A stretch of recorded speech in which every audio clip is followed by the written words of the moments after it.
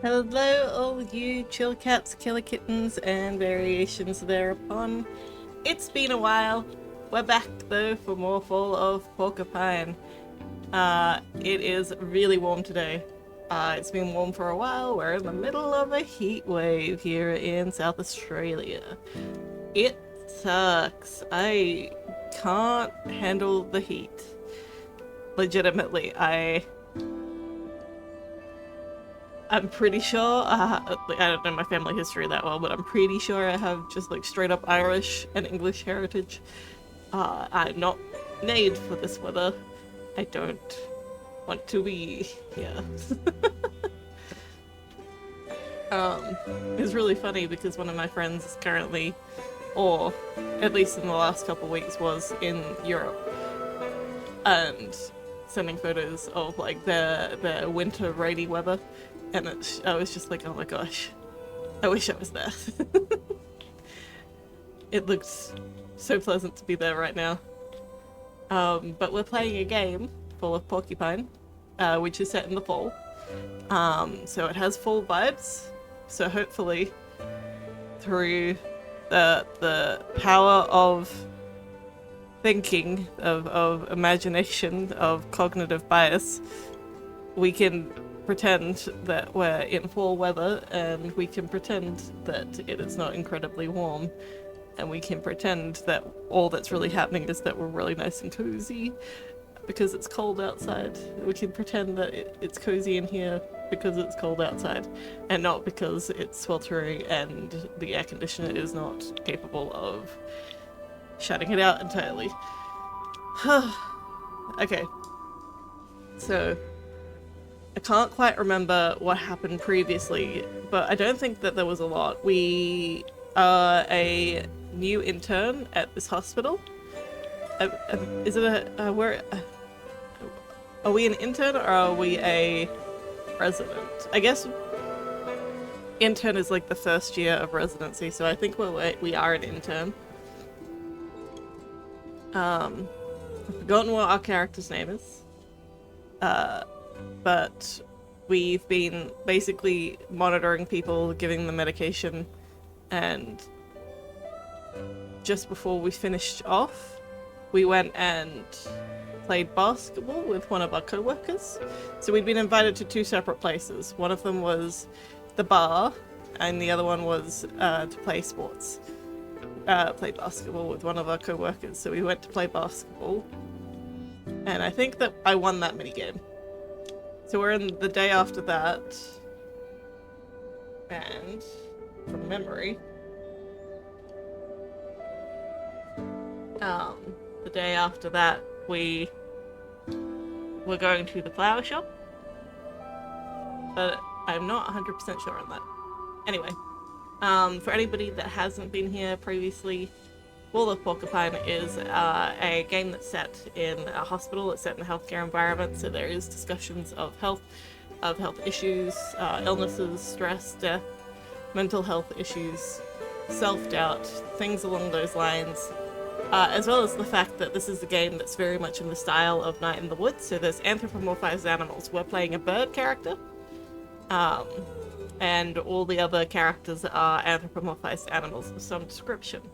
So, just letting you guys know so that you can look after yourself and stay safe.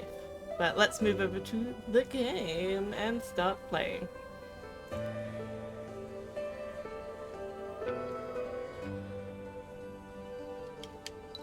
Alright. Oh, the music did a weird thing.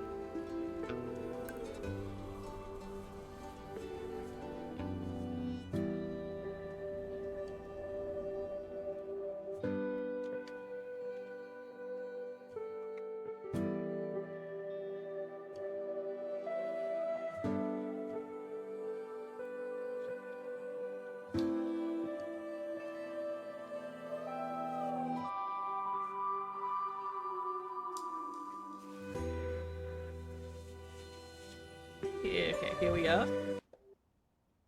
My apartment's a mess. Oh, actually, it's not that bad, is it? I mean, it's only gonna get messy again anyway. And then I'll just have to tidy it up again. Maybe I should just maintain a consistent level of chaos at all times. Meh. I should put my laundry away at least. Otherwise it'll end up lying around all week. I hope my lazy future self appreciates this.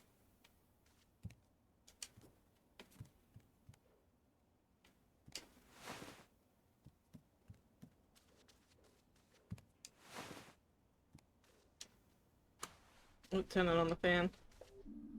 Feel free to help me out a little. After all, you live here too. That reminds me, actually. You're behind on rent too.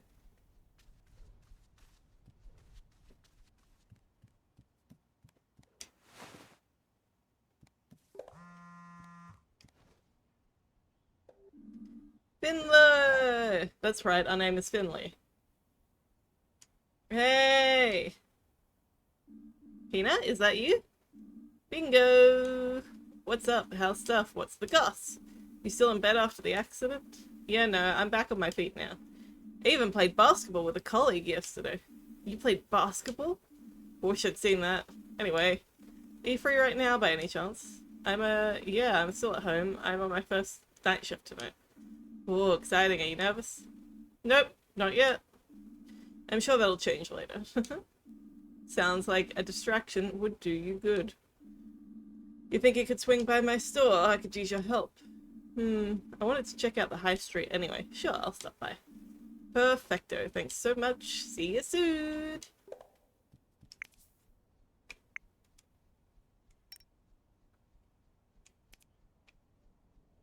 Peanut invited me to her flower shop before work today.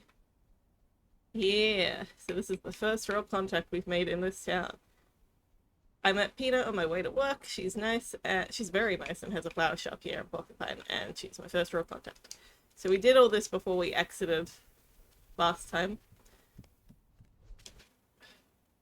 But we're gonna stop.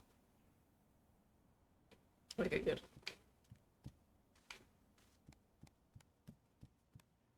Still can't go into the bathroom. Anyway, it was not that difficult just then to do. I did it last time, but... Hello. Well, hey there. And don't I normally see you walking the other way this time of day? Night shift. At St. Ursula's. That's right, I'm a doctor there. Oh yeah, I've seen you heading that way in the mornings. Got me thinking, actually. I wanted to be a doctor once. Then I changed my mind. Too stressful, I figured. Always good to know a doctor, though. That's true. And you now know a homeless guy. It's when that'll come in handy, eh? How are you going health-wise? Oh, you know, good days and bad. My leg gives me trouble from time to time. But it's no big deal. I can't complain. Not really my style. Are you sure? Positive. Okay, but if you want me to take a look at anything, don't hesitate to ask, alright? Yes, sir, and the same goes for you, eh?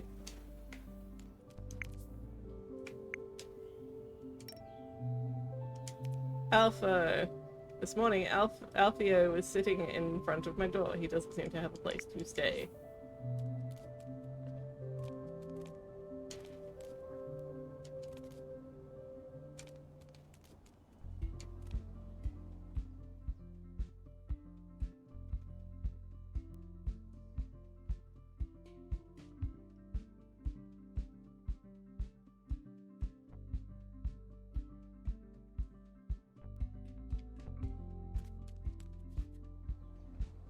Weird.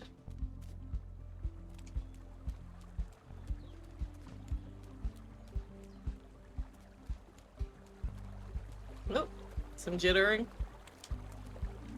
Hello, caught anything today? The goal is not to catch things, young Finley. Nothing that would require a hook, at least. What are you fishing for, then? The cool air by the river. The murmur and gurgle of the waves. The depths of the stream of consciousness. Moments like this one. That's what I fish for. Wow. I think I might have just caught one as well. Or is this your moment? This one's yours, Finley. You've earned it. Thanks.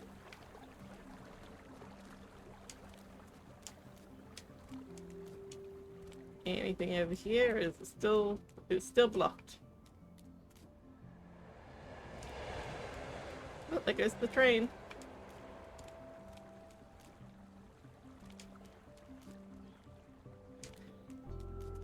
I can't remember if I said this last time, but one thing that this game has sort of unfortunately against it versus a game like Night in the Woods is that each sort of scene does not have a lot going on that you can interact with or do.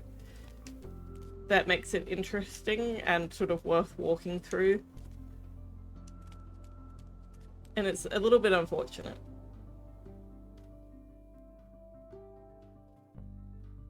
Because it does sort of feel like you just like want to move on to the next step, and you're getting caught up with the fact that you're sort of stuck. Oh, now the high street is blocked for some reason.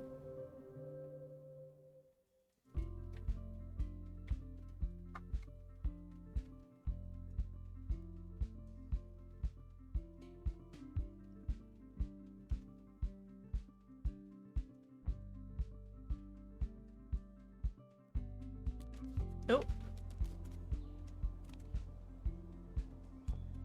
Oh, there's two people walking together here. I was like, what is the weird shadow effect going on here? There's a two separate people that accidentally got caught really close to each other. That's not great. Oh no. Pastries. My only weakness. What dastardly villain placed these cinnamon buns here? In broad daylight.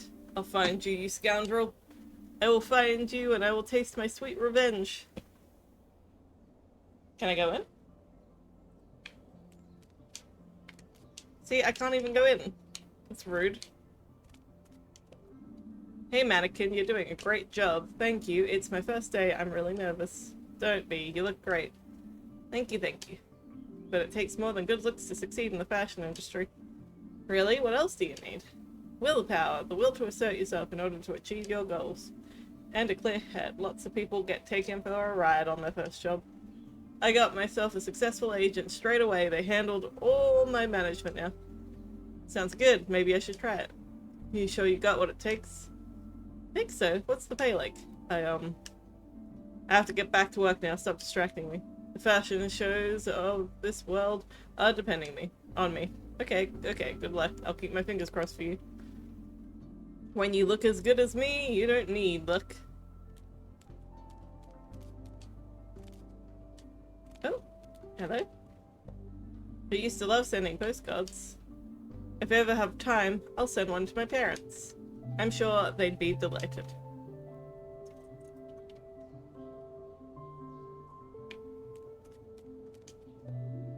Oh. Hi, my name's Chloe Colbert. I run Origami, the stationery store.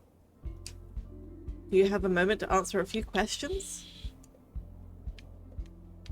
Sure, what's up? Oh, super. We've noticed that our revenues have been on the decline for some time. It's capitalism, baby. So we're conducting a survey of Porcupine's residents to see what we can do. Alright, shoot. Alright. So first question. Approximately how many pens do you own? Oh wow, that's a tough one right off the bat. I guess if I had to put a number on it, maybe 5? 5 pens. Okay. How many times a day do you use a pen? I needed a lot of them when I was at university. These days I do most things digitally. Even the hospital went digital just before I moved to Porcupine. I see. What about paper? Do you use paper? For writing? Not so much. Okay. Alright, that's it. Thank you for your time. We'll try to pivot our portfolio to meet the current needs of Porcupine's population. No problem, happy to help.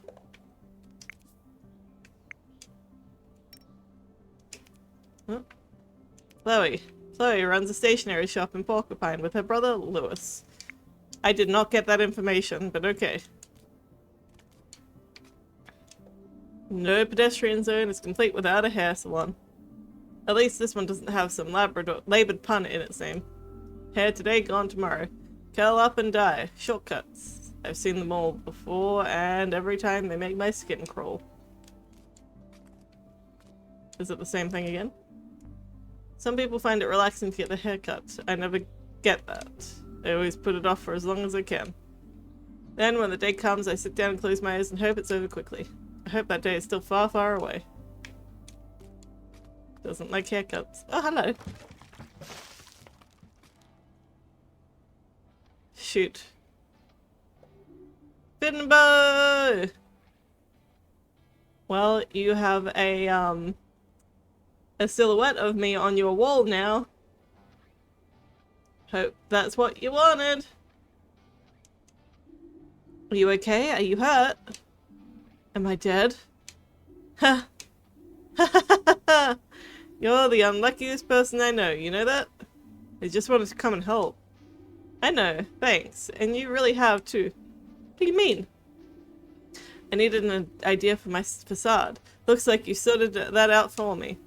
I'm just glad I brought all the plants in first. Looks like that looks suits you. You should wear it more often. You think? Absolutely. It adds that much needed touch of color to your face. It's a lack of color. What if it dries on me? Do you want to come in and wash up? I better had, right? I don't want to stain the beds on the ward later. Let's get to it then. That's my super duper fast dry paint you're wearing there.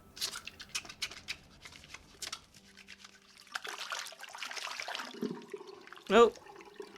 That's more like it. You still got some white on you. You really are a walking disaster, aren't you? First, a box hits you on the head. Now now a bucket of paint. Maybe it really is just bad luck. You know what I just realized? I haven't even been inside your store before. Nice place you have here. I'm impressed. Thank you. I've put a lot of work into it. How's business going? How do you think? I love my plants. And so does everyone else. Are you still looking for an assistant? If you're interested in the position, I'll be expecting a formal application, young man. Hey, it was worth a shot. How's your head?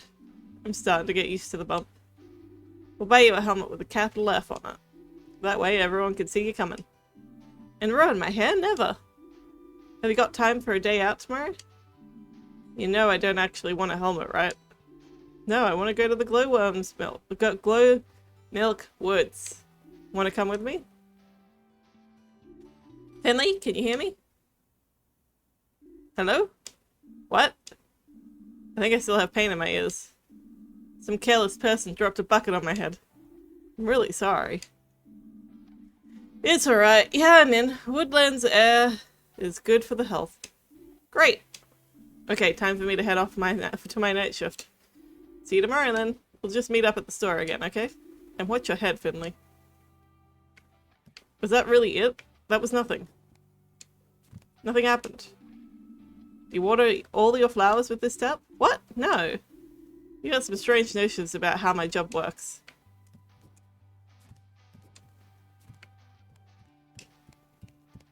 Wow, that's a lot of plants. Yep, raised them all myself. Is my plant from this shelf too? Yes, I picked out a really pretty one for you. Oh, thanks, but I think they're all really pretty.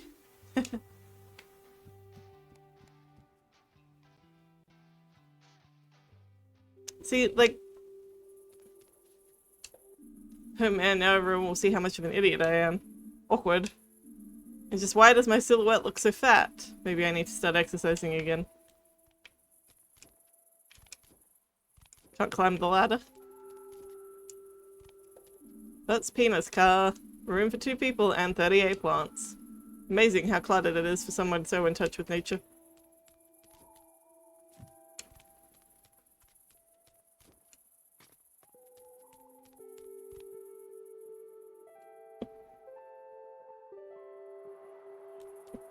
Nope. The back pocket is the only grocery store in Porcupine. It closes at 5 in the evening. I miss the days when I could order things around the clock.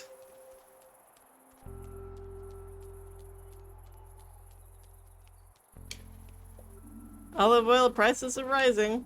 We've never had such a warm fall. No, why is it warm in this game? I want it to be cool. I want it to be cool, not warm. Blah blah blah.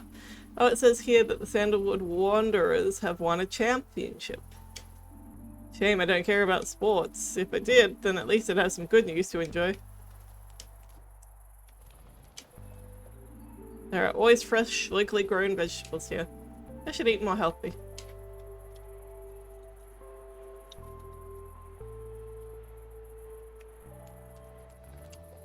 The grocery store's just about to close. Doesn't matter where you are.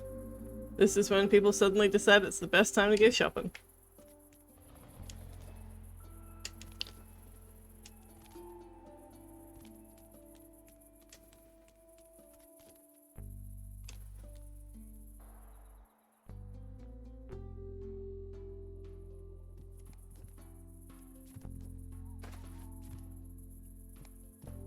Yo, hey Doc. Larissa, good to see you. How are you doing? Great, I'm free again. Very good, and how's your asthma? It's not giving me any problems at all now. I got one of those inhaler things. That's what I said you needed. I even got to choose the color. Really? What did you go for? I ended up getting 3. I couldn't make up my mind. By the way, Doc, I love the new look. New look? Oh, nothing. I've got white all over me still. Today was the first time I met a former patient of mine in town. Feels strange. I really hope Larissa will learn to live with her asthma. I mean, what's her options? To not live with it?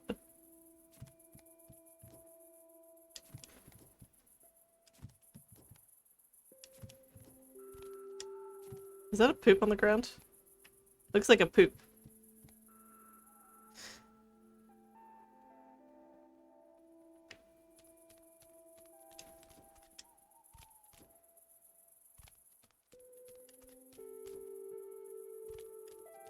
And there's the school. Looks like the school's out for the day. Hey man, you really start missing your time in school when those days are gone. Well, not the time in school exactly. More like the time generally. There used to be so much more of it. See, I disagree.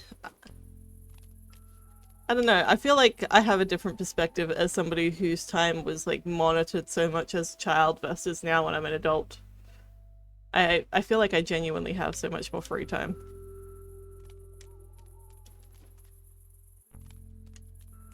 Oh, hello. Are you a bad boy? Hey. I'm Finley, are you okay? Sure, I'm great. Can you, like, go now, please? Oh, sure. Sorry, I didn't mean to disturb you. What's with all the spots? Is that some kind of costume? Costume? Oh, no. A bucket of paint fell on my head on the way here. Wild.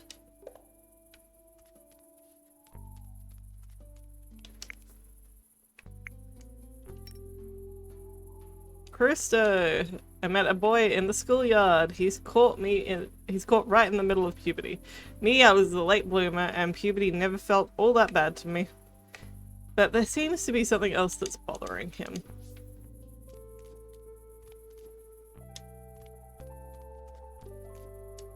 Hi.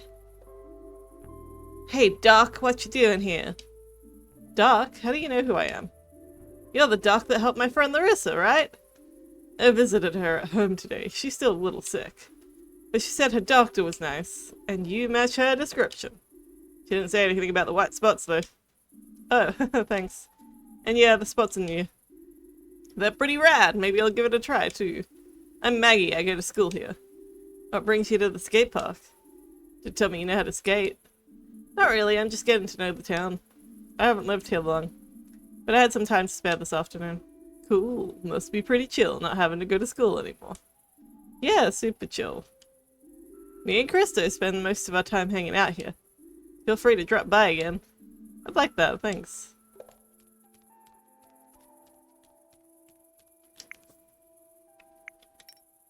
Maggie. Today I met Maggie at the schoolyard, and together we randomly decided to try to come up with a story for a comic book. That did not happen! That did not happen! What? She needed some time to think things over. I should visit her again another day. What? That didn't even happen! What the hell? Do I talk to her again? No. That didn't even happen! What the heck? That's the school gym hall. Crazy, I've never been in there, but still I know exactly what it smells like. Sports class, my very first childhood trauma. Such sweet memories. Memories, all alone in the moonlight. What's that, children? You want soccer nets? What for? We've got this great brick wall right here. Okay, that's the end of the line.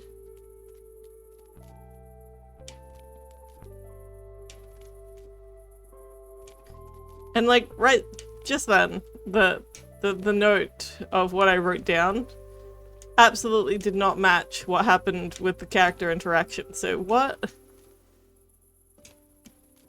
That's so weird.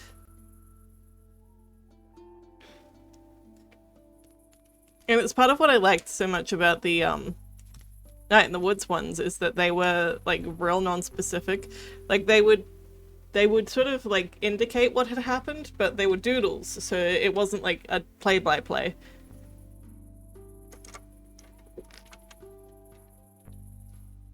It feels like this game is trying very hard to like lift things from Night in the Woods, but isn't having a huge amount of success with them. Oh! Oh my gosh. Finally, some platforming.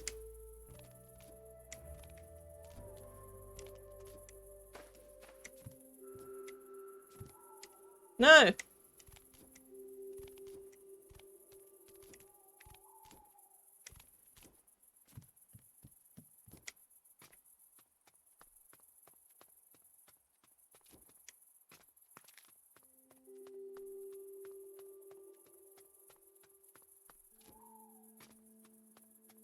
That's up to the hospital before you go this way. I just do want to check.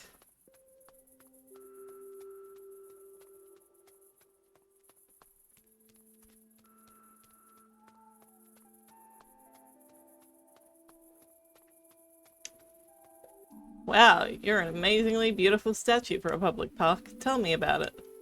How many years have I spent here, just eking out an existence? How many sunsets have I seen? But you know what the worst part is? The rain. The rain! You know, it doesn't rain that much anymore. But there were years when entire oceans fell from the sky. And then one day it happened. All of the water worked its way into the tiniest crevices. And my arms just cracked and broke off. I was my most beloved dancer. I was the most beloved dancer of my time. Now here I stand dull and stiff. I belong in a museum, don't it? I'm afraid we don't have a museum at Porcupine, but maybe you can find other hobbies. Hobbies? A noble being like me has no need for hobbies. Oh well. It's like a stage here. Ladies and gentlemen, please put your hands together for Captain Finley and the evil senior physician. Written and performed by me.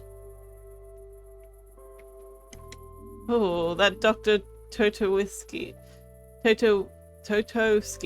is so mean. I toil away day in, day out, all for a few breadcrumbs. How can I possibly go on?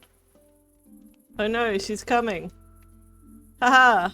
I'm Dr. Totowski, and I'm going to get you. You can't do anything right, and I know everything. I'll eat your breadcrumbs. They're all mine now. Mwahaha! Who will deliver us from the reign of terror? Not to despair, Finley is here to save the day. Finley, it's you! We're saved! I'll show you, Dr. Totowski. Will Finley be able to defeat the cruel Dr. Totowski and free the staff? Find out next time on Captain Finley and the evil senior physician! Heh.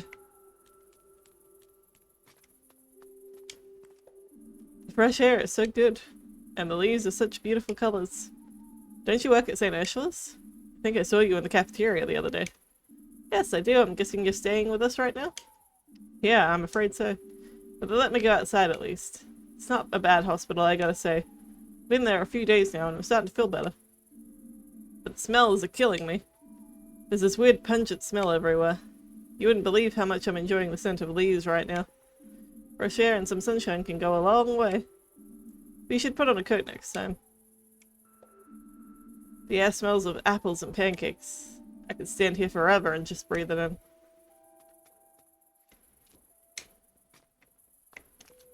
Nope.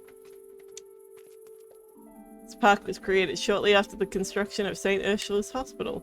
The designer, Leslie Floor, was a great advocate for the importance of historical preservation and sustainability. As such, none of the existing structures were removed or altered. There were also special areas set aside for greenery. The park serves as a place for recreation of all of Porcupine's residents, both sick and healthy. It's said that the park can improve one's health and accelerate one's recovery. Fascinating. Not a bad place to take a lunch break.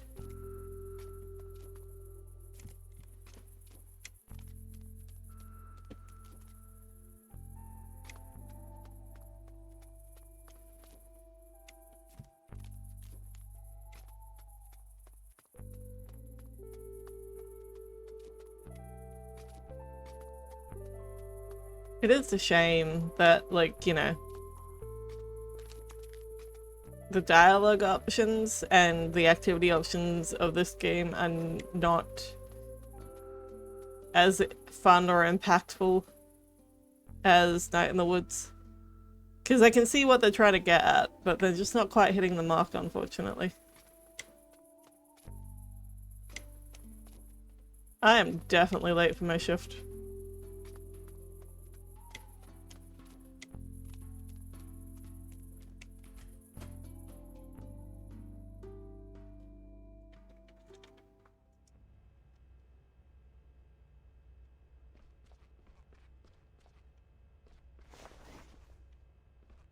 Ah! My gosh, that scared me. Come and get me, Ollie, if you dare. And Chilly Legs, scaredy cat. Stand still.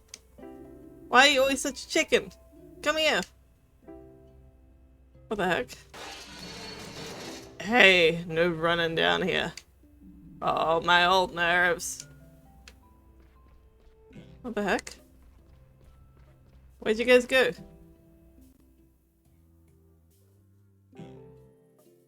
Where'd they go?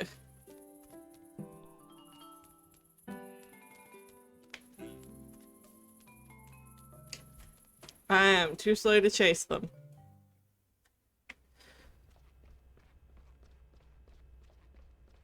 What the heck happened? What's going on here? The Hendersons, what's going on? They brought those two punks in this morning. Emergency, they said. Really? They seem pretty healthy to me. Bored is more like it. That pair can't stay in their beds for more than 1 minute. And they're always bickering. Should I go check on them? Up to you. I'm sure you'll get to know them soon enough. In fact, they're both in your ward. Someone probably should check on them, though. Otherwise, we'll need 2 body bags before the day is out. Alright, so I should try to go after them.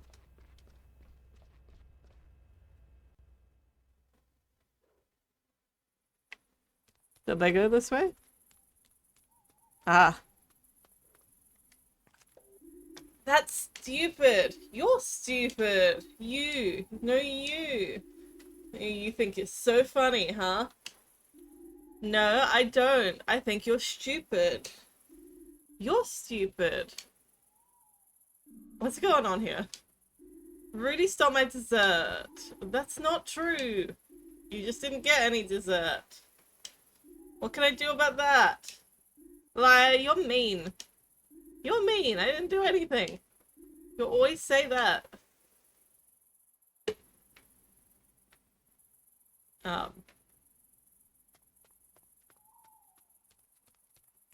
Did they go back inside, or are they outside still?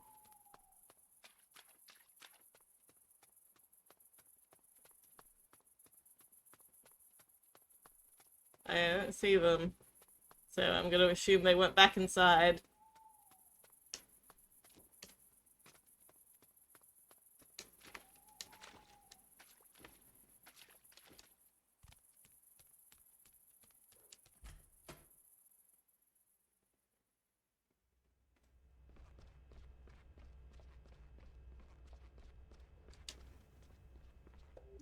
I know, have you seen the two brothers?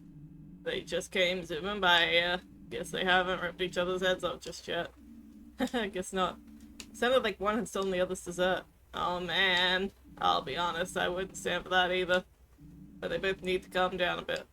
Before one of them kills over again. I'll keep an eye on them. Better make it too. Fast night shift today, right? Yep. I've only done early or late shifts up to now. Oh boy, nervous? Nervous? Why? Should I be? Crazy things happen here at night. I'll be glad to be out of here in a minute, let me tell ya. Have a nice evening then. See you in the morning. And if you survive the night, kiddo.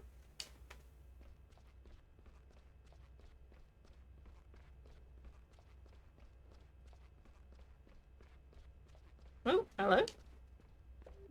What's with that ridiculous spot? Some kind of idiotic new trend, I suppose. Oh, that must be leftover paint. Paint? I didn't realize Gregor was taking on interns now. This hospital will be the death of me. Now we've run out of tea and surgery. I'm scheduled to perform a bypass in 20 minutes. How can I be expected to focus without my green tea? Is he asked in the cafeteria? I don't go in that place. I need to remain sterile. You want me to check? Forget about it. I'll manage. I'm a check.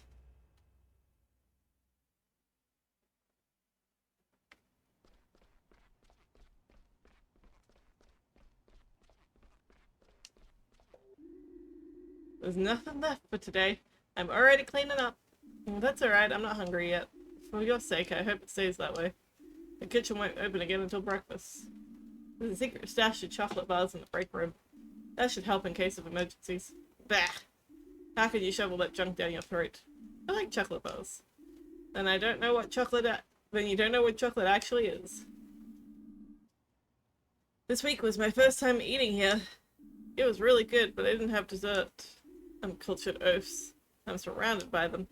What do you mean? The dishes I prepare here are no mere lunches. They are a composition, a finely crafted play in 3 acts.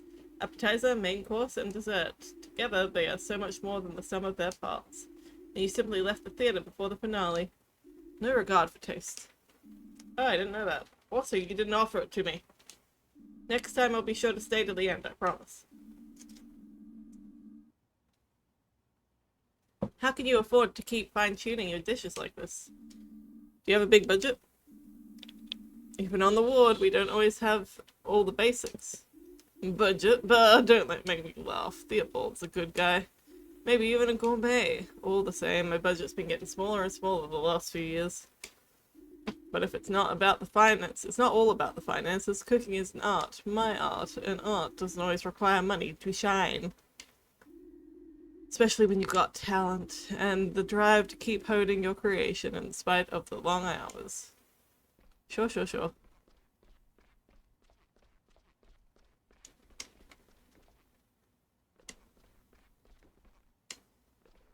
I also dislike that everything is a dead end and nothing circles back on itself that much. Dr. Hello, what are you doing here? Psst. Not so loud, dear colleague. What is it? What's the matter? I am waiting. For what? For later.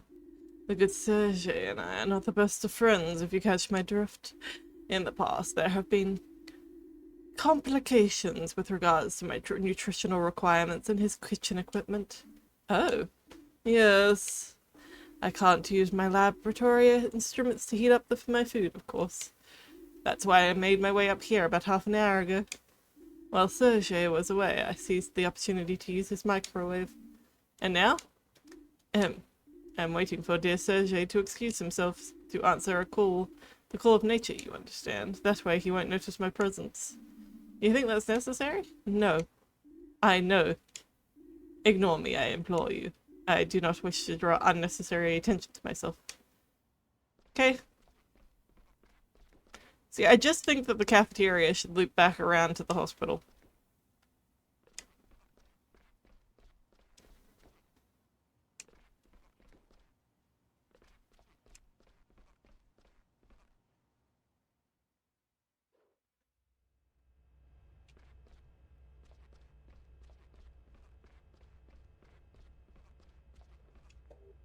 Take the elevator.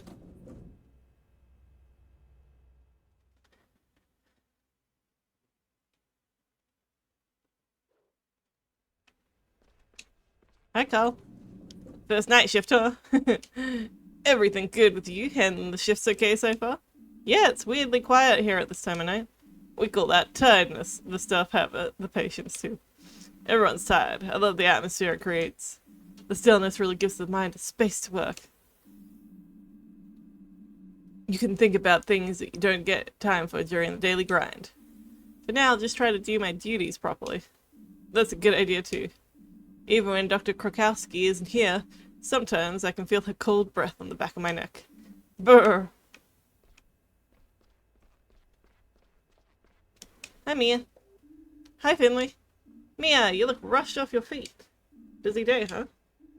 Yeah, it's been kind of crazy.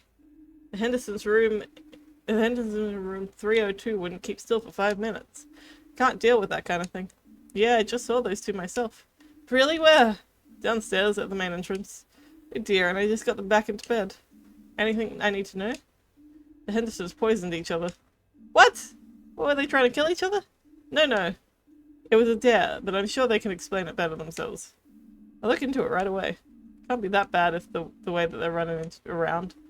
I don't know, the test we looked at lunchtime didn't look great. You definitely won't get bored anyway. And I am going now. Oof. All I want to do is go lay down on the couch. You've earned it. Get some rest. See you tomorrow. Break a leg.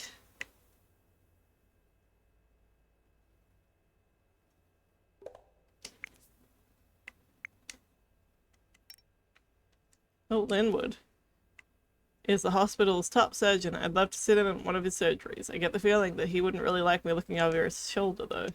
And tasks.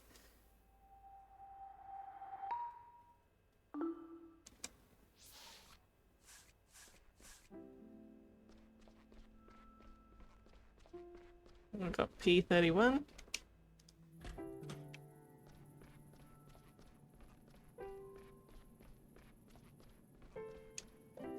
Hello, Irma. How are you this evening? Beautiful, isn't it? The fall.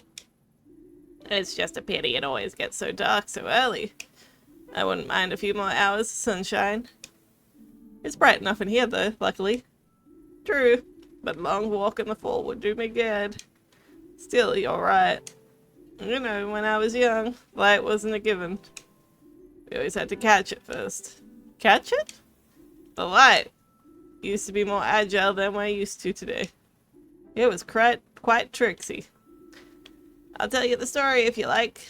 Sure, tell me more. Alright, but only if I'm not keeping you from your work. It's okay, think of it as part of my job. That's true. I am your patient after all. Alright, let's see now. Oh.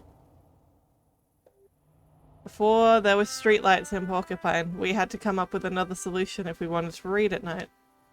That's where a trained light catcher like me comes in. Catching light isn't easy, of course. You can't just open a jar in the morning and put the lid on when it's full. Try it, you won't get very far, and I'll tell you right now. The thing is, light is fantastically fast. There's nothing faster than light, and by the time you put the lid on, the light's already snuck out again. Then the night comes and everyone's fumbling around in their pajamas again. Anyway, no one knew what to do, of course. I tried putting out bait. Maybe the light would like pea stew or chocolate truffles. But it didn't. What it liked were the pears my husband Gilbert had grown in the garden. One night I saw these little lights swirling around the pears and settling on their skin. Eureka, I thought. Irma, now you've got it. It's hard to screw fruit into lamps, of course, so I asked the local glassblower to make us pear-shaped jars. And what do you know? Once we began using the pear-shaped glass, or bulbs as the glassblower called them, the light came into our parlors at the speed of light, and we could read at night. It's really funny. I like this. Of course, nowadays we use electricity to tickle the light so it knows when to come and go. Light switch on, light switch off, you know how it works. Light switch off.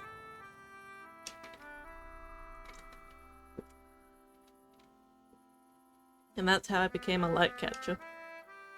If I'm honest though, I never actually caught the light. Far too fast for that, you know. Anyway, that's how things were back then. I've never been good at physics, but it all makes sense to me. I'll take a closer look at the lamps at home. Alright, now you've told me all about catching the light, but not how you're doing. How are you feeling today? I think. I don't know exactly. It's a strange feeling not to be able to answer that question. I haven't slept this much in years. I'm feeling a little chilly. Let me take a look. It'll only take a second. Alright, what is the minigame? Oh, it's this one.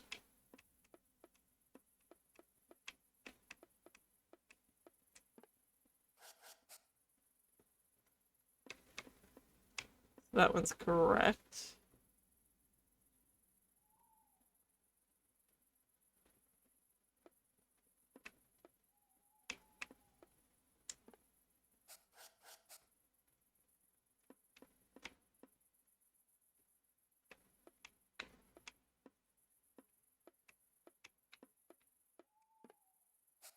I did it!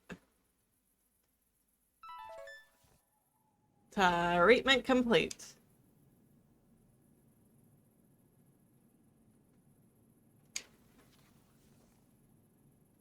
Your fever's a little higher than before. At least we know it's pneumonia now. We're going to keep giving you medication until the symptoms subside. The most important thing is to bring your temperature down. That will help you sleep better too. My goodness me. This wouldn't have been so much trouble when I was younger. Yes, unfortunately the immune system weakens with age. Also weakens due to a number of factors, not just age. Well, it looks like you're stuck with me a little longer, Doctor. The weird old lady with her oddball stories. How terrible. Yes, you don't know what you've gotten yourself into. Occupational hazard. Do you sleep better now? Need to get some rest and then we'll have you back on track. I know I'm a doctor and it's a bit of a cliche, but sleep really is the best medicine. I agree. Thanks. Okay, good night. Bye-bye.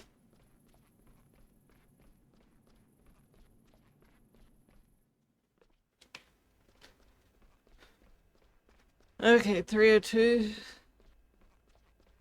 Oh, I can talk to this nurse. Hey, what's up? No, I can't really talk to that nurse. Hello? Faker! Quitter! Essie! How are you doing? Thank you for coming in and saying hello. It's good to see you. I'm playing a game called The Fall of Porcupine, and it's about being a pidgeon-doctor. And these two people right here are children who dared each other to drink something that they shouldn't have drunk. So now they're both in a hospital. Oh, thank you. I'm excited to see you in my chat. I wasn't 100% sure about going live today because we're in the middle of a heat wave and it's so gosh darn hot where I am. It's real warm, but it's okay. Oh my gosh. Essie, what are you doing? Also, why didn't the alert go off? Thank you so much for gifting 5 subs. That's amazing. Oh my gosh, you got one. We got Uncle Wooly.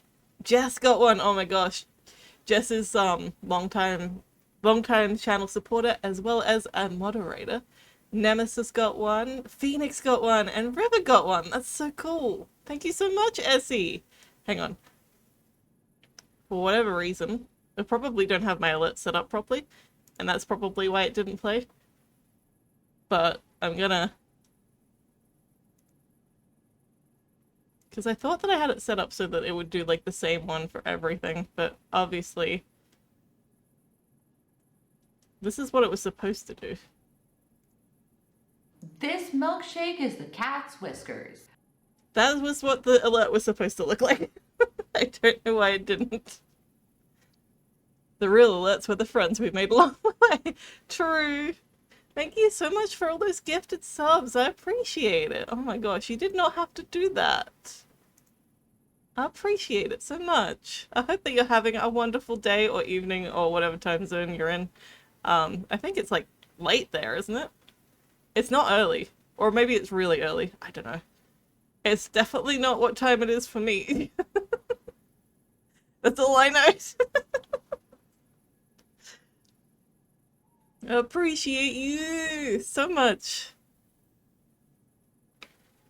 I drank half the bottle. You drank a Red Bull and have the awakeness. Oh my god, oh no. It's really funny. Energy drinks like that, the thing that keeps me awake is the sugar portion. So if there's an energy drink that's mostly caffeine and has no sugar, it actually puts me to sleep. Oh, you're working on a project. I hope that that's going well. I appreciate you. I appreciate you lurking. Oh my gosh, caffeine sleepers. Same. Yeah, no, I mostly stick to sugary drinks because anything that has like an overwhelming amount of caffeine just knocks me out. I'm just asleep.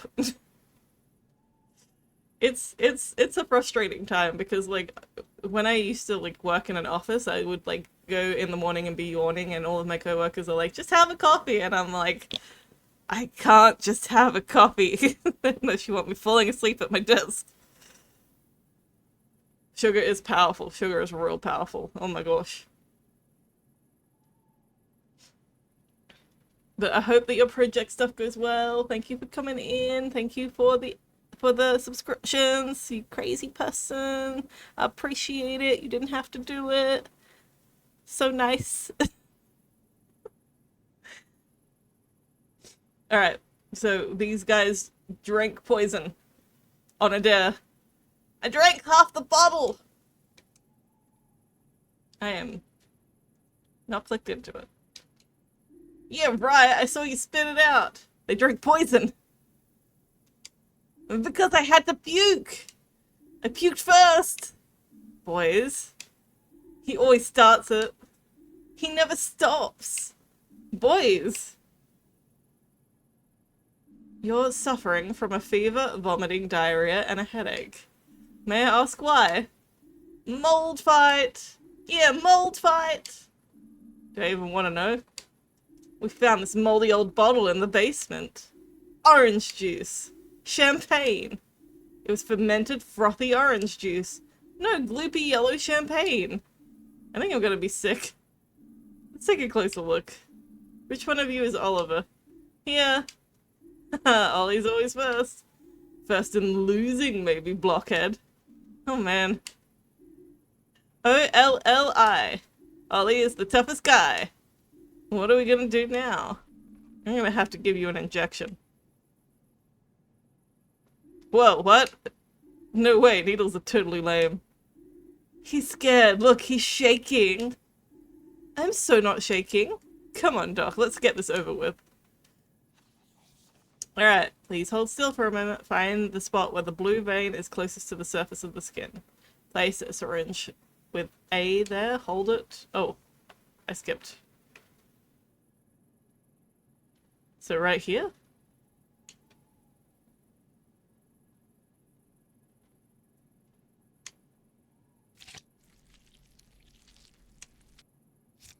Was that right? I hope that was right. Yay, it was right! I got it correct. Right, all done. Look, I didn't feel a thing. Piece of cake. Humph. Face it, I'm just really brave. And they probably gave you the kitty injection. That's no sweat, I can do it too. Okay, so you must be Rudy, right? I'm gonna give you exactly the same thing. Here we go.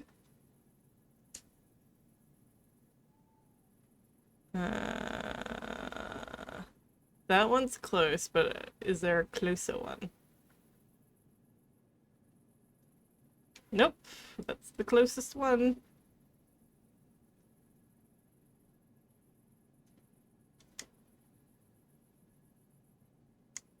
Oh.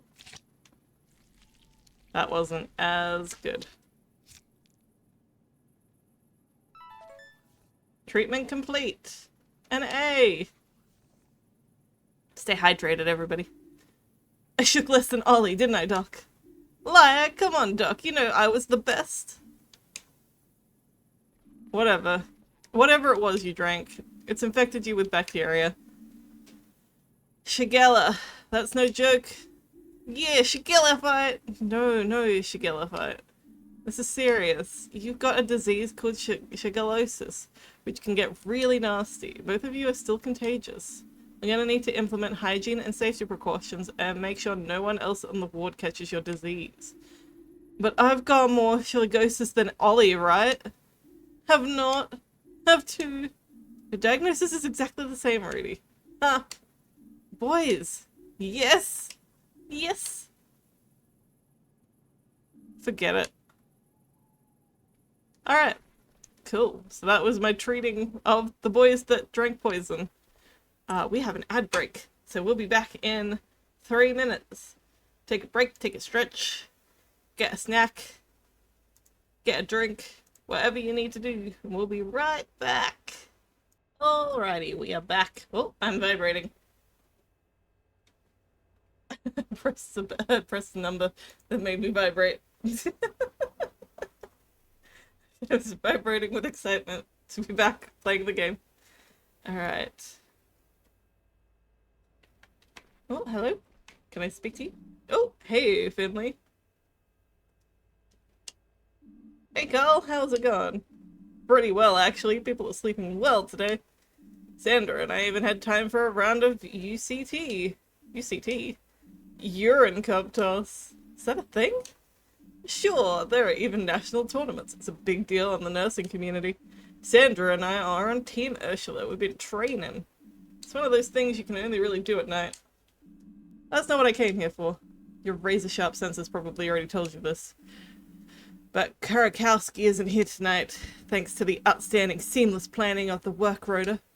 There's actually no ward supervision here at all tonight.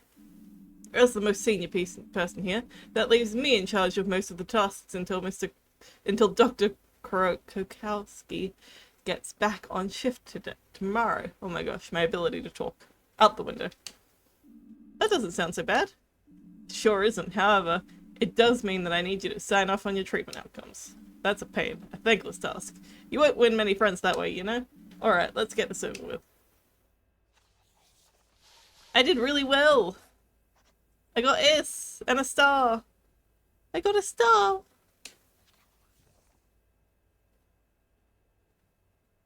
Well, what can I say? So how was that? Did I sound like Dr. Krakowski? I feel weird. It's okay, Carl. Don't worry about it. This was so much nicer than the lectures I get from Dr. Krakowski. Heh. Alright. Then I think the rest of the night will be a quiet one. Put your feet up a little. Try to relax. We'll do another quick round before the end of the shift, then that's it.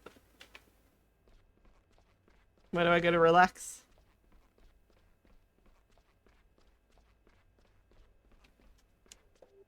I should probably take another wash.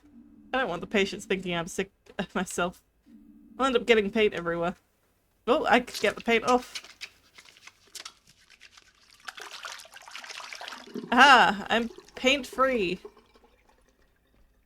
Huzzah!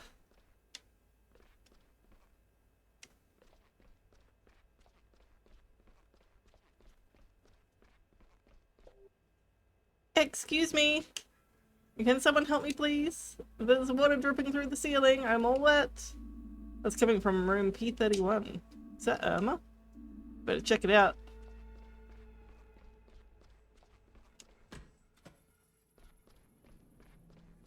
Oh, jeez. Irma, what's going on here? You're soaked to the bone. There you are. I don't know. I was just lying here and suddenly my blanket was wet. Believe you me, I was relieved when I realized it wasn't my fault. I thought I was really getting crappened. Goodness, it feels like the time our waterbed burst. It was a little Giuliano's birthday and he wanted a pirate party.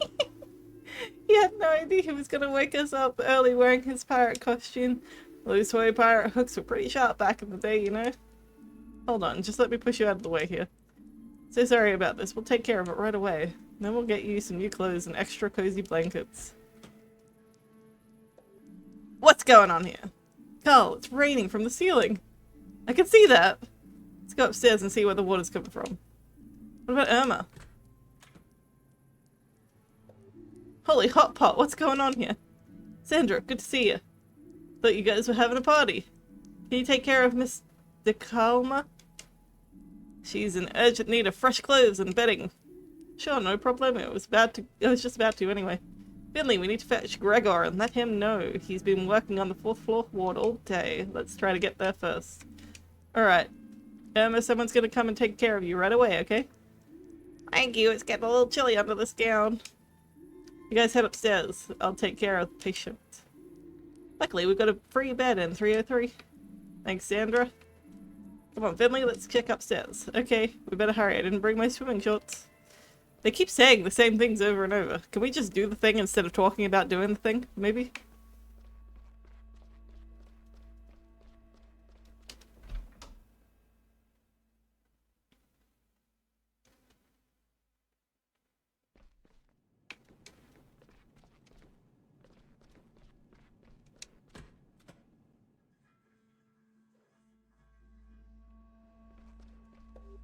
Oh my, I'm glad my room's at the other end of the ward.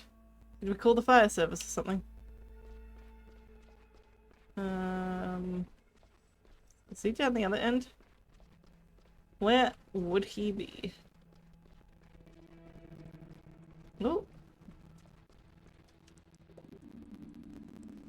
There's water in one of the patient's rooms.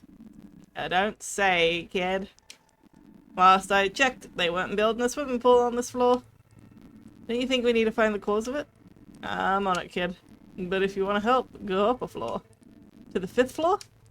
But it's locked and closed off. Here's the key. Use this to unlock the door at the top of the staircase. Just don't tell Theobald, okay? I'm in enough trouble with him as it is. You go on ahead. I'll be there in a minute. It doesn't seem safe, but okay. I'm going.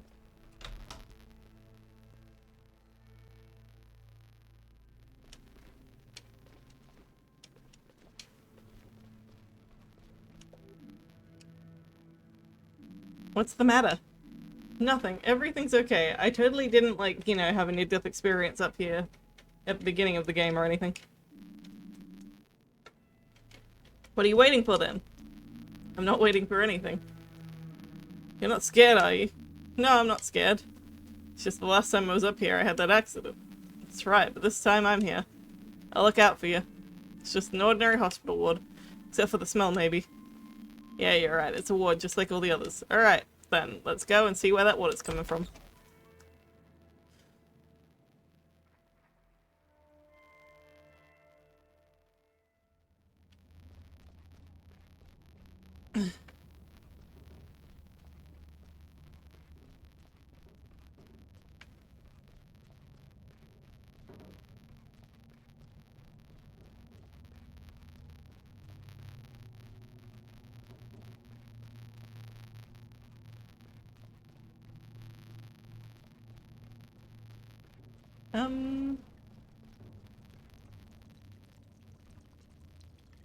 I think it's coming from here.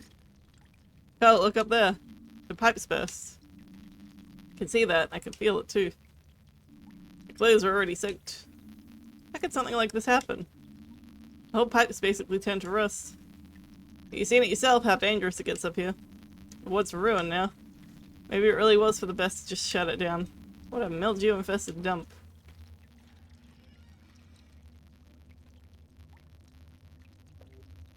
I said it time and time again.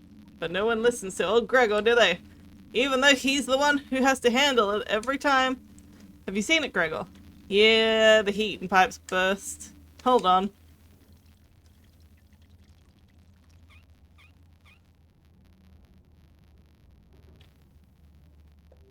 Old Gregor doesn't have it easy. Old Ursula's been through a lot over the last few decades. I do what I can, but it can't be everywhere at once. But when I'm not there, no one takes care of the old lady. And I want the old lady to be alright, even if I don't have the resources, or the time, or the back of a 20-year-old. As long as old Greg is still standing, Ursula will too, alright? Thank you, Mr. Glendower. Don't be so dramatic, you old fart. I'll be on my way then. Have a look at the pipe over there the next few days. Right now, I've got other things to do. Sounds like the hospital's important to him. Could be, I guess. You're pretty hard on him. Why not? We've had our share of arguments. He's never around when you need him. Can't rely on him. Take today, for instance. Who found the broken pipe? We did. Who arranged for the repairs when the elevator got stuck? We did. Actually, you didn't do nothing. You were just stuck. I did. There you go. You did. All that old fart has to do is slap some tape on it and it'll be all good. If you say so. Everything okay? I don't know, I feel funny. What do you mean? Are you sick? No, but I haven't been up here since the accident. So? Well, everything's gone. The desk, the blood, the eerie noises. What are you talking about? Do you even remember what happened? Yeah, I do, but wait. How do you know what happened? I was the one who found you up here. Really? Yeah, you and old Anders. You didn't see anything out of the ordinary? Well, two bleeding and unresponsive people lying on the floor isn't exactly what I'd call ordinary. I was looking for Anders. Then I heard a bang, so I rushed up here straight away. I actually thought you couldn't get up here anymore, but it looks like I was wrong. You two clearly managed it. I dragged you both to the door, and then Dimmy and Archie helped me carry you. You're lucky they happened to be in the stairwell. They were looking to grab a cup of coffee. For someone so small, you're pretty heavy, you know that? Did you see anything else? Was there anyone else here? Finley, it was just the two of you, half buried under a load of boxes. I promise. Why would I lie to you? This ward's a disaster area. That's why it was shut down a few years ago. Now it's just for storage. Everyone dumps their junk here. No one really looks after it. It was only a matter of time before someone got hurt. Mr. Anders ended up here by mistake. He was very confused. Then he pulled his strip. He pulled out his strip and then merrily started bleeding all over the place. He probably tripped over his own tubes or bumped his own head. When you went after him, the whole pile of junk collapsed in on itself. Oh man. Yeah, it was quite a mess. Want to head back downstairs? Yeah, in a minute. I got one more question. What happened here? Why is the ward closed? Look at it. It's a huge ward. We could use the space. St. Ursula's has a long history. This used to be the internal one, our ward. I spent my first few years at the hospital up here. That was a long time ago. At some point they realized the damp was getting into the walls. Hospital management decided to close the ward. Staff even held a vote and most of us were in favor. They said they'd fix it up again once they had the money. As you can see, that hasn't happened yet. I see. Do you think they'll ever get the ward up and running again? If they don't, chances are the wards downstairs will start to be affected and the whole hospital will need to just close. So, you know, it'd be a shame if they just left it here to rot. Wouldn't bet on it. We've basically gotten used to it over the years, and it gives folks a place to dump their old junk. Can we go back downstairs now? I got a few more things to do today. Sun's gotta come up soon. Yeah, let's go. Oh, and Carl? What now? Thanks for hauling me down here after the accident. That must have been hard work. You bet your sweet butt it was. You're lucky I'm such an athlete. Stay hydrated, everybody. Oh. I'm heading home, I guess? Weird. It was like, okay, you're done.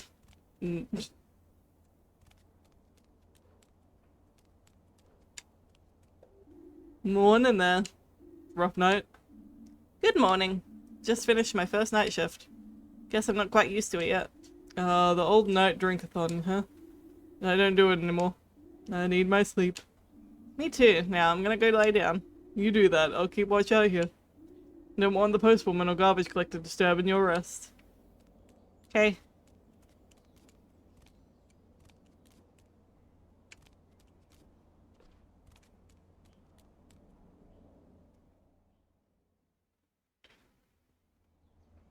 I'm on my way. From misery to happiness today. Uh-huh, uh-huh, uh-huh, uh-huh. Oh! The chair's not even here. He gone. And the road's still blocked. The road is still blocked.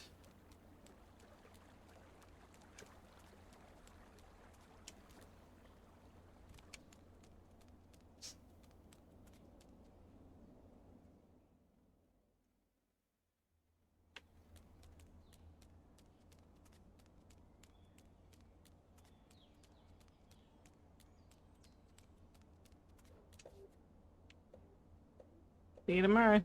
Well, it's not letting me go anywhere or do anything. Why would I not go? Sometimes this game is weird. Okay, almost all the boxes are unpacked, but I still need to do a few chores.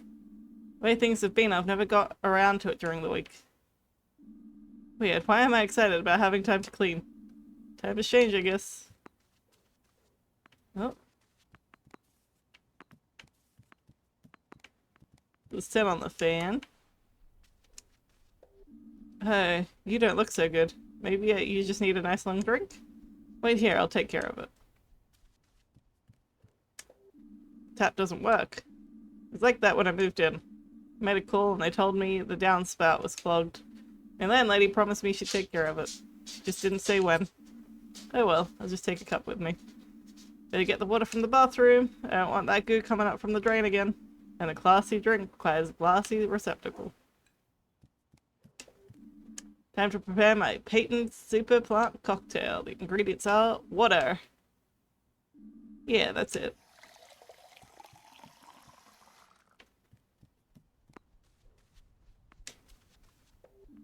One Finley special super mega plant cocktail coming up. Fresh from the tap. Bon appetit! And just make sure you get a taxi home, okay?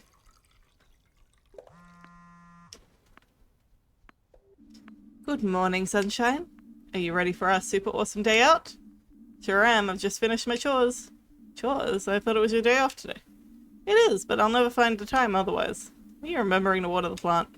Yep, just took care of that. Promise? Yes. You better not be lying to me.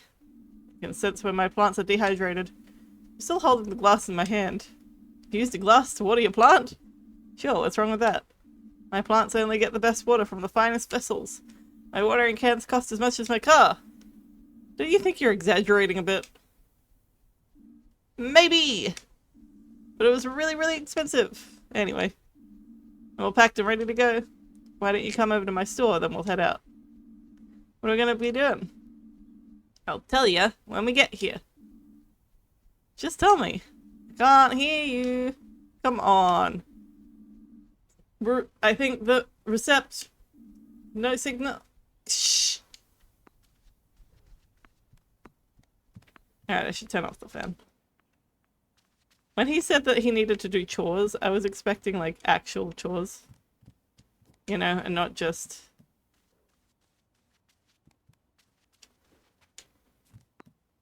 But, you know, one thing.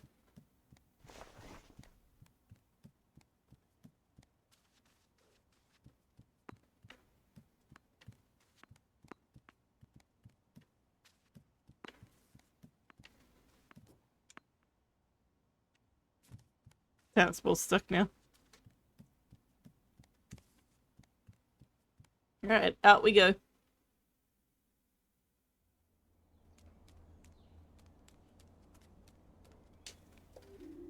Hey, sleep well? Spare a few cents for me? Hi, hold on a sec. Thank you, you're my #1 customer, you know that? Goodness, Alpha. You're shivering from the cold. I lost my hat. Guess the wind snatched it away. And off it blew. No idea where it is. I'll keep my eyes open, maybe your hat will blow towards me somewhere. That would be a dream. I've really grown fond of the old lid. You have any idea where it could be? Not really, but it's quite windy downtown. Maybe the hat just wanted to go shopping. What would a hat want to buy? Hard to say. Maybe it wants me to wear a different shampoo. Or maybe it wants me to use shampoo at all. Maybe it's just having coffee or it's at the bakery.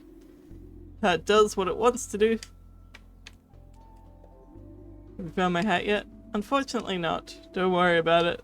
Some things come, some things go. You have to accept that. I'll keep looking anyway. Thank you so much.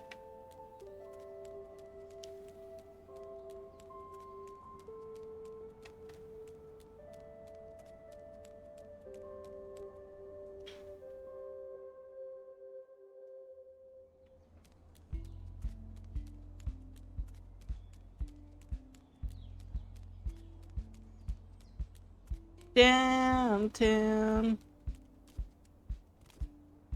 Something, something, something downtown. I don't know the words. Oh, can I do platforming?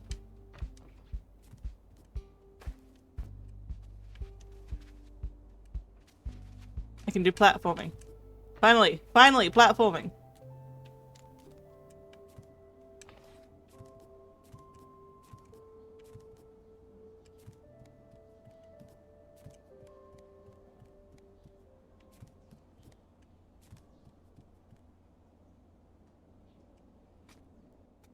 Oh, is this it? Hey, is this a hat? Suspiciously looks like Alfio's. I don't know anyone else in Porcupine with so much style. Heck yeah. I found it. Oh, hello?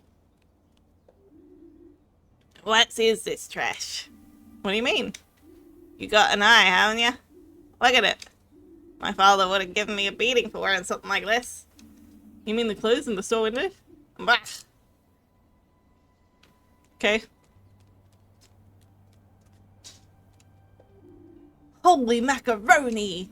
What? What's wrong? You scared the living daylights out of me. Oh, I'm sorry about that. You gave me a pretty good scare right back. Don't take this personally, but I gotta run. Oh, okay. Later! Okay.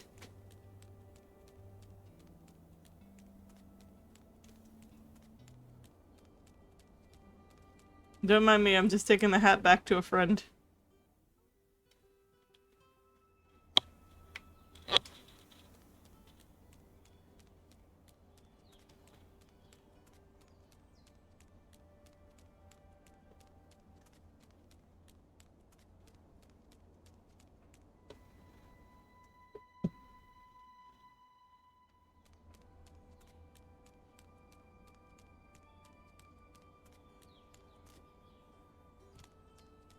Found your hat. That's... Oh, my good old lid. Thanks, Finley. Nobody has ever done something like this for me. You know, the hat is like a lucky charm. Oh, really? Does it work? Well, what do you think? I have everything I need. I'm content. I don't need much. Well, what I have is important to me. I didn't have much luck for a long time. Since I got this hat, it's been going uphill for me. Just the fact that we know each other is more than enough. Thank you, Finley. I hope some of my luck rubs off on you. You deserve it. Oh my gosh. He looks cute. But now I gotta walk all the way back.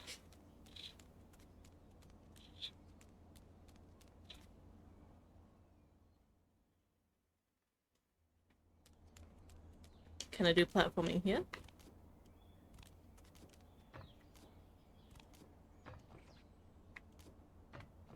Nope.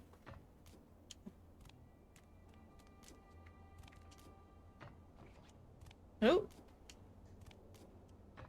Yes.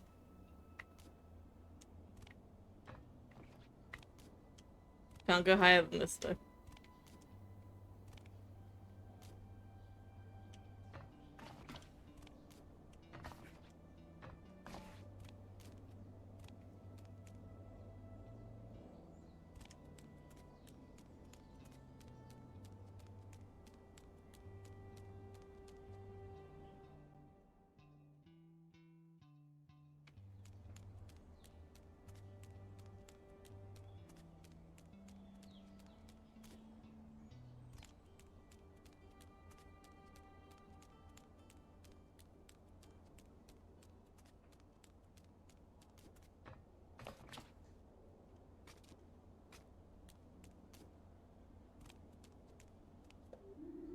you are. Sleep well? Like a wet log. Where? Water pipe burst during my night shift. Mother Nature will restore your strength. I can already hear her call. Let's go. Ready to go. Yay, fasten your seatbelts. Honk honk.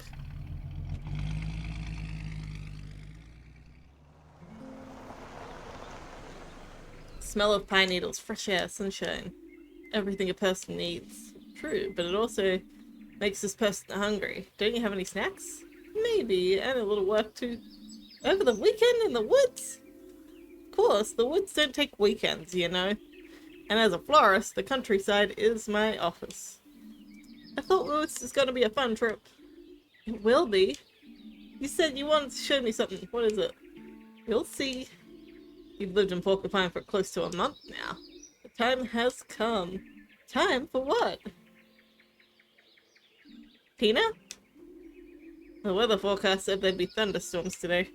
Better hurry. You're going ahead. That's part of the tradition. But I don't even know where to go. There aren't that many paths. If you're too slow, I'll take the lead. Let's go! Alright, let's go. Well, let me jump in the puddle.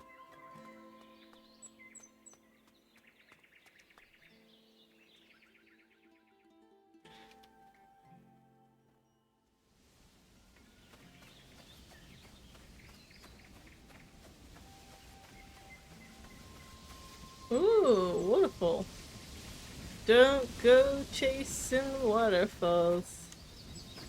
Won't let me go up to see the waterfall. Rude. Finley! What's going on? What do you mean? I thought you wanted to speed things up a bit. Are we not? Not enough! Don't fall asleep, sleepyhead! Heck! I can't go faster. I have no run button. Where'd she go? Did she go up? Maybe she went up.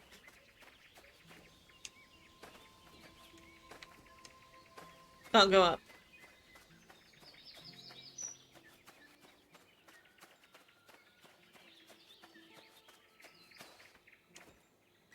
Won't let me splash in the puddle. That's so rude. Oh. Cutscene? Kind of? Okay, Pina, this isn't funny anymore. Yeah, great joke. You can come out now. What's going on here?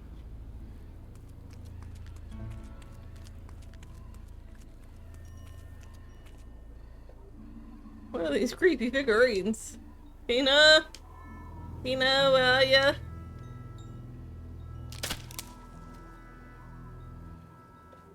What the? Hello? I'm warning you. I'm not alone. I've got a knife.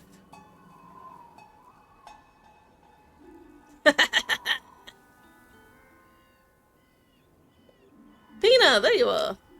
Too bad I don't have a mirror with me. Should have seen your face. It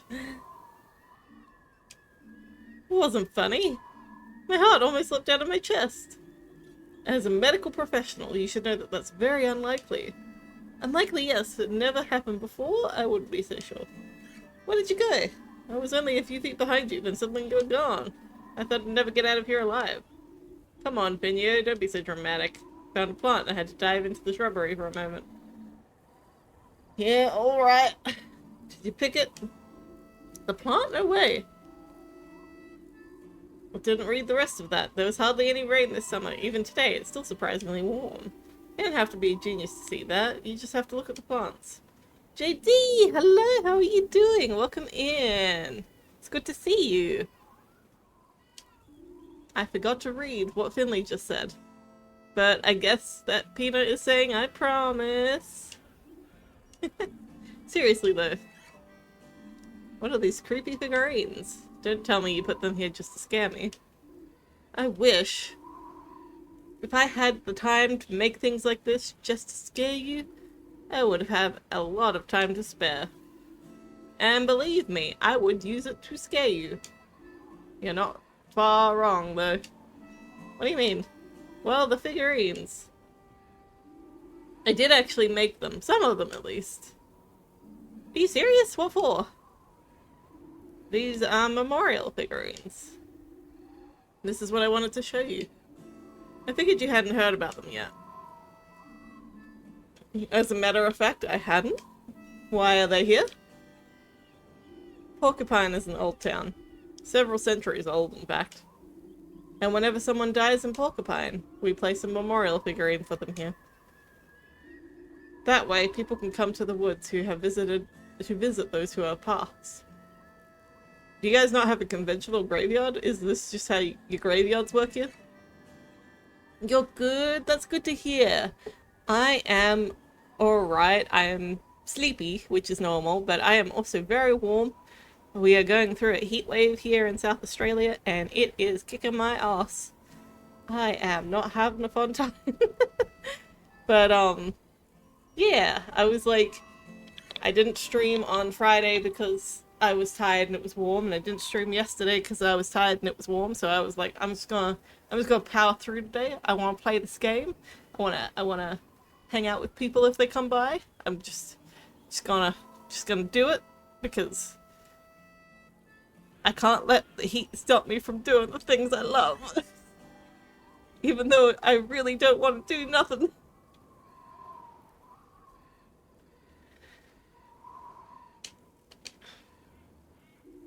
It's quiet here. Peaceful. This is where people come when they miss their loved ones. I see. I'm the only florist in Porcupine. I'm good with all plants, and I'm not bad with my hands either. I've taken on a few jobs around the town, but this is the one I've liked the most. It's actually quite sad in a way. Don't you find it depressing? Yes, I do. It's a small town, and I often know the people who have died. Sometimes I can see it coming, that I'm going to be making a memorial figurine for someone soon. Sometimes the order comes as a complete surprise. One day I bump into an old lady at the bakery next door. She's friendly, in a good mood, hot cappuccino in her hand. And the next day she has a wooden memorial figurine on my counter. I do love the job all the same. I get to create a memorial for someone people cared about. And the families are grateful to have a place to visit. I'm very proud of that. I had no idea.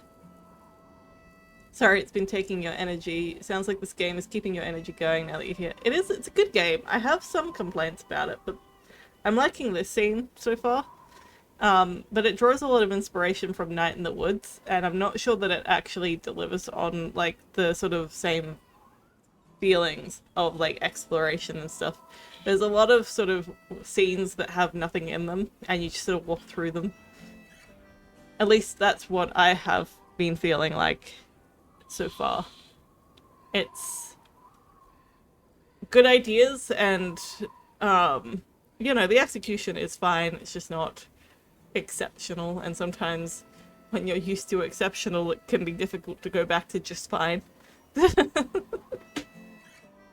Don't forget to stay hydrated, everybody.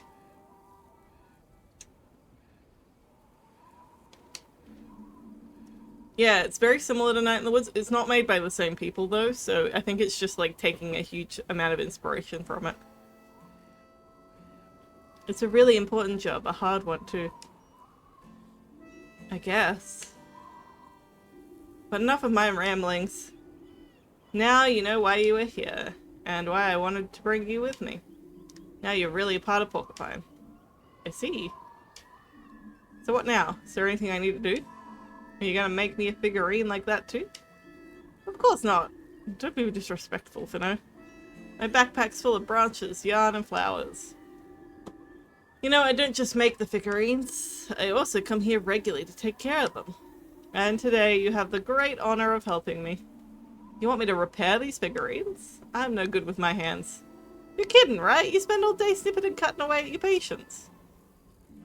I'm in internal medicine. You've never seen my wound dressing skills, have you?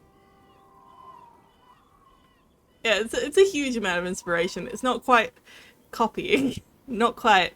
Um, he's almost copying. It's like it feels like when you you ask your friend whether you can like use their homework and then you change every other word.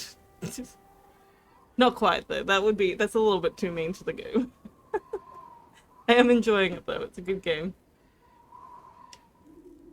Internal schminternal, blah blah blah. I'm sure you'll do a great job. Besides, who's gonna complain?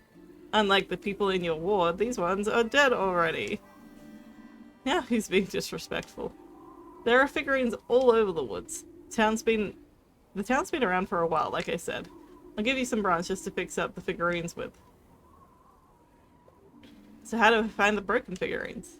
Oh, good question. There are no set rules or instructions for that. The Glow Milk Woods dance to their own tune. Just keep your eyes and ears open. You'll find the figurines alright. We will meet up again once you're done. You're not gonna help? Of course I am. I'm gonna search for them as well. I haven't been here for a while, so there's probably a lot to do. If we don't split up, we'll never get finished today. And it does feel like it's gonna rain, so come on, it'll be fun. Good luck, fellow figurine finder. Alright. Why does she always have to run off? Oh, the music changed. It's got all funky. But yeah, I found that, like, as much as I am enjoying this game, it's difficult to not compare it to Night in the Woods. And the characters don't quite feel quite as... Can I go in front, please? Nope, it's not letting me go in front. So these guys are fine. I think it wants me to platform though.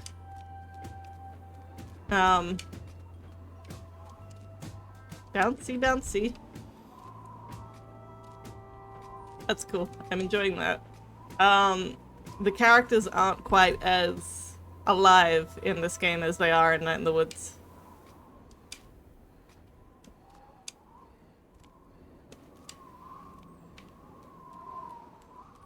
Is this guy alright? Nope. I'm gonna assume he's fine then.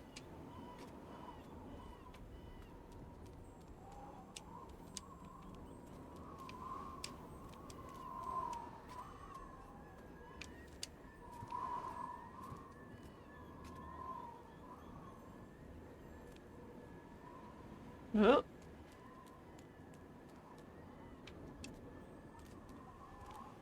You're not. You need some help.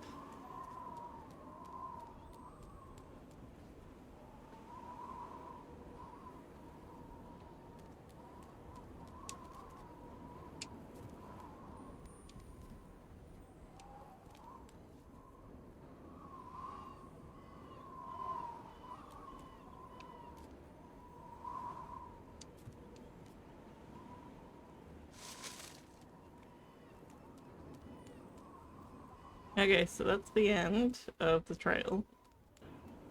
You guys are alright? So I take the low road now and see what's going on down here. Oh, no. Can't go that way apparently. You guys are all alright?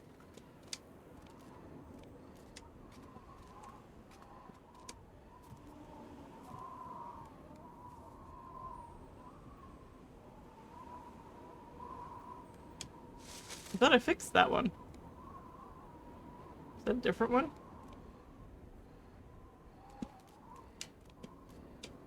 Must be a different one.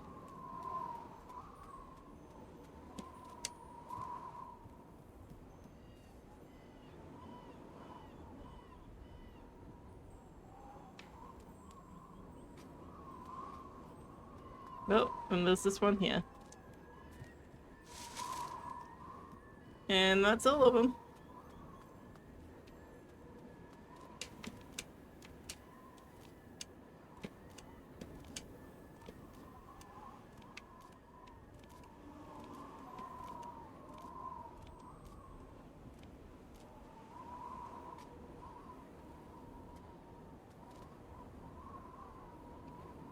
Apparently I can't just go that way. Which is weird, because I feel like I came from that way, so...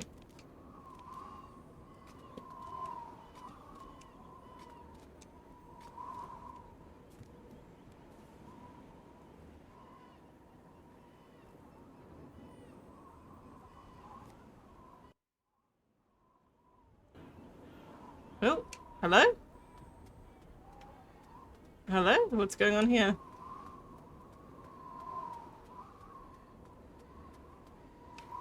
We got magic? And you're watching Disney Channel. It's just giving me vibes. Oh.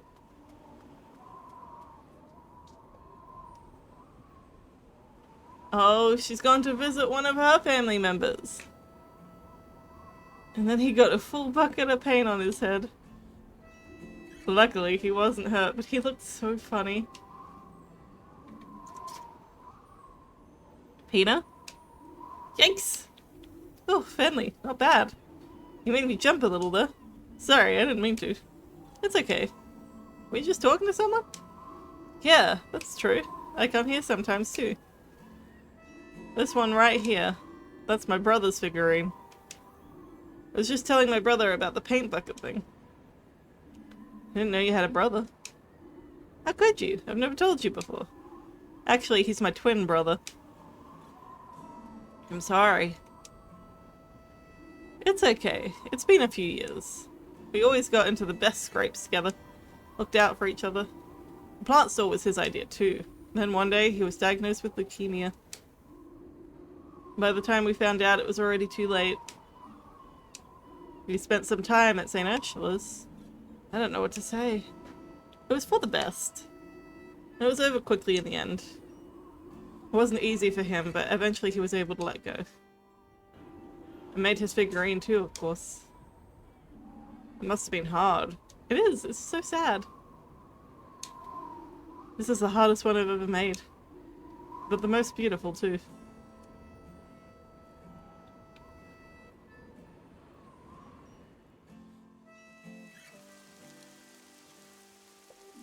Thank you for telling me about this. I'm sure I'd have liked him too. I know you would.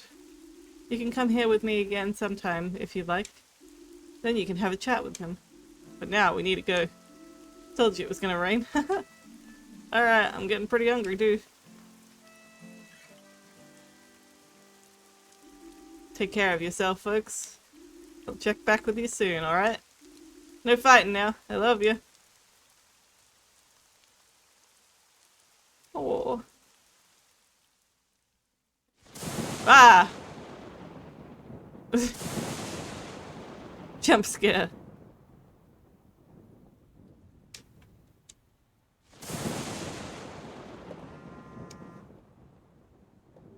Huh? Hello? Finley, you're awake. Please come quickly, I need help. Pina? What? What's wrong? Finley, please, come to the store quick,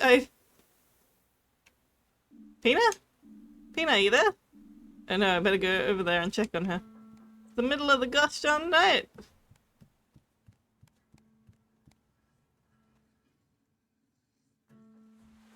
Do you like pina coladas? And getting caught in the rain?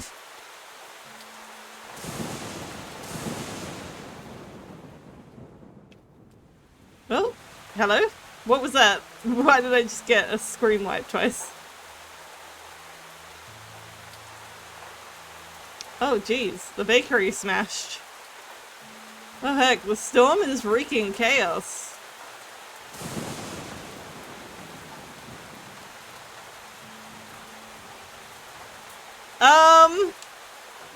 What's going on here? Was that Pina? I'm not dead. I'm alive.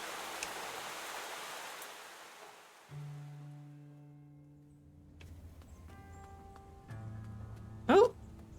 Angry cactus guy? Pina? Can't be. Just can't be.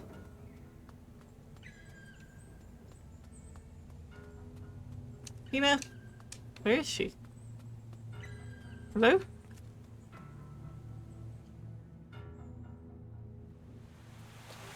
Tina! Nia! Carl! Where are you? Why am I alone? I hope you're all okay.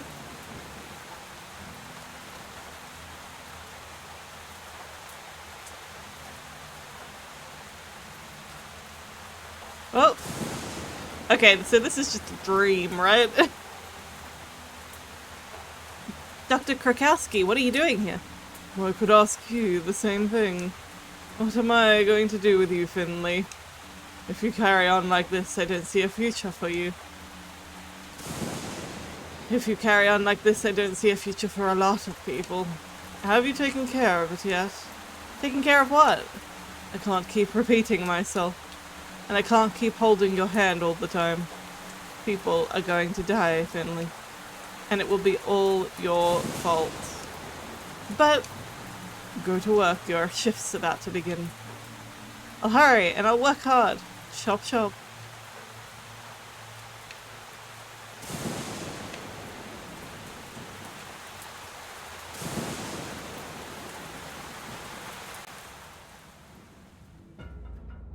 Whoa! Hello?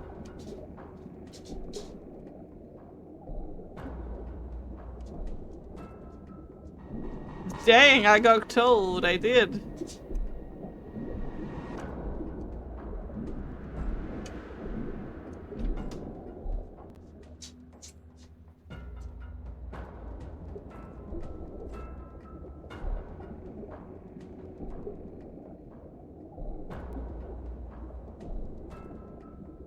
I guess I'm going to the top.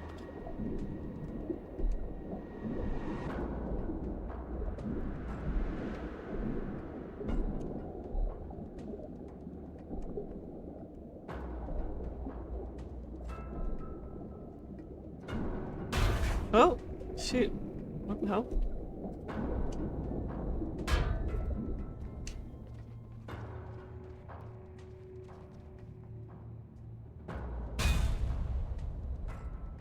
What are you doing?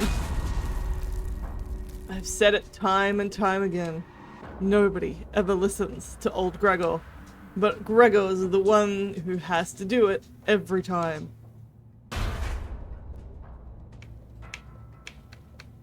What are you doing? There's no point, Gregor. Leave it. The whole place is about to fall apart.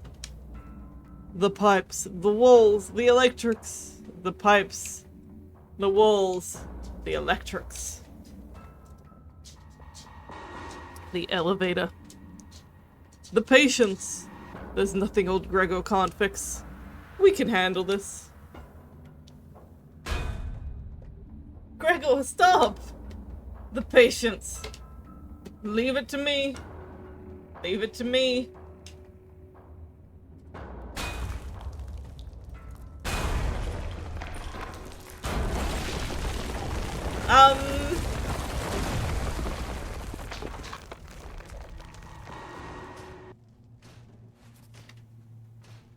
Oh no!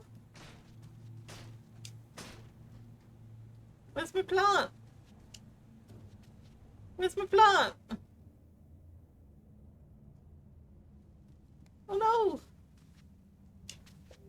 Oh no! The plant didn't make it! I'm so sorry, my friend. I should have taken you off the windowsill. I hope Pina will let me buy another. I better clear you away. Wouldn't be right to leave you lying here all day. Besides, I'm not sure potting soil and parquet floors are the best of friends. Oh, all done. It feels empty without the flower. The flower died. Wow, it really has been a stormy night. Hope everything's alright. Wouldn't be the first time my basement's been flooded. Oh.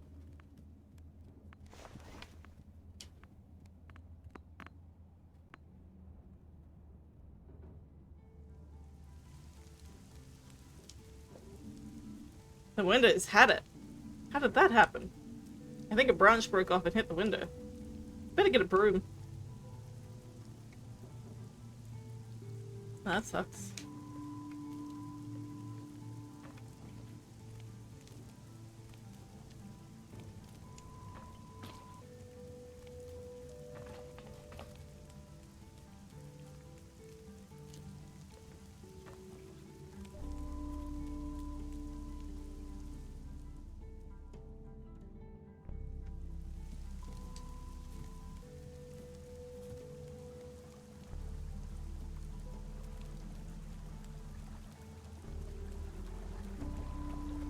Ah, you here?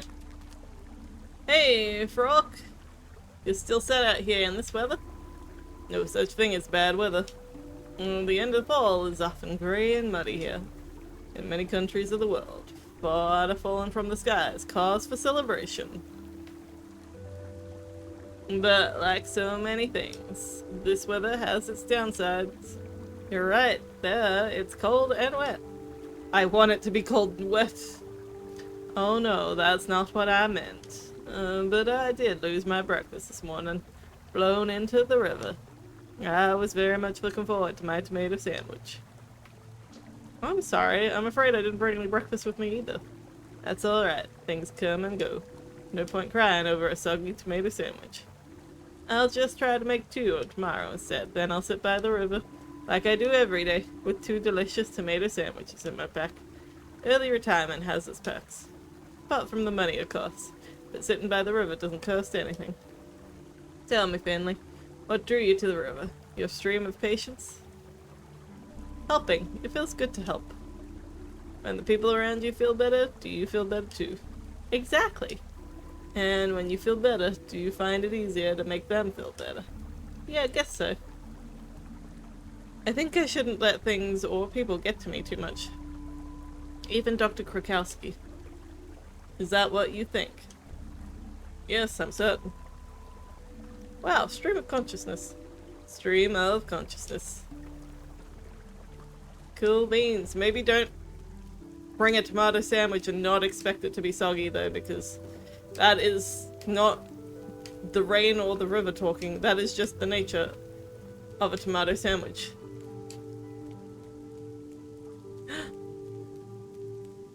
It's been cleared. Hang on. Hello? Anyone there? What are you doing here? Are you part of the circle too? The circle? Forget about it. We don't know about no circle. We're just standing here to shelter from the rain. You were gonna say that about the tomato sandwiches? You should leave now. Okay, I'm leaving. Oh, apparently that's the end of the line. Yeah, can't go any further.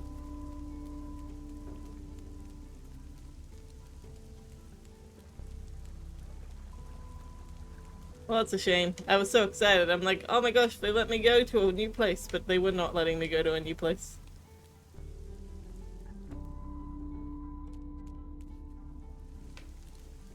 If you like pina coladas and getting caught in the rain, we should go see Pina because we had a dream about her. Oh, before we do, we'll talk to the mailman. But before we talk to the mailman, we are taking an ad break, so we will be back in about 3 minutes. Take a break, drink some water or some other kind of liquid, have a snack, give your eyes a rest, and we'll see you in about 3 minutes. Alrighty, we are back, and we are going to talk to the postman, the post lady, the post dog. Nice little breeze last night, huh? You could say that. The storm threw my window right open, gave me a good scare. Took my houseplant out too, unfortunately. Oh, I'm sorry to hear that, but I'm glad it wasn't any worse. They were pumping water out of some folks' basements this morning. And St. Ursula's, oy vey. What? What about it? Haven't you heard? Half the hospital was swept away by the rain last night. Made a heck of a racket, apparently. Half the hospital, you say? Oh, at least. So if I go over there now, only 50% of it will still be standing? Alright, maybe it's not quite that bad. But something happened, I know that for sure. Really? What? No idea, just rumors on my rounds. Haven't seen it for myself yet. Better hurry up then, I hope it's not too bad.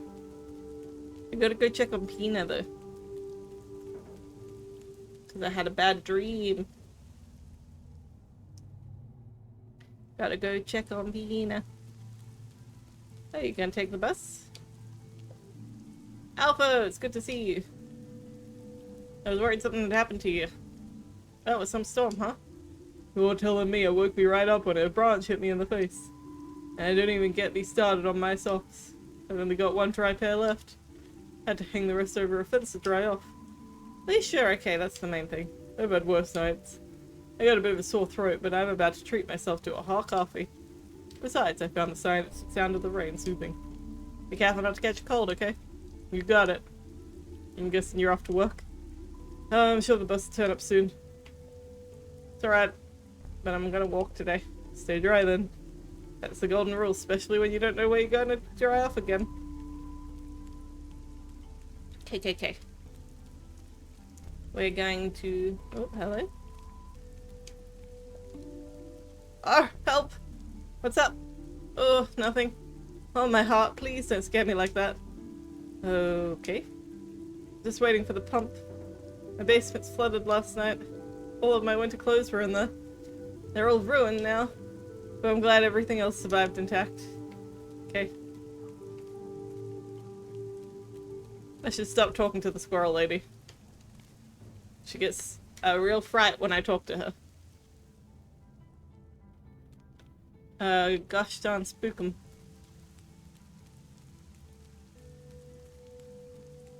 Okay. Significantly less dramatic to the dream I had. Everything seems okay. Except that big pile of dirt, but...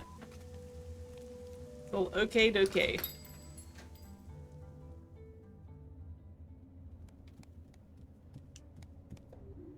Hey, Finbit! Freshly showered, I see. You can say that again. Quite a lot of rain got in. Is that all your stuff alright? I'm afraid not. Oh, what happened? The plant you gave me. It fell off the windowsill last night. I'm sorry.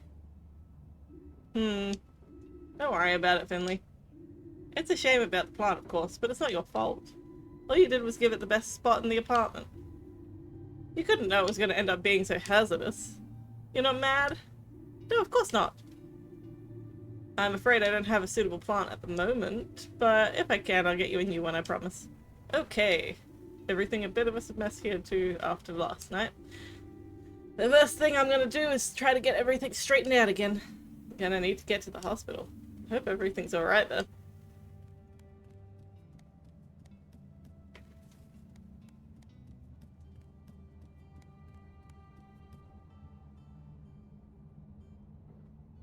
Okay, so she is fine.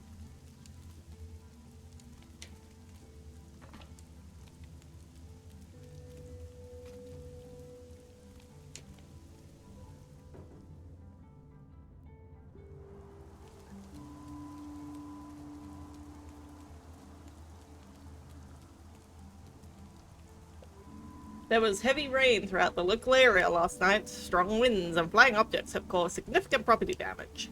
There have been isolated cases of minor to moderate injuries. Poor visibility and slippery roads led to many traffic jams and a number of accidents. Oh dear. Can't go in there. Storms. A garbage disposal guy's worst enemy. You know what storms love to do more than anything else? Blow over garbage cans. It's already bad enough trying to get people to keep all their recycle things separate. We don't need all this as well. Still, I like to look on the bright side. More squats for me, great for the quads.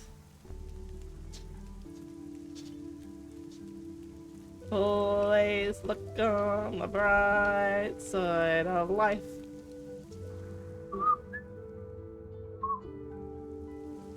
We'll just pretend I can whistle. Mia! Hey Mia, this must be the first time I've bumped into you just out in the street. I think you're right, I wanted to go shopping before work. Besides, I love the air when it rains. Really fires up the senses, you know?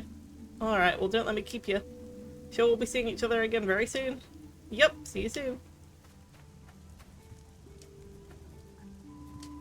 She's like, I wanted to go shopping before I went to work, and then she just stands there. I wanted to. Doesn't mean I'm gonna. Yeah, right here, this looks like poop. Looks like a poop on the ground. Nobody can convince me it's not a poop on the ground.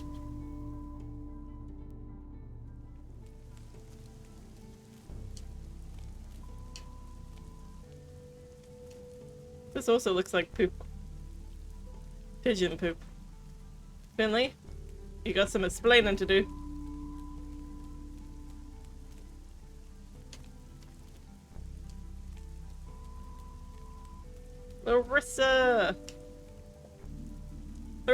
are you doing here? I thought there was no school today.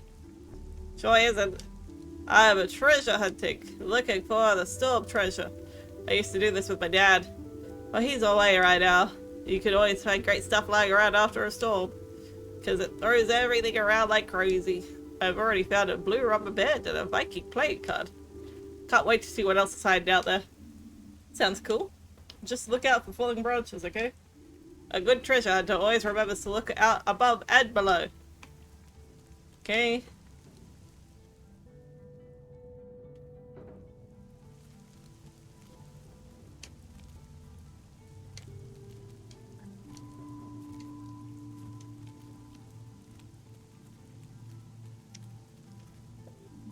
You're here every day, aren't you? What are you doing here all day? Nothing much really.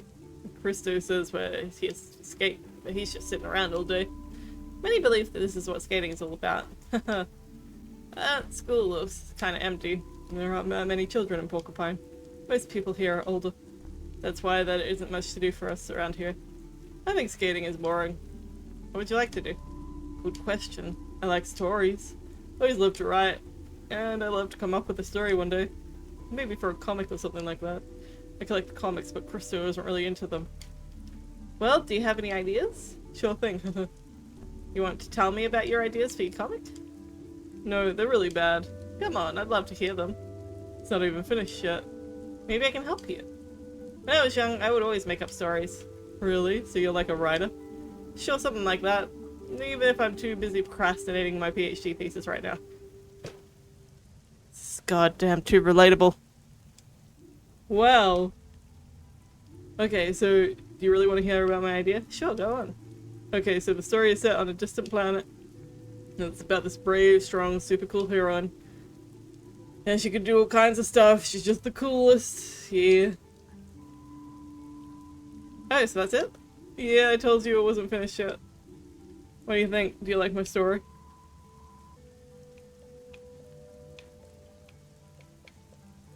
It could be better. It's not bad for the beginning. Really? You think so? Yeah, sure. Do you want us to brainstorm your story together? Sure thing. Excellent. So first we need a name for the planet. The story begins on a distant planet called... Megatopia. I like it. Yeah, that's so much cooler. Hey, you're really a writer. Next, the heroine needs a name. Any ideas? How about Magatha? She's strong and tall and brave, and she has many friends. Magatha, sure thing. Magatha. I can feel it. It's as if I've known her for years already. I'm getting goosebumps. Yay. Gonna be awesome.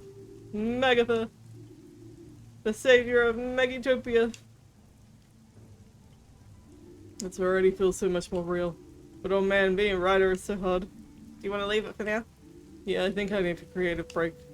I'll sleep on it for a while and think about my story. You come here often? Brainstorming was fun. You could be my co-author. I'd love to. I'll come by as soon as I find the time. Awesome. See you around too. This is gonna be the best comic ever. I'm sure of it. See, like, this is the thing that popped up before. It was like... This is what popped up last time, and it's like, I didn't brainstorm with her last time, but it told me I did, so... Names are hard, that's good work. Yeah, I mean, like, there are a lot of naming generators out there. It depends whether you want, like... it to sound like it's real or not. Or, like, whether you want it to sound sort of foreign or exotic or futuristic or historical. There's a lot of different angles you can approach it from. Hi, Mackie. Hi, kitty. I got a kitty that's sitting next to me.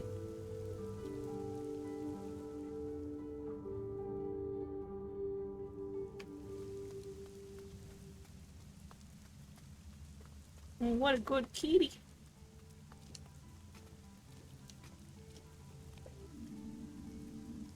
Using a generator to do a writer's job. It's just like not really naming I mostly use, you know, those websites people go on to name their babies. And I like to look up name meanings. Name meanings, I feel like when you're writing a story, can be really useful to like figure out what you want to use as a name. You know, like make it thematic, or like make it counterintuitive.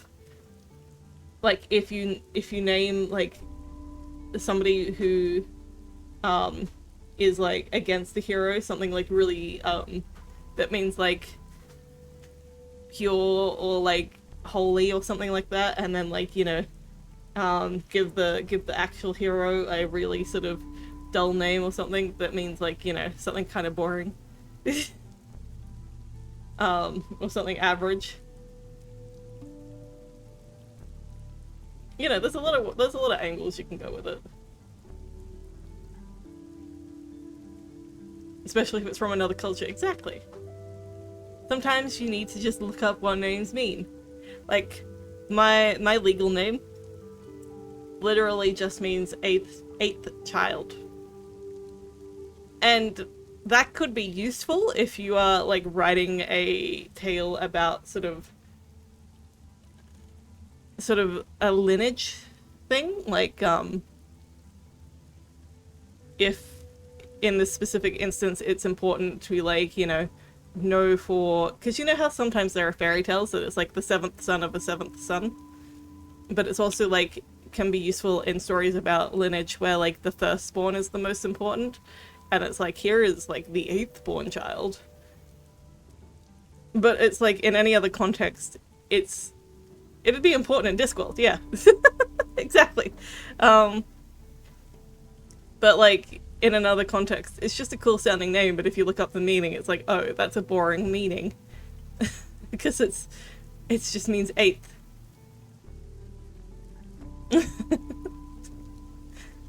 But, you know, depending on how you want to utilize that within your fictional universe, it could be really interesting.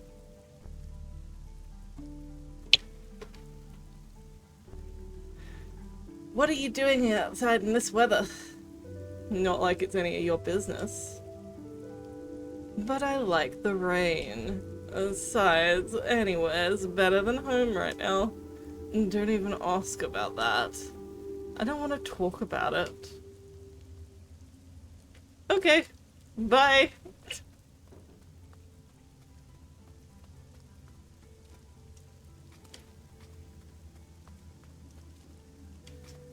You know, I'm currently taking an English literature course, and we were discussing satire the other week, and I was talking about, like, some satire in literature, and I was talking about Terry Pratchett's work,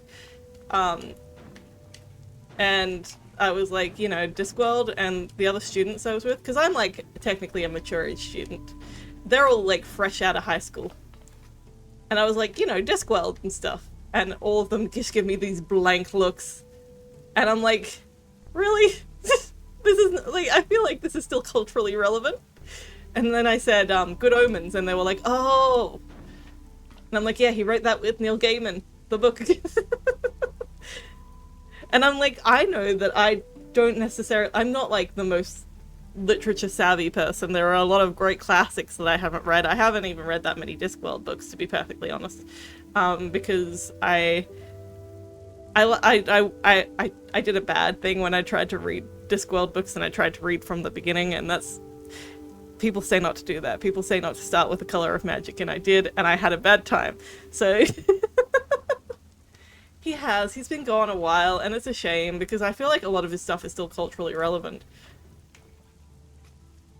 It's, like, still very culturally relevant, in my opinion, and, it's really interesting as well, because, like, with all this stuff that's, like... I was just really young when I tried to read The Color of Magic, and I had a hard time with it, because it was a lot of really sort of interesting concepts, but for a child, it was sort of, there was no hook, you know? There was nothing that, like, really drew me in. It felt like I was a completely outside observer. And I really liked fiction at that time that really pulled me into the story and made me are part of it. Yeah.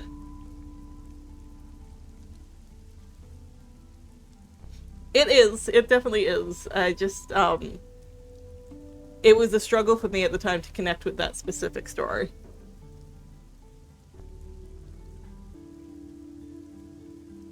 I will say, I liked Harry Pratchett's work.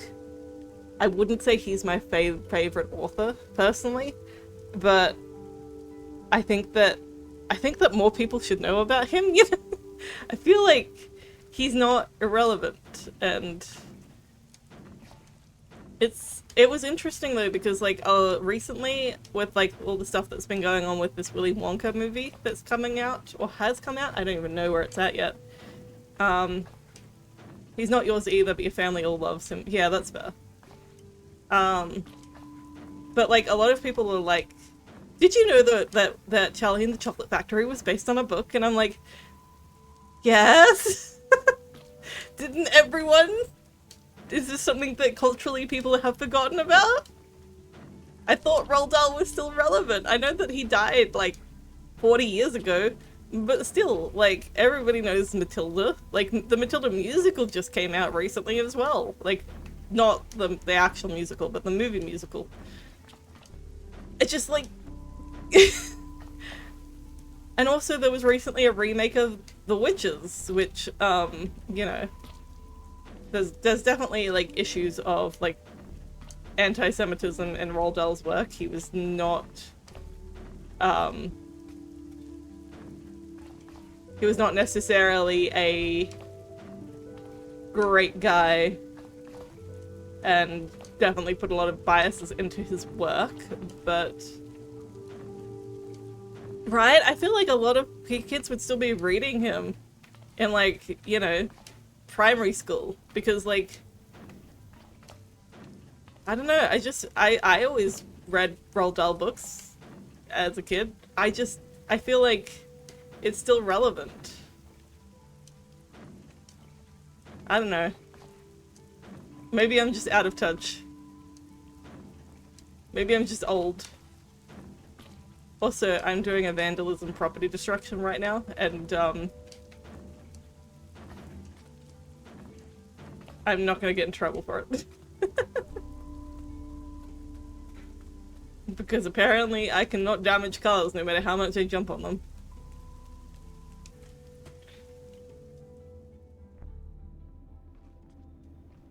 Alright, let's see what's going on with the hospital. Phew, that's a relief. Nothing happened to the snack machine. Then again, that thing will probably outlast us, all of us, even this building. And its contents will be preserved forever. The last record of life on this planet. Now I'm a doctor again. Hey, did I stutter? There's a general meeting in the cafeteria. I'm going. It's the first time hearing about the general meeting, but okay.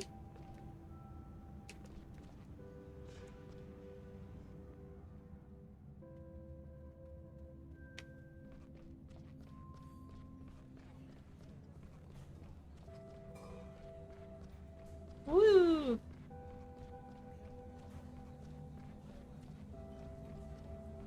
Okay, let's talk to people. I never had a meeting here. Must be something important. I hope my patients are alright. Do you know what's going on here? Nope, not a clue. The whole time I've been here, we've only had one general meeting before, and that was about the missing leg. The what? Ah, funny story. Surgery screwed up. Cut off a patient's leg. Nasty, but a normal operation. What was the problem? It was the wrong one. Oh. By the time they had realized that it had already been taken away for disposal, a nurse got there just before it was thrown in the garbage. They managed to reattach it, but the healing process was no fun. The whole thing cost the hospital a fortune. Ever since then, we mark the right and left limb with felt pan it before every operation. Simple solution, but prevents expensive mistakes. I've definitely seen, like, surgical places, like, where they have the patient right on the leg that's not being amputated. Not this leg, you know? Stay away. Oof. Yeah. Oh, good, Essie. Thank you so much for coming in and also for the subscriptions earlier. I appreciate you. I hope that you have good sleep. I'm gonna give Essie a shout out. Hang on.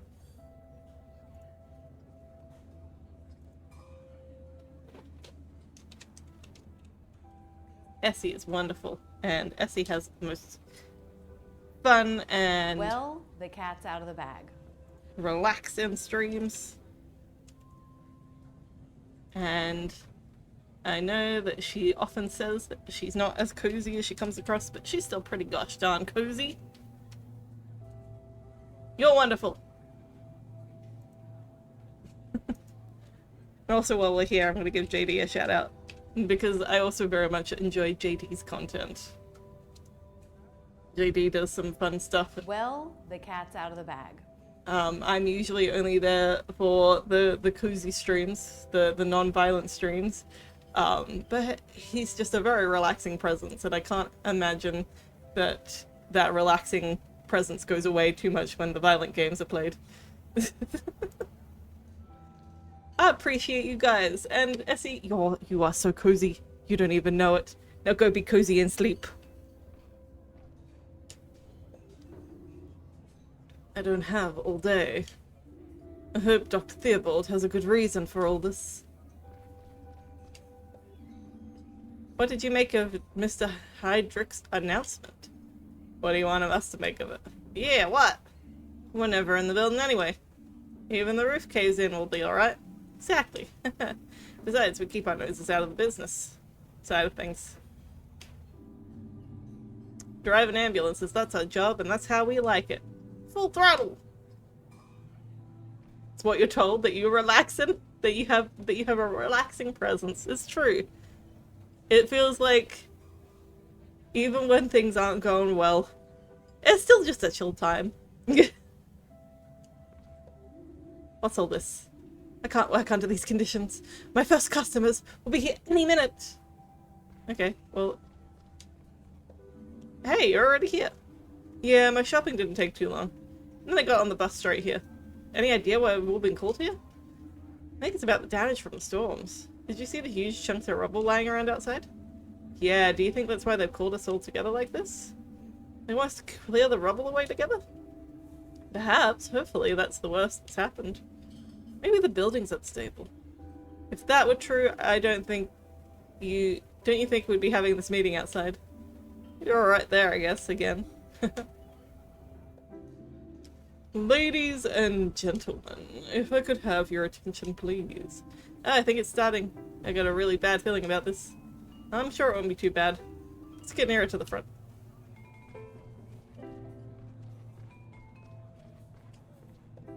Nice to see you, Mr. Glendower. You doing okay? Same as always. Don't ask stupid questions. I made myself fresh coffee. Suits don't hurry things up, it'll be cold before I get to it. Alright, we're going to the front.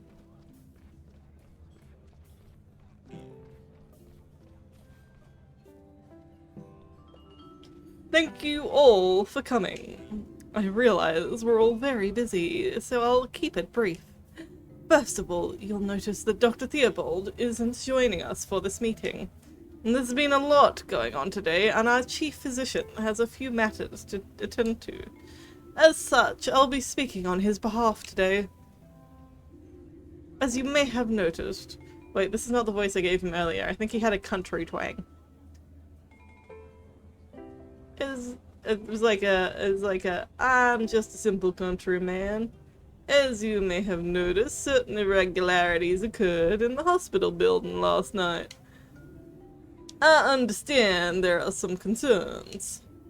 However, I would like to take this opportunity to assure you that the damage does not pose a danger to either the building or the people therein. I've already received the assessment, and the damage is only superficial. So it's not all that bad, right? Nevertheless, this incident will once again draw the eyes and ears to us. St. Ursula's has come under repeated criticism in recent months. This incident, small as it is, could stroke our critics' fires. With that in mind, on behalf of St. Ursula's, I would ask you expressly, if a person or member of the press asks you about the damages, please refrain from making any statements and come straight to us. In such times, clear and unambiguous communication with the wider Porcupine community is essential. We will be happy to answer any questions you have at any time. But for now, let's get back to work. I've taken up enough of your time already. Time that should be dedicated to our valued patients. Thank you, everybody. Have a great day, okay?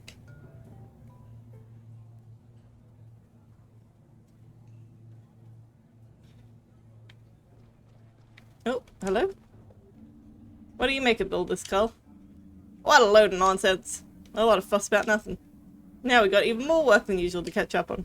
I'll see you upstairs, kid. You okay, Mia? I don't quite understand the announcement. It's not like the storms was the hospital's fault. We should start our shift. Our poor patients will be waiting for us. It's pretty standard. I feel like it wasn't that unusual, and like it should also be in the employee contract that you aren't to talk to the media about these anything that occurs within, like, you know, your workplace, that it's to go through the PR agents of the workplace, like managers and stuff. I don't know, I feel like that's pretty standard stuff.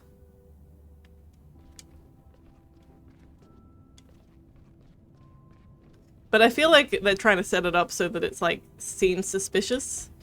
It just doesn't seem that suspicious. Don't act suspicious. Don't act suspicious. I'm on the wrong floor.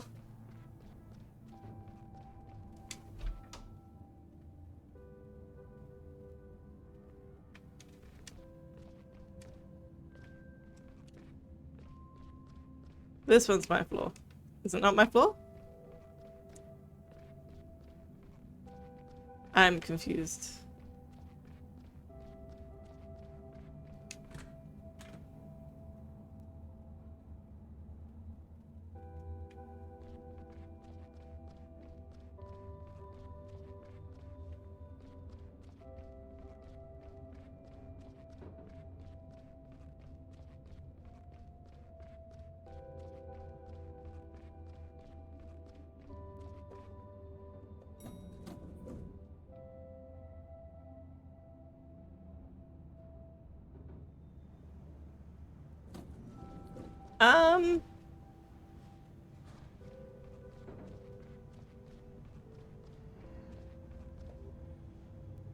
Hey there, kid. I'd have to put money on you getting knocked out on a roof tile or something. Guess you're getting better at this. I'm gonna have to stop you there, though. You can't go up to the ward just yet. What? How come? General meeting. I was just that. Hang on. I feel like there's something wrong with the script of this game, because, like, this was supposed to come before that other thing, right?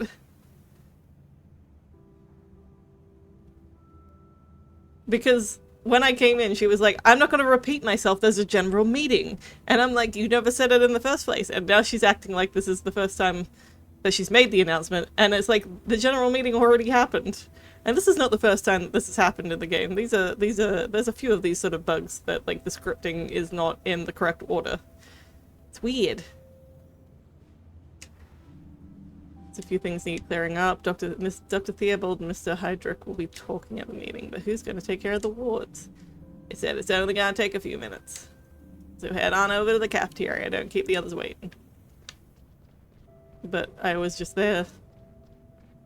I hope that this wasn't like a bug.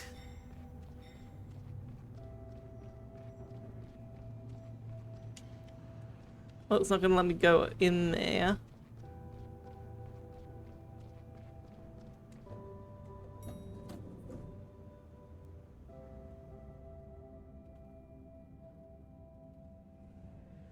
Okay. I don't know what that was about, but okay, we're here now. Dr. Krokowski, there you are. Where else would I be? I do run this ward after all. Well, I didn't see you at the general meeting. No meeting is important enough to leave our patients unattended. I already spoke to Dr. Theobald this morning, so I know what's happening, and I would ask you to comply with the instructions of management. We need to do our part to ensure that everyone here can do their work in peace. Speaking of work, I've updated your file. I wish you a productive shift.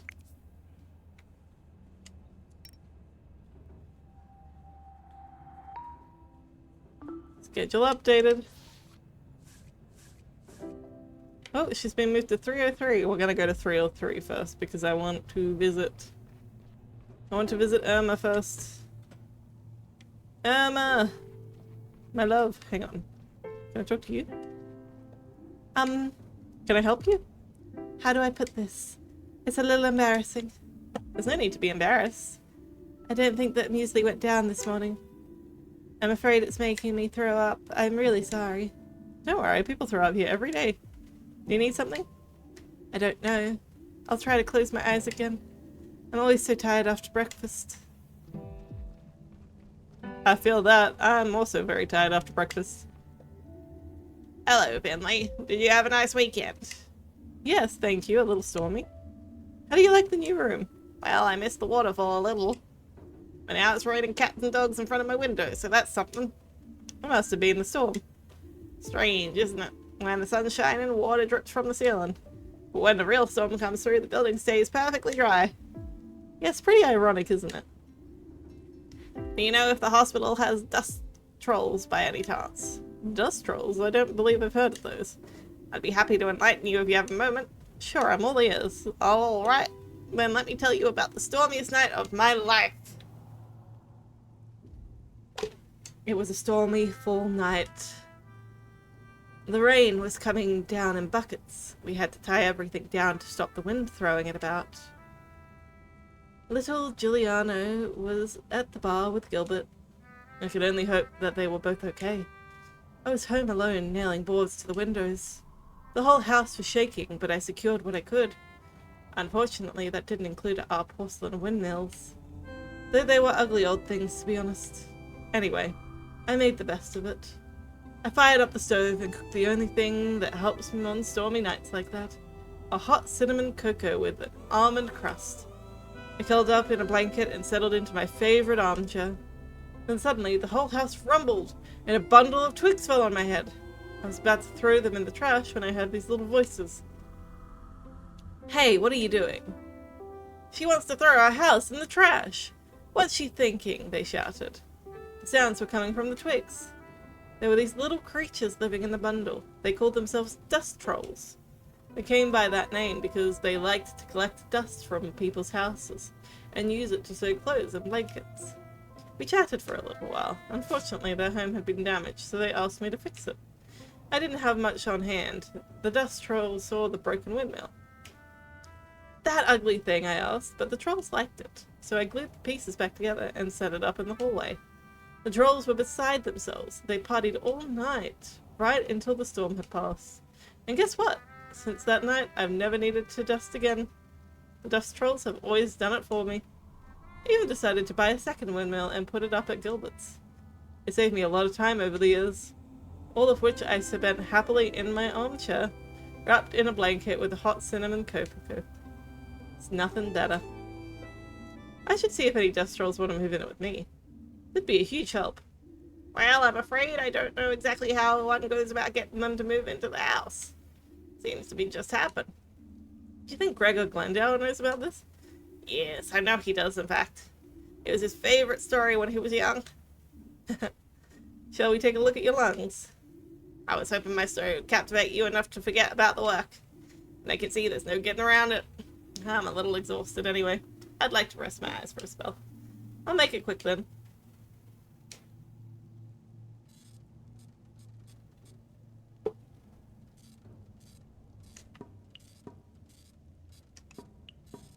Ah!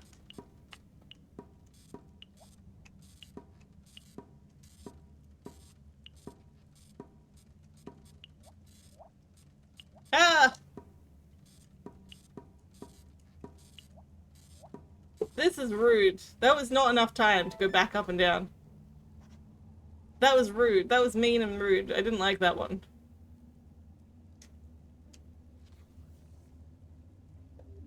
I'm sorry, that didn't help me with a further diagnosis. Maybe you'll feel better tomorrow, Irma. Bed rest is the order for the day now, okay? Let the antibiotics do their job. Well, I'd rather keep moving. I know, but please try that for me. And you need to drink a lot so the mucous membrane can defend themselves against the bacteria. I wish I could just redo it. Okay. I've had a rough night. Try to get some sleep. Once my son's fit to visit, I'll lie down straight away, I promise. It seems he didn't manage to come by yesterday. I'm sure he'll be here soon. Don't worry. You'll be back on your feet in no time.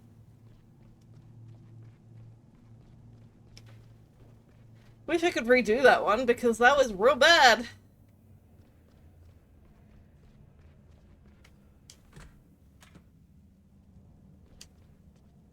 Hey Rudy, how are you doing today? How's the self-inflicted food poisoning going? Feeling better, but I almost threw up again when the hospital started shaking last night. Can you keep it down, please? My head. He's just jealous because I'm fit and healthy again. I'm telling you, Doc, it was like an earthquake. When the roof came down, everyone jumped out of their beds to see what was going on. It was sick. I bet it's a good thing you're not so sick anymore. Totally. Even had breakfast this morning. That sounds good. Still, take it easy and stay in your bed, okay? Sure, it's just like so boring here. I want to sleep. Alright, let's take a look at your readings. I think we can adjust your medication already. Awesome.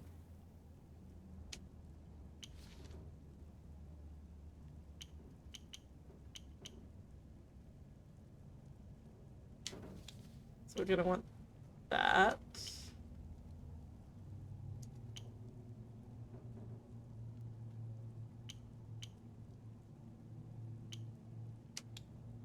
That and that.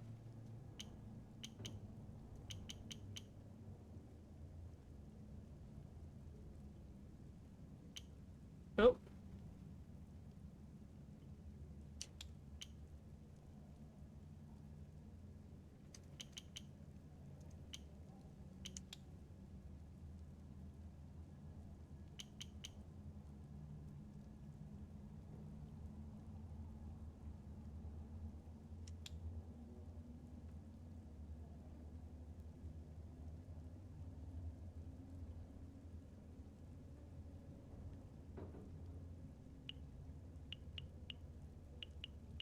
Well, this is not right.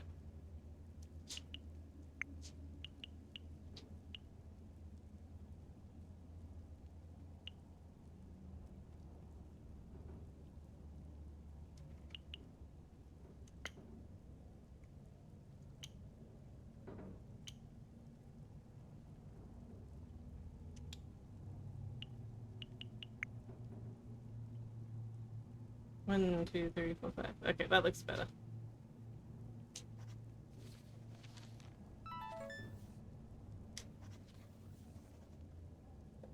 Excellent. We've got the bacteria load under control. We'll give you some medication, but I think you can go home tomorrow. You're not infectious anymore either.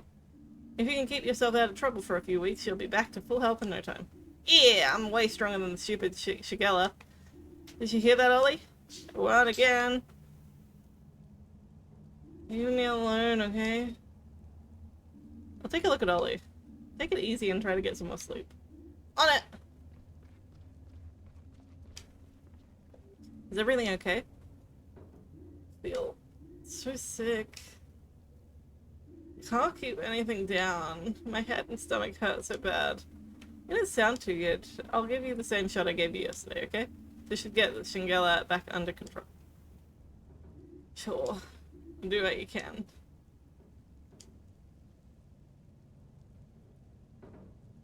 Alright, that's the one. This is pretty gosh darn close to the surface.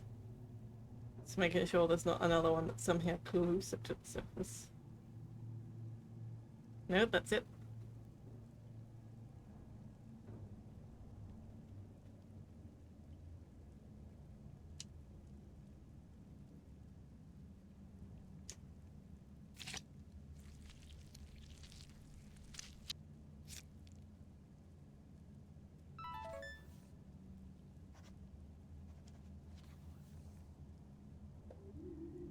Everything hurts. Looks like your Shingilla has not died down yet.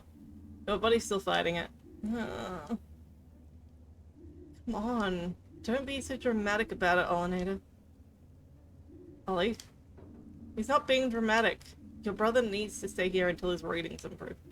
But get some rest, Ollie. Try to sleep. We'll do another checkup later, okay? Okay.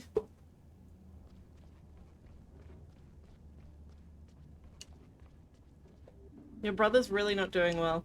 So do me a favor, no messing about, okay? But Ollie's not in any shape for excitement right now. Okay. As long as he gets better, that's the main thing.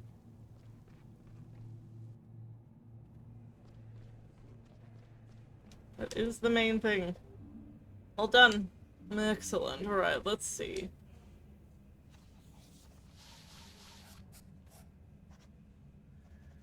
Not the best.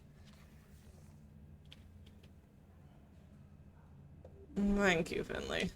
No problem. The work is much easier when the weather's so bad.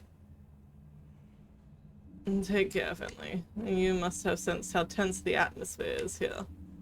Sometimes the weather is a reflection of people's moods. What are your thoughts on the situation? That's of no concern of yours at the moment. I'm going to get a cup of tea. Just be on your toes, more so than usual. Will do, thanks for the heads up.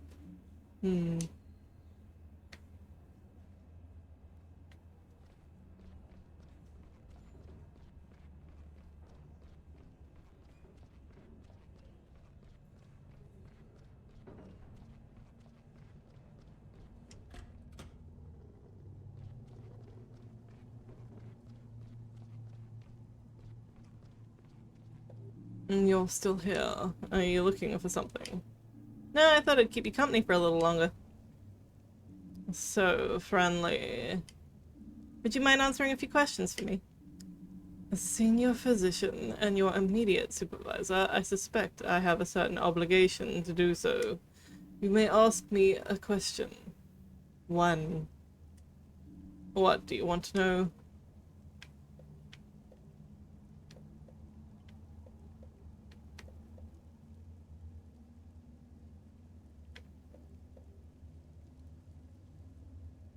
What's it like being chief resident? It's an important job, but that doesn't make me more important than anyone else here. I've learned over the years that a job's position in the hierarchy has very little to do with how hard or easy it is. Your tasks change, though, and the hours are likely to be longer. I want you and the rest of the team to work well together. It's my job to ensure that, and communicate accordingly with the management. But every day is a struggle for resources. You need to be able to hold your own. All in all, though, the ward runs well. That was a surprisingly deep insight. Thank you. And don't get used to it. You still have a lot to learn, Finley. So keep your eye on the ball. And now, please enjoy it. Let me enjoy a few minutes of peace. See you tomorrow. Okie dokie. I guess I'm done for the day.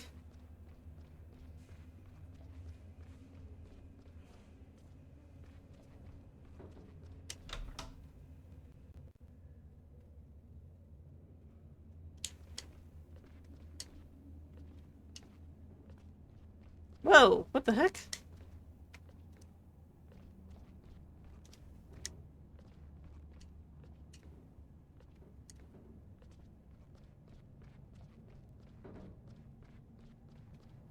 No, won't let me in.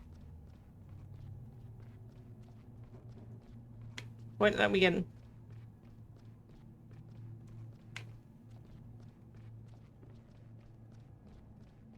Won't let me in.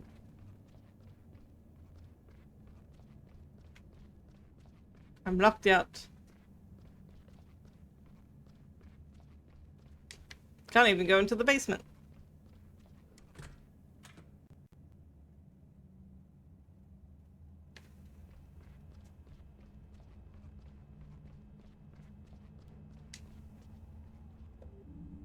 Good night. Is that it? No anecdotes? No wisecracks? No nothing? Not today, kid. I'm tired. Oh. Well, good night then, Ingrid.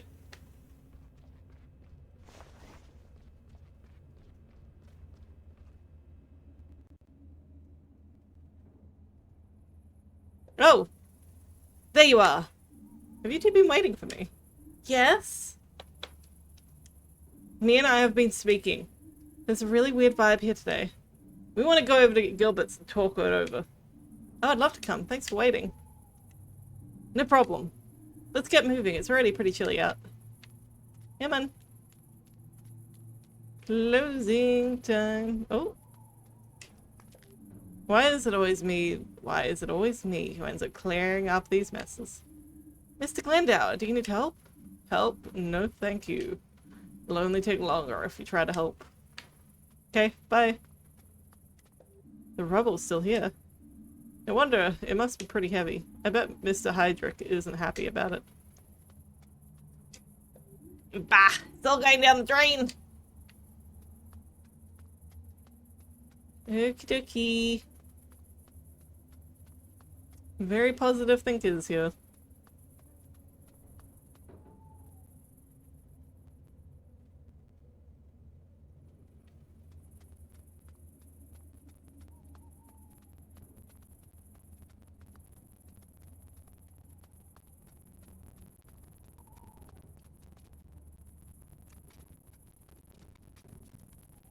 Oh, hello.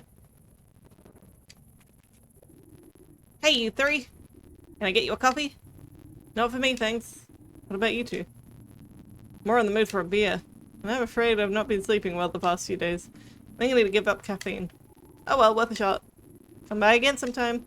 I have the best coffee in all of Porcupine. So that's what that is. It's a caravan, and Finley's been calling it a truck. It's been bugging me.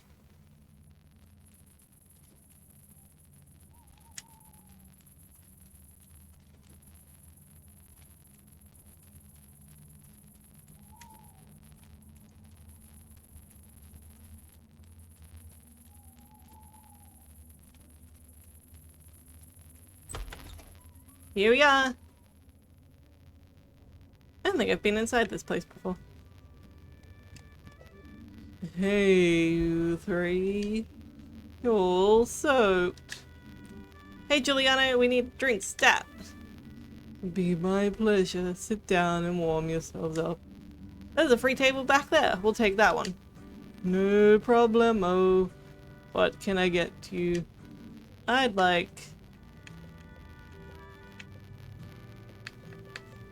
something warm. A warm drink. Sure, coming right up. Make yourselves at home. I'll bring it over.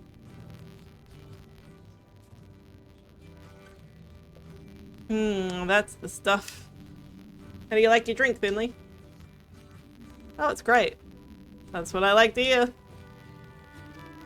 So what do you think? About today, I mean. We don't normally have general meetings like that. Only when something really important happens, like when a person or body part disappears, or if someone loses the key to the medicine storeroom. Those are just made up examples, right? Anyway, it's an old building, but it's fallen off now and then. One year we had so much snow we thought the roof was going to cave in. What did you do? Nothing at all at first. We were on call. If it had gotten worse, we'd have evacuated the hospital. There's a contingency plan for things like this. We'd have driven everyone over to the school gym hall. Why there? It's big, it's empty, plenty of power outlets, good access for the ambulances. So I call a general meeting over a bit of rubble. The roof's still intact, and this kind of thing happens in a storm sometimes. It's getting more and more common, especially in recent years. Maybe we should ask Dr. Theobald about it. Yeah, we could do that. Oh.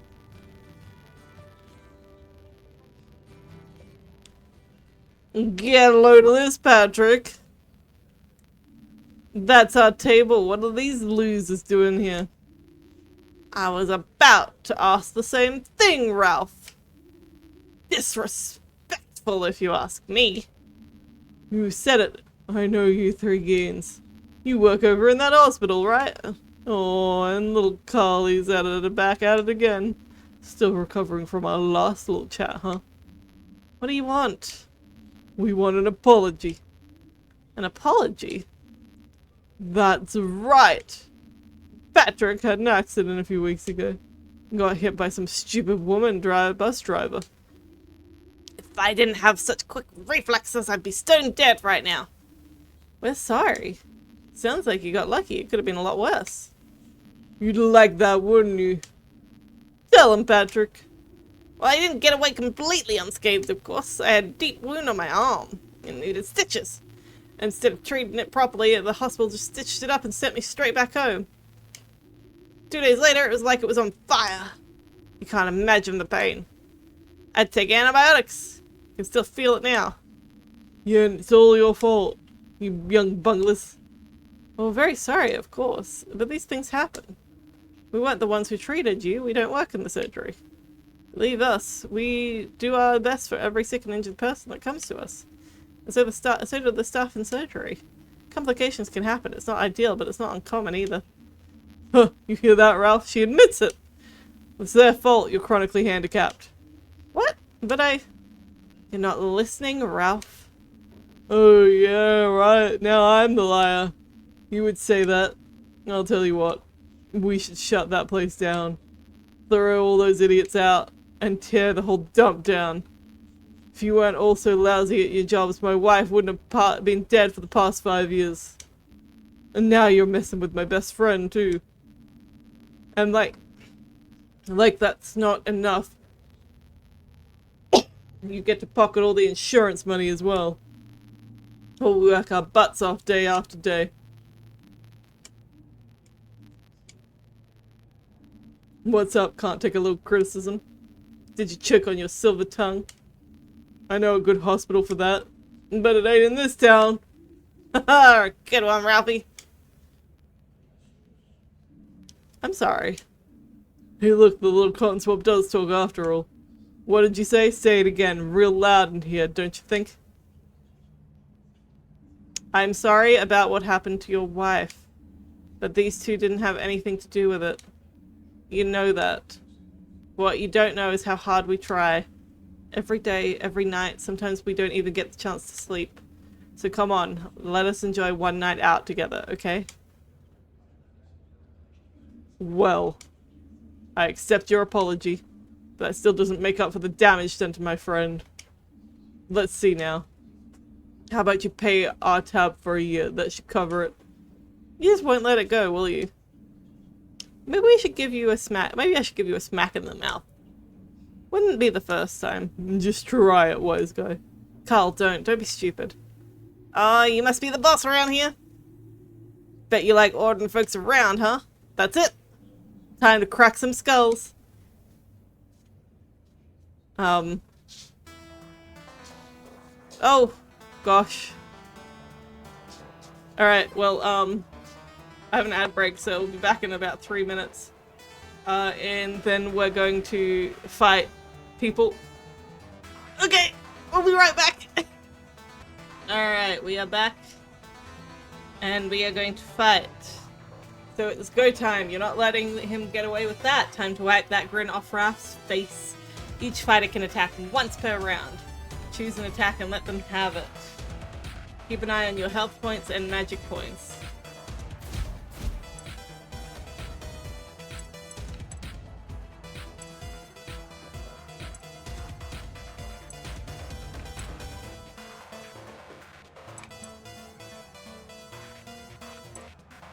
Let's do a punch.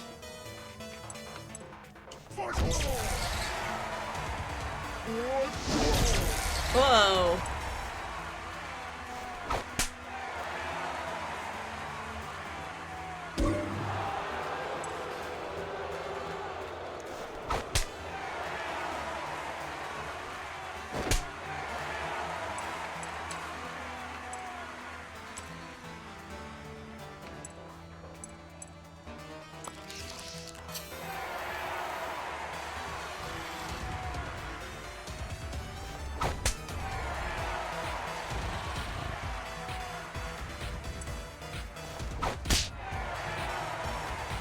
It's slapping time.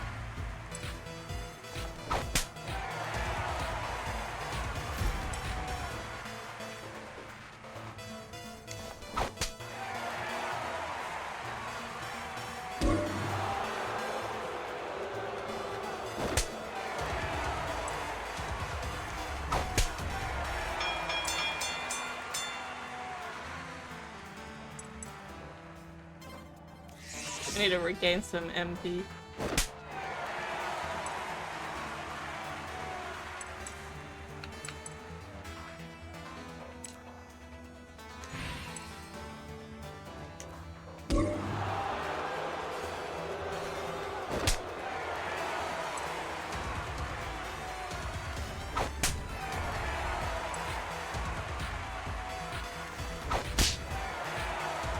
Flapping time.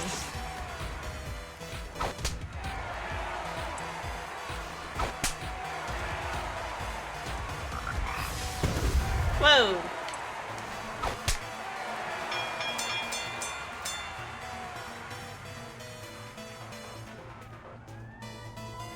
Oh no, the police! Oh no, the pigs! Scram! Ouch! Oh. Hey, you klutz, be careful. Can't you see my buddy's hurt? That's right, gravely injured. Ouch. This is ridiculous. Just look at those two. There's nothing wrong with them. Look at me. You don't see me complaining, do you? Come on, Carl, calm down. You want me to calm down? Did you hear the way these jerks are talking about us? I know, I'm angry too, but we're only playing into his hands if we start a fight now. Breathe, Carl. Better? Better. Alright, let's call it a night. Probably best if we all go to bed. See you tomorrow? Yeah, sleep well. And Carl, you need to put some ice on that. Yeah.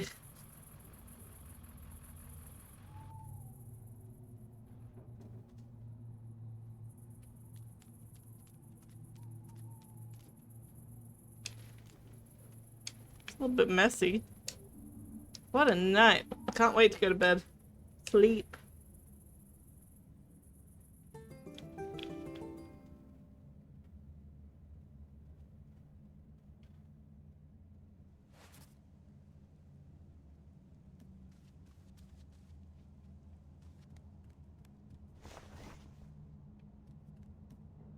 I guess I'm not doing too flash hot today.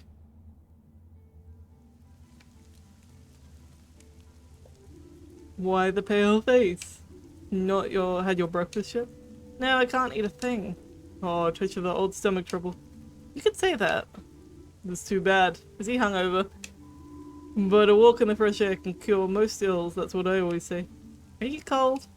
No, I've been out and about today already. Treated myself to a little something to warm me up. Booze? Come on, man. You know I don't touch that stuff. There's a bowl, some kind of soup that bought me a nice big mug of soup. Some kind soul bought me a nice mug of soup. With some candy sugar even. Life don't get much better than that.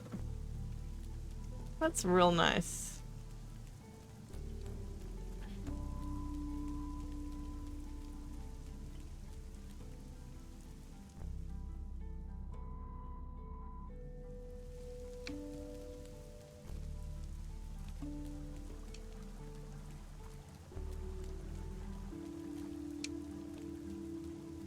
Oh, so blocked off again.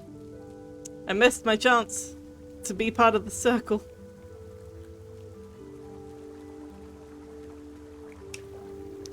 Finley, how goes it? Hey, Frog.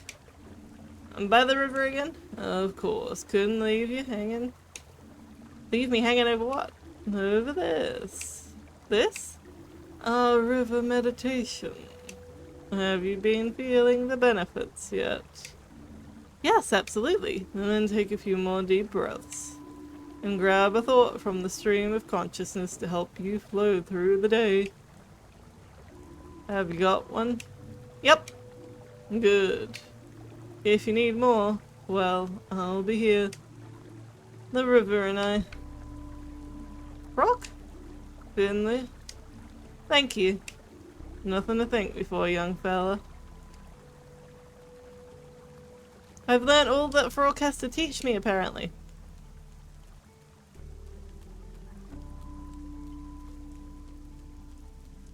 See, here's another, this is another issue. I've like spoken to him like maybe 5 times. And sure, it's fun. But I don't feel like he's a real character, you know? This is probably this guy here. What's his name again? Alfio. Alfio probably feels like the most real guy out of every character that I've sort of interacted with. It's just like Night in the Woods, the characters were so full of life and like felt rich outside of their interactions with May. And it's just like not quite the same in this game. It feels like they are specifically there for their interactions with Finley and not for anything else.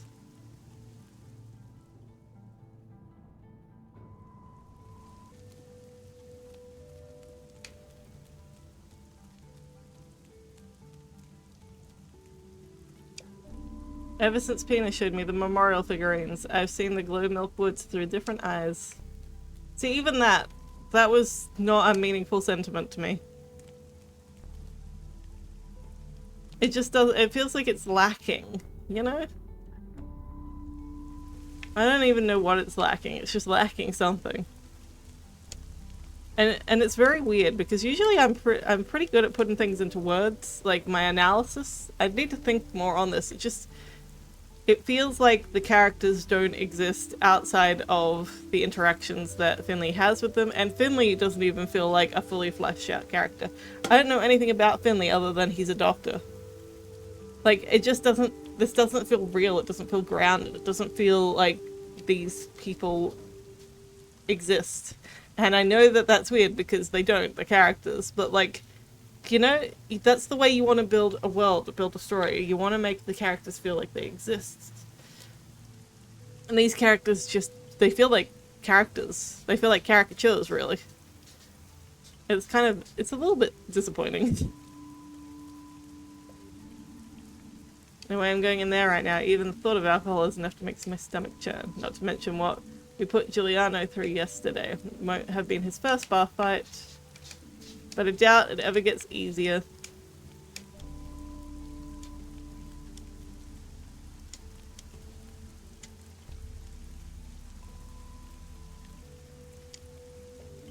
How are things looking with the fountain?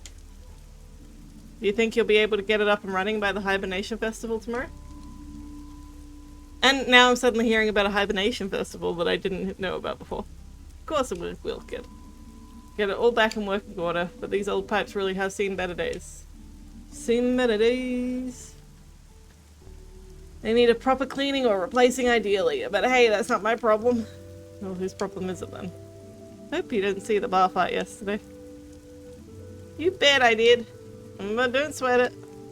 Not the first time folks of Porcupine have disagreed with one another over the centuries. You wouldn't believe the things I'd seen. It's the Hibernation Festival tomorrow. Your big day, right? Yeah, my big day. One of many. You'll finally be getting water again. That's good, right? Oh yes, indeed. You feel dirtier than I have in a long time. And dirt that not even rain washes away, you know what I mean? I think so. See you tomorrow. Hopefully the rain will stop by then. Can't wait. Toodaloo. See, like, Finley has this thing where he talks to, like, statues and, like, inanimate objects and that makes them talk back to him, but, like, that's not a character trait, really. Not in, like, in isolation, sure. But, like, nothing he says feels truly unique. I don't know, it's hard to describe. It's lacking flavor. Lacking flavor. He's like a white rice. All I'm doing is insulting the game now. It's a good game. I do enjoy it as a game. It's just like when you obviously make something inspired by something so incredible like Night in the Woods, it's sort of like you can't help but draw the comparisons. I wish I had your hood today. Like I always say, there's no such thing as bad weather, just bad clothes. Can't say I agree, I'm afraid. Maybe that will change with time. Did you see the facade collapse yesterday? That I did. Here I was, deep in contemplation. Then, what were you contemplating? Life, the universe, my place therein. There are many other statues like me, you know. All around the world. And this got me thinking, if I were a statue stood in a building made of stone, would that be absurd? Could I feel at home in such an environment? A statue made of stone, surrounded by myself by stone. Anyway, I'm glad the debris was removed quickly. It was a depressing sight indeed. Okay. What are you doing here? Mr. Amani, do you want to go inside? You're getting soaked here. No, leave me alone, you scoundrel. I'm not going back in there.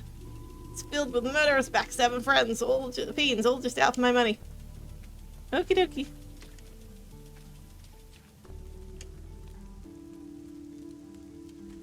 And it's also trying to say something about, like, the institution of medicine, and I'm not sure that it's saying it particularly well. I don't know. I want it to be better than it is. I like the game, but I always want things to be better than they are. There are very few things where I'm completely satisfied with the way that they are.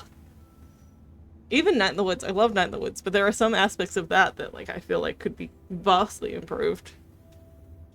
Morning, kiddo. Good morning. Is it? I'm not too sure about that yet. I got a message for you.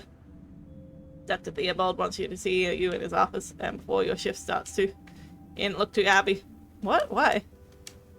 Best let him tell you that himself. Good luck, kiddo. Best not keep Dr. Theobald waiting. You can find him in his office on the 2nd floor. I thought he was on the 1st floor.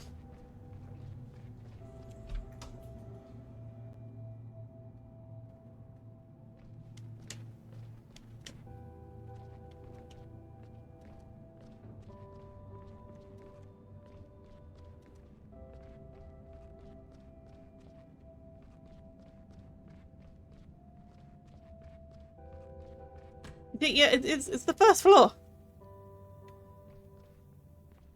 The other floor's the ground floor. We're doing the British way. Door's locked. Looks like Mr. Hydrick isn't in.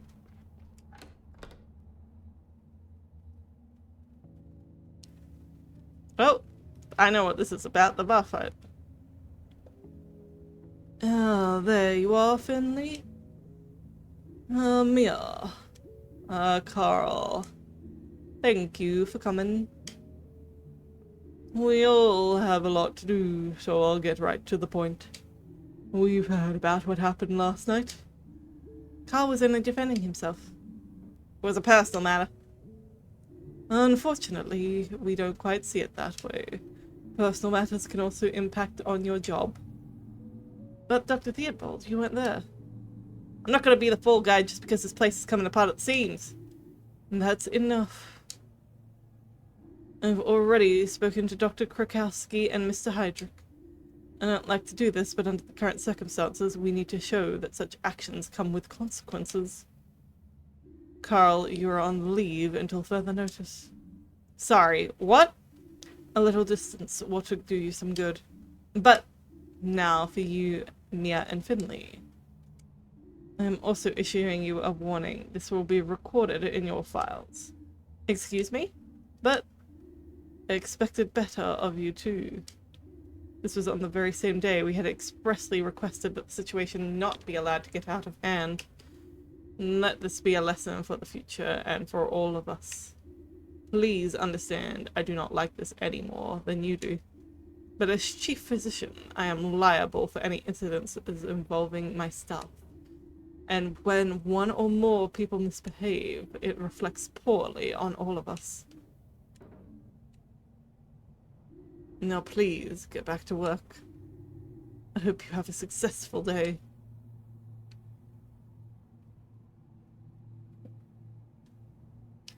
unfair to punish Finley and Mia for just being there. Dr. Theobald, please, Finley. I don't like doing this. You have to believe me. Please, get back to work now. You have to do without Carl for a while. All the more important that you do your own job properly. This will all blow over, I promise. I don't believe you. I don't believe you. This is so unfair.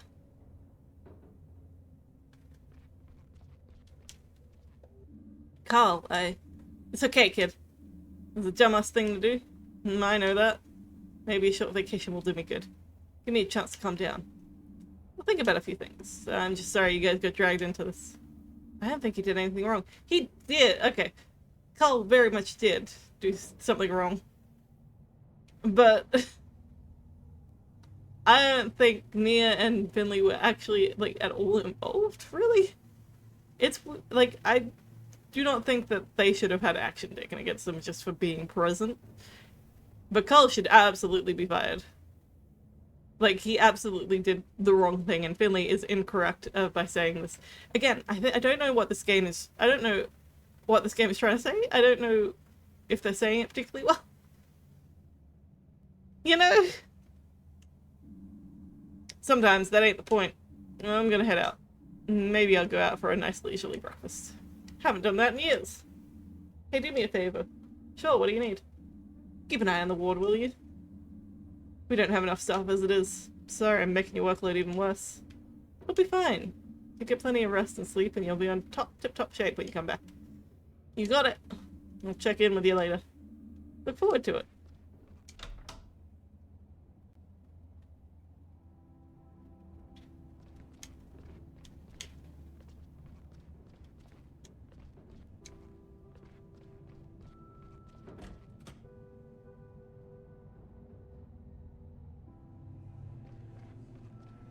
Oh, hello? Isn't Dr. Krakowski here? She sure is. She pretty much always is here. She's in the break room. Dr. Krakowski is keeping her head down more than usual right now. Must have had a lot on her mind. Think you'll go and see her and then start my shift. Yeah, you do that. Where have you been anyway? I've been rushed off my feet all morning. I got called into Dr. Theobald's office. Looks like we'll have to do without Carl for a while. We'll have to do what now? He's being fired? No, but he's not going to be in for a few days. Oh, well, that's just great. Exactly what I needed right now. Guess I'd better stop wasting time chatting with you then. Back to work I go. Okay, see you later.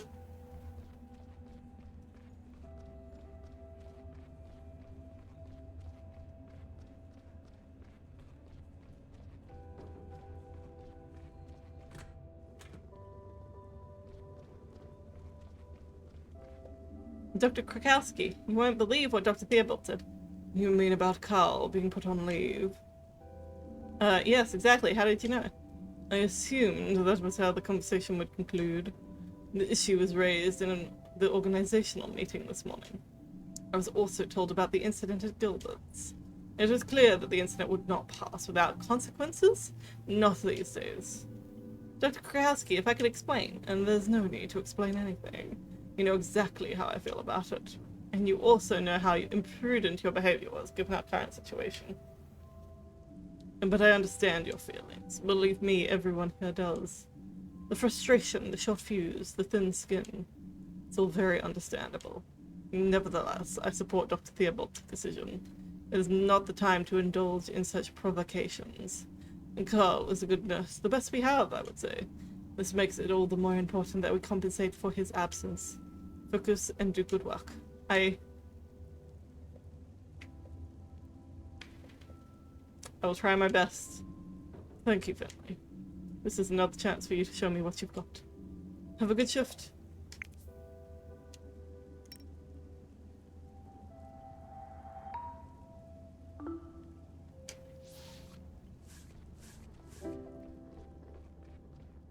Cool. We got a new guy. EMP 31. Hey, Mia. How you feeling? Not great. I've got a stomachache. And I'm nervous. Maybe I should have intervened yesterday. It should have said something. You were way more sensible than us. You didn't do anything wrong. I'm gonna really put everything into this. We'll get through it together. Sure.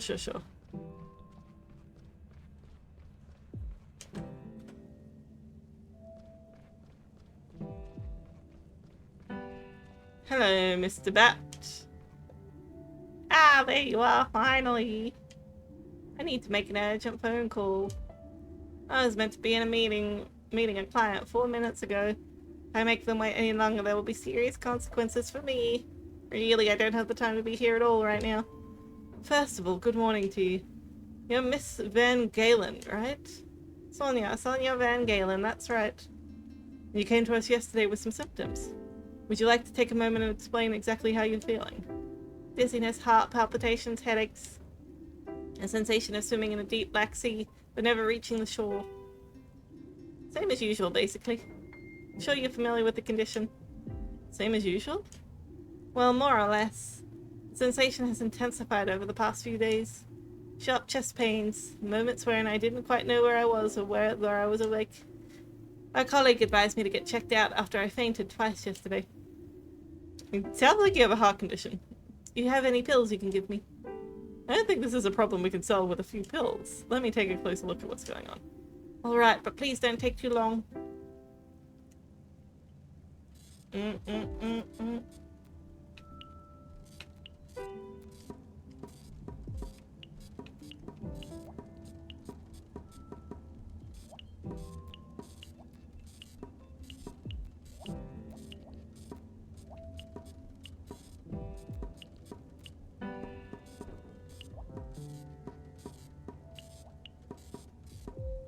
That was so bad.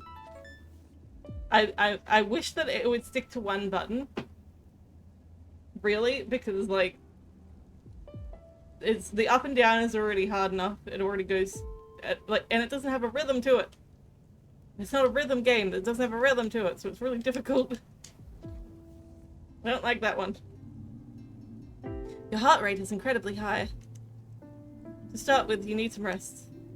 Alright, I guess I could take an hour lunch for a change. Can you give me the pills right now, or do I need to go to the pharmacy? You should stay here today for observations. Sorry, I'm a little distracted right now. What did you just say? You need to stay here for the time being. We're going to give you some medication and monitor you from now. Please take the medication 3 times a day at meal times. At least today at noon, tonight, and to be on the safe side tomorrow morning. That could be tricky. I don't eat in the morning. But you should make an exception tomorrow. Alright. So what was that? Twice a day, right? 3 times. I'm sorry, I don't know what's wrong with me. I never used to struggle with numbers, but right now I can't remember my phone number. But I'll set a reminder on my phone for the pills. There's no need for that. We'll do it for you. But you need to avoid stress, okay? Try and switch off. Don't make any phone calls, and do not work. I'll try.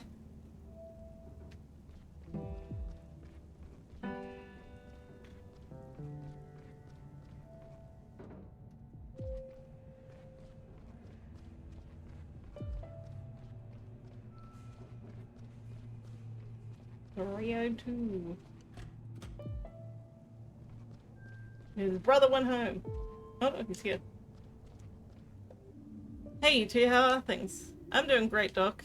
Can't wait to get out of here. Yeah. But I'm not leaving without Ollie. I get that, Rudy. Just keep a little distant, okay? Ollie still needs to rest. Sure thing, Doc. How you doing, Ollie? Not bad. Even managed to sleep for a few hours last night. Can I leave today? I want to go home with my brother. Slow down, Ollie. Let me check your readings first, okay? Yeah, okay.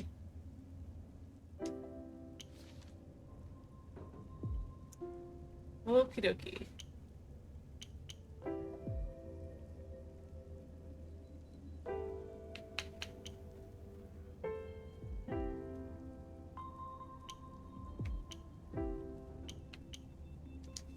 That will work.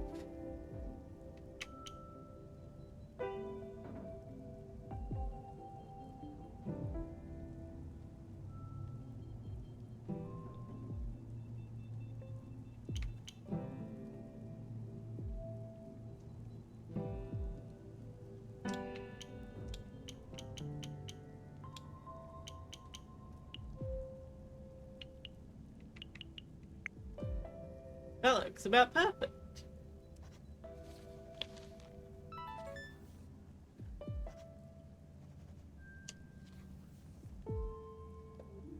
So, what do you think, Doc? Is Ollie healthy again? Not quite. Oh. But we got your bacteria under control now. You should be feeling better again soon. Whew. Really? Yes! Olinator! Coming back to the second round, to beat the Shingella on points. Yes, good work, Ollie. Rudy, you better get home now. Give your brother another day of rest. Should thing, no problem at all. Did you hear that, Ollie? Soon we can go out and have fun again. Yeah. I need to finish my round. See you later, you two. You betcha, Doctor. Sure, Doc. I'm gonna stay here for a little while. Of course, take your time.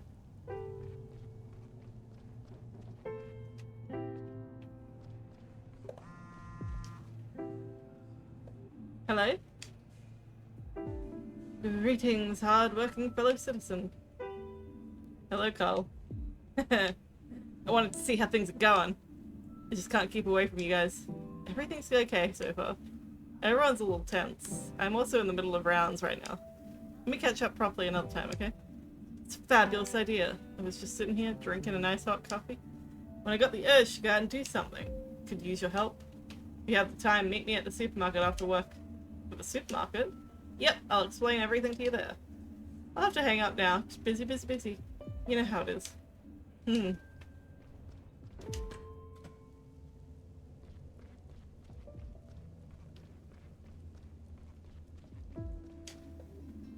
Hello, Emma. How? Going to snow soon. Just in time for the Hibernation Festival.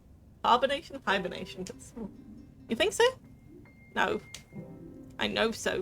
I can feel it in my bones.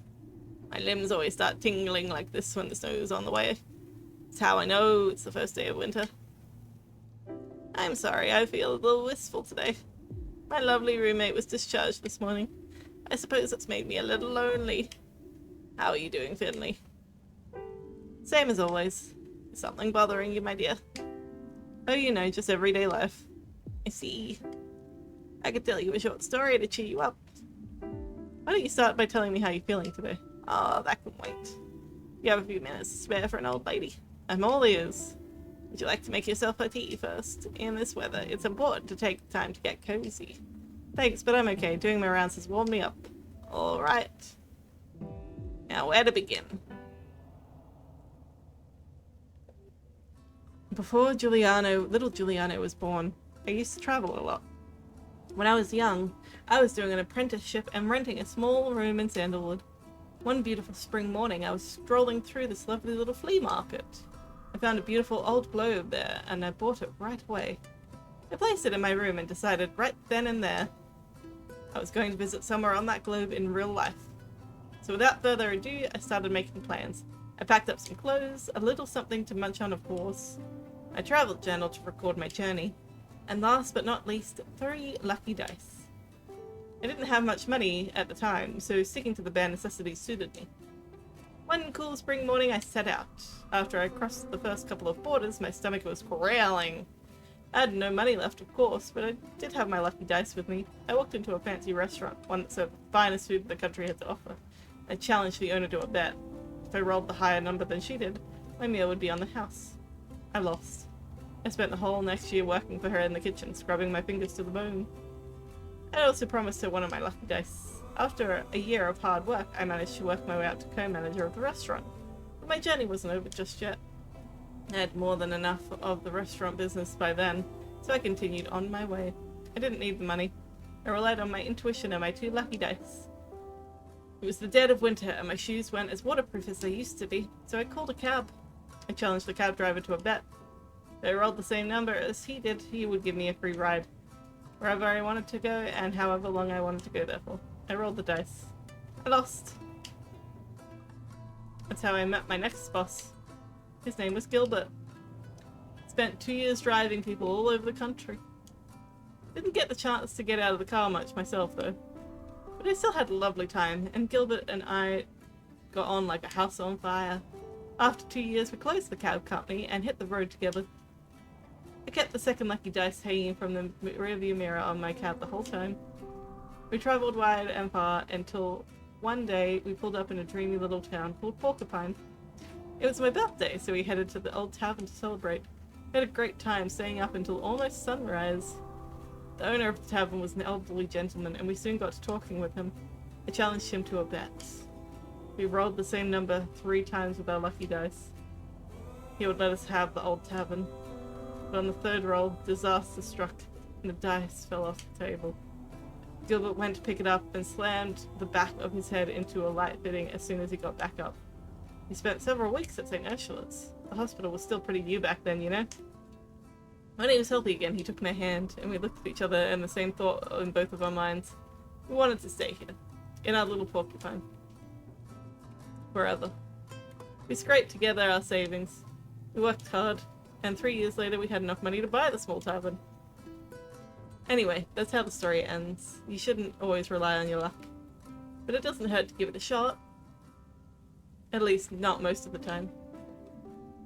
You've seen so much of the world, Irma. I did my best. As it turns out, my favorite place wasn't all that far away. How about you? What about me? Where's your favorite place? I don't know yet. That's alright. You'll figure it out eventually. But you still got work to do unless I'm much mistaken. Sorry? Yes, actually.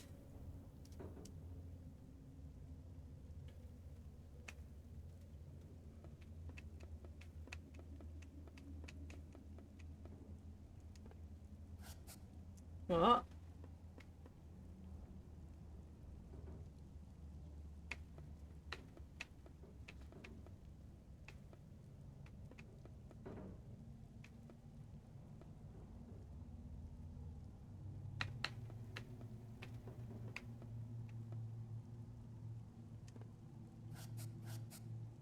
Oh, okay.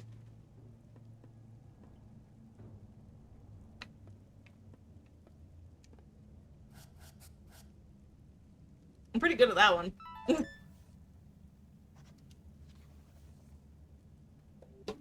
The fever's gone down a little bit, but some of the symptoms are more severe than they were a few days ago.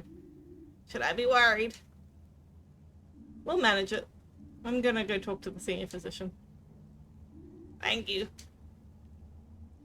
I guess I'm gonna be missing the Hibernation Festival this year. I'm sorry, Emma. I was hoping we'd have you back on your feet by then, but this information's proving stubborn. That's okay. That's okay. There's been plenty of Hibernation Festivals in my life. One more or less won't make a difference. You'll be going through, I hope. Yes, I have night shift tomorrow. I'll check out the festival beforehand. That's good. Is it your first Hibernation Festival? Yup. Wow. I hope you can enjoy it to its fullest. Maybe I be so bold as to ask. May I be so bold as to ask a favor of you? Of course. My son, Giuliano, he's always so busy on the day of the festival. I was wondering if you could bring me a hazelnut candle. Porcupine's Hibernation Festival is the only place you can get them. You've been making an old lady very happy. If I find one, I'll be sure to pick it up for you. I promise. Thank you very much. I'm tired, and you must have a lot to do. Have fun tomorrow, Finley. I'll see you afterwards. Get some rest, Irma.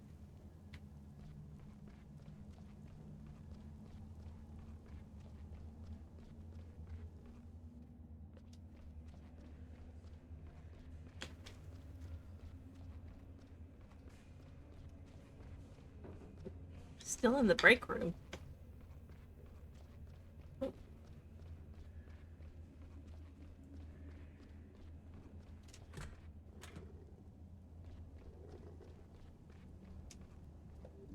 How did it go today?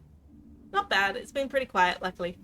It could be because of the Hibernation Festival. How do you mean? The Hibernation Festival is tomorrow. You know that, right? And what does that have to do with the wood? I can't explain it exactly, but the Hibernation Festival is important to the people of Porcupine. It reassures them, gives them strength. Some see it as the most important day of the year. And over here, you can see it in the condition of our patients. At this time of year, they seem somehow less sick. Wow, it must be a really important festival. I've already heard so much about it from everyone. You're on night shift tomorrow. Go and check it out. You might like it. I'll stop by before work. Are you going to? No, I'm afraid I don't have time. Also, I don't want to.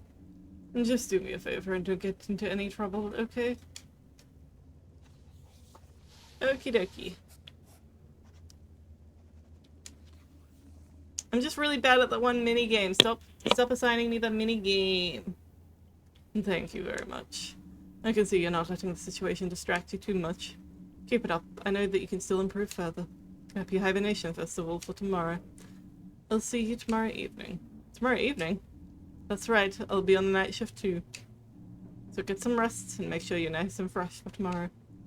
Is there anything else you need today? Can you check in on Emma? You mean Mrs. DeCalma? I'm keeping an eye on her readings, and I'm going to check in on her again later. Have a good evening, and do try to avoid any major accidents. I'm sure you'll find plenty of opportunity between now and tomorrow night.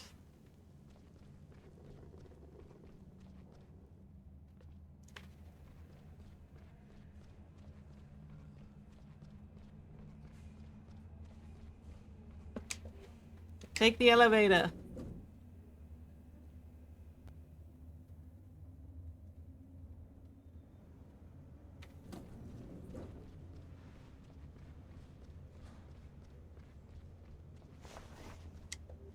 Rudy, what are you doing down here? I'm waiting for my ride, but I wanted to get a snack for Ollie before I go. Said he wanted something chocolatey, but the candy in the vending machine looks really gross. Tell me about it. There's a good chance it will eat your money without giving you any food too. Really? What a ripoff. Where can I get something sweet now? Check out the second floor. That's where the executive floor is. They have their very own snack vending machine there, with only the sweetest, most chocolatey delights. Well, really? I gotta see that. Thanks for the tip, Doc. Hopefully I did not screw this kid up. Oh, he just disintegrated. Have a great evening. You two staying much longer today? For a little while, yeah. Well, I hope you can wrap up soon. See you at the Hibernation Festival tomorrow. I couldn't imagine anything more beautiful. Truly, it would be a dream come true. But looking at this new shift rota, I guess you'll have to manage without me. Too bad, I hope you have a good day anyway. You too, kiddo.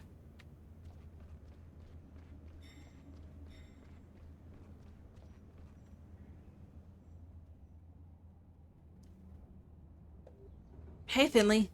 Rough day, huh? You can say that again. Do you feel like coming over and cooking with me tonight?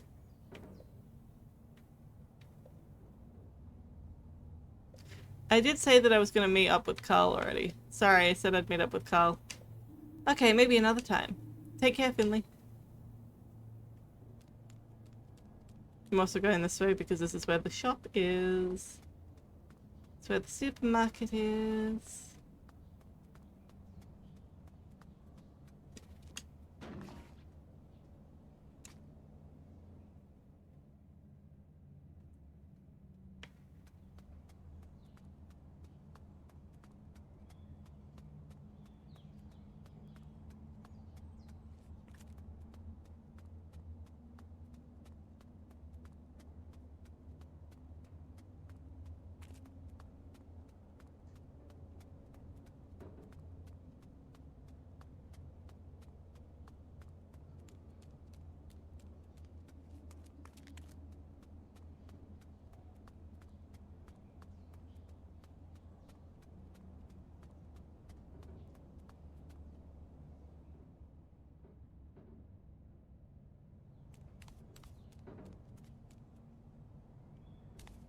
That looks like bird poop, Finley. What have you done?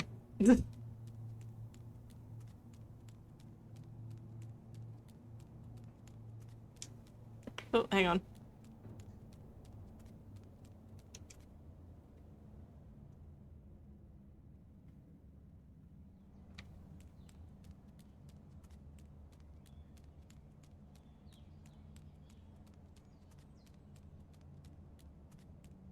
Maggie! There you are again. I had another idea for my comic. Wanna hear? Sure. Okay, cool. So, here we go. The story is set on the distant planet of Magatopia. Our brave heroine, Magatha, is about to wake up in her bed. It's a beautiful summer morning. It smells like grass, raspberries, and warm air. She hears a noise and opens her window and curtains. Suddenly, her breath catches in her throat. And? What comes next again? Shoot, I should have written it down. But I already had to take so many notes at school. It's no fun. No problem. I think I know what comes next. Really? What's next? Alright, here goes. She opens her window curtains, and she spotted...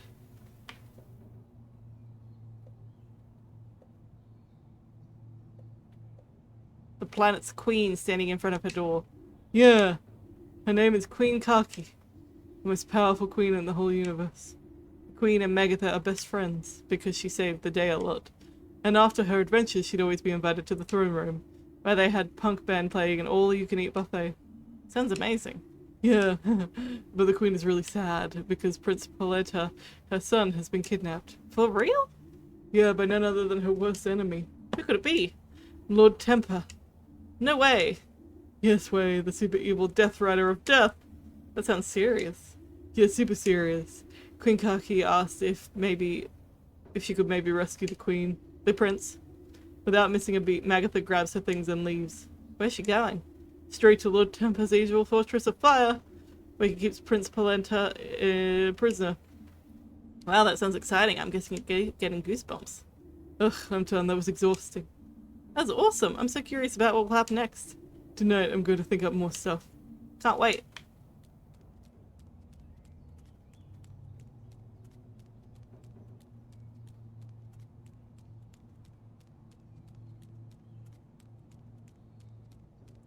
Magatha.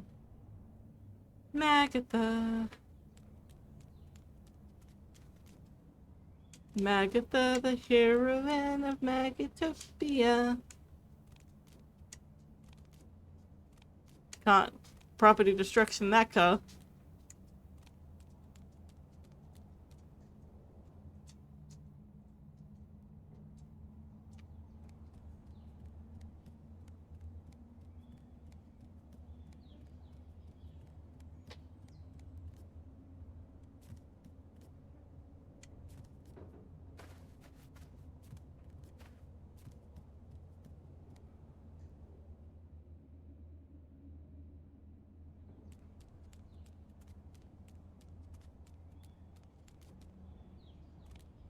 Oh my gosh. Carl, I didn't recognize you at first. What's with the hat? Shh, not so loud. I'm incognito. Okay, why? The supermarket's new stock comes in tomorrow morning. So, what does that mean? You're just in time. Oh, Carl, I didn't realize things were that bad. I can't lend you money. I can lend you money, you know. Save it for charity. There's so much stuff in this dumpster that's just thrown away. Is that legal? Yes. I see. Don't be so squeamish. You wanted to help, didn't you? Yeah, but I'm not getting into the dumpster. This is my only good jacket. Don't worry, you don't have to get your hands dirty. I just need you to distract people while I dig out the good stuff. And seeing you mention the hat, I brought one for you, too. We're a team, after all. Oh, really?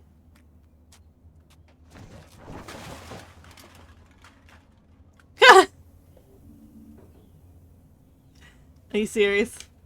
What? It looks awesome. Besides, you need to draw the attention away from me. And how do I do that? How should I know? You're full of hidden talents, aren't you? Just jump around in front of people. That should do the trick. Oh, man. Dumpster diving. We all know you're a natural entertainer. Distract people from what Carl's up to by dancing in front of them. Each person will show you what dance they want to see. Press and hold the button for the right dance to make the person happy. Some people will want to see more than one dance. If you're too slow, the person you're dancing for will get angry. Don't let this happen too often.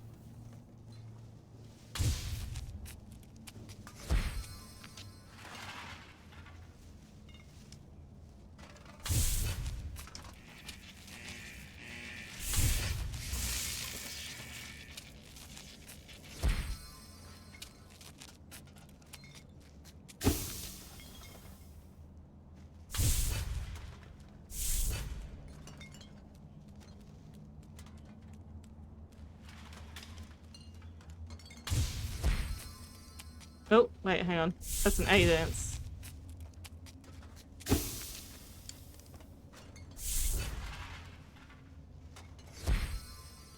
Why? A. X. These aren't real dances.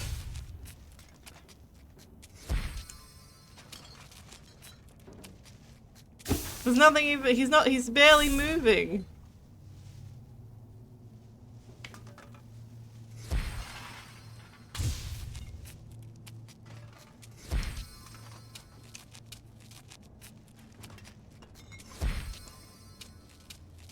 Oh, this is an A.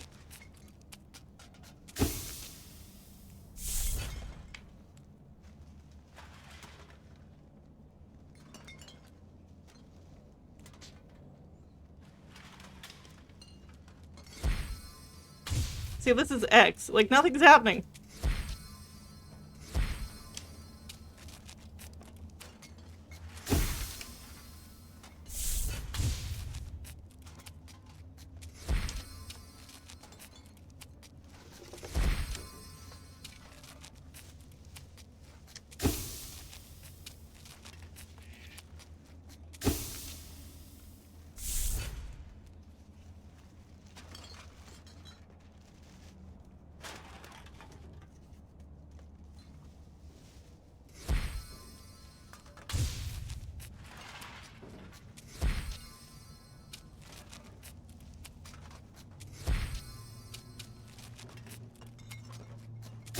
Why is like the only one that's kind of a dance?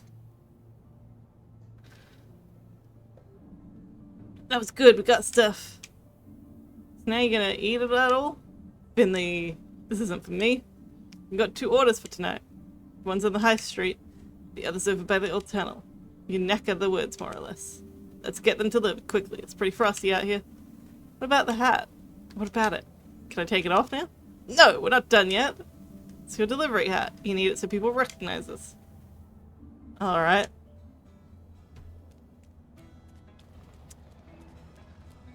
Steal from the rich. Give to the poor. There's something here about the Hibernation Festival. Tomorrow is the annual Hibernation Festival. This is one of the whole community's favorite nights of the year. Adele von Witterstein, Porcupine's oldest citizen, will open the festival for the 9th time. Once again, the colorful culinary stew contest will be one of the highlights of the evening. In keeping with tradition, extra hot water will be fed into the pipes of the town fountain for this purpose. This water carries Porcupine's history with it, and adds a special flavor to the stews. That sounds gross. I'm not sure about that. Oh no, there's something here about Gilbert's too. Last night, a brawl broke out at Porcupine's local bar. Minor injuries were treated at the scene, and the noise awoke several local residents. How embarrassing. At least there's no photo. That would really be the icing on the cake.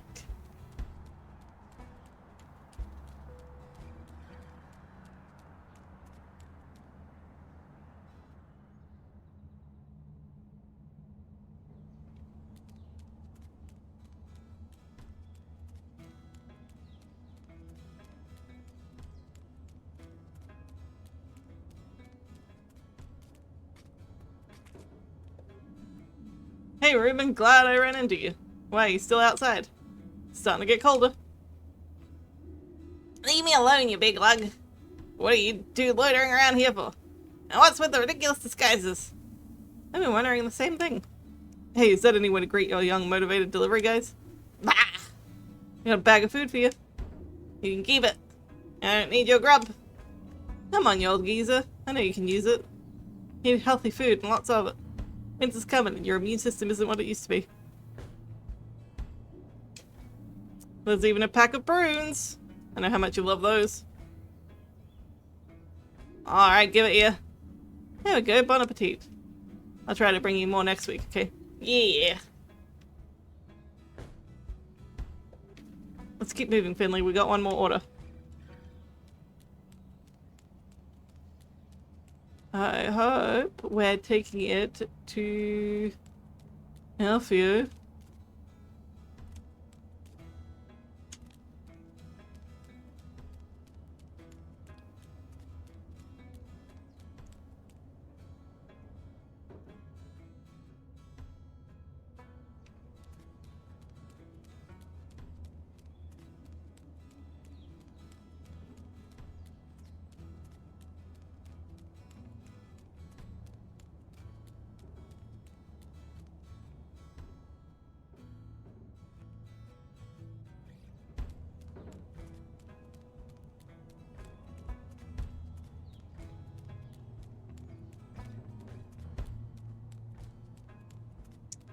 Um...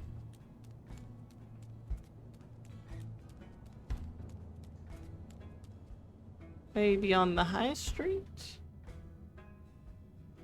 I wish that car would direct me a little bit. I have no idea where I'm supposed to go. And he's not really giving- oh, hello.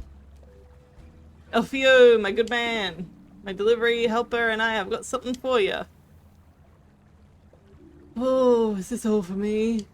Sure, if you don't like something, just give it to someone else. You're really a good guy, man. So much great stuff. I'll be feasting tonight. Thanks so much for all this. But remember that you need to go back to the hospital, okay? Oh, ain't nothing wrong with me. I'm fit as a fiddle. Now about your leg, Alfio. Please promise me that you'll get yourself checked up.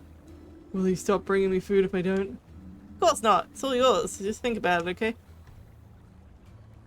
Okay. Alright, buddy. You take care of yourself, okay? Finley?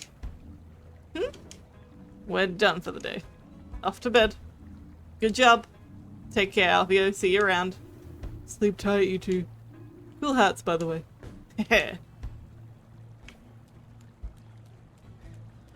Alrighty. I'm so glad that we gave that to Alfio. That makes me a little bit happy.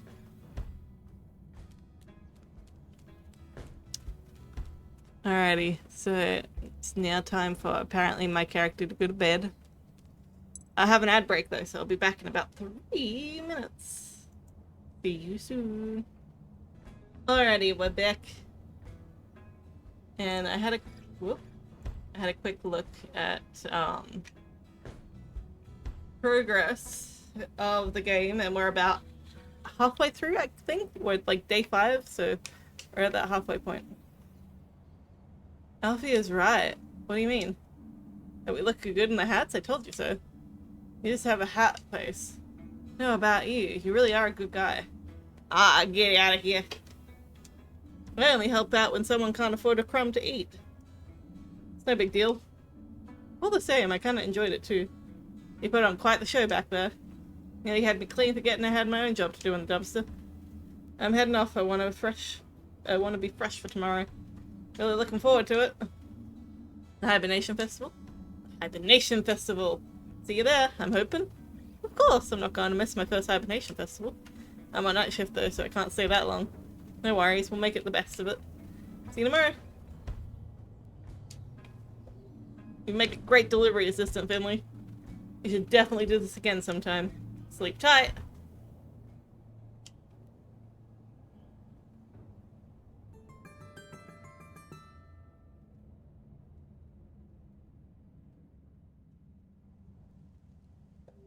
Wow, I haven't slept like that well in ages. Guess my body needed it.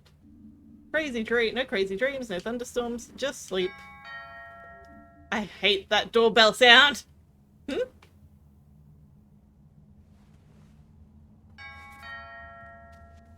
Who could that be ringing my doorbell?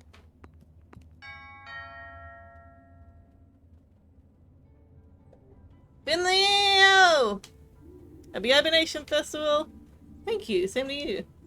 Man, I'm already super excited, and I'm way behind on my preparations too. Things have been really intense this year. What did you have to do? What do you think? I'm responsible for all the exquisite decorations, of course. You'll love it, they're so beautiful. It's just in the neighborhood, so I thought I'd pick you up. Something else I want to show you. And we can head to town square together. Sounds good? Yes! Can't wait! Well, good morning, my friend. Good mood? The best. Thanks to you guys, I have a nice full belly. And I'm thankful for this day. Are you gonna go to the Hibernation Festival later? I don't think so, thank you. Not in the mood? Mood's got nothing to do with it. I just don't like good crowds. Okay. Well, no pressure. I just look forward to seeing you if you change your mind. Well, maybe I'll sleep on it again.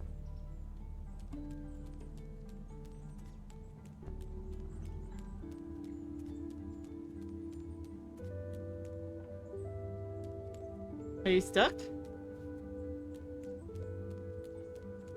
That was weird.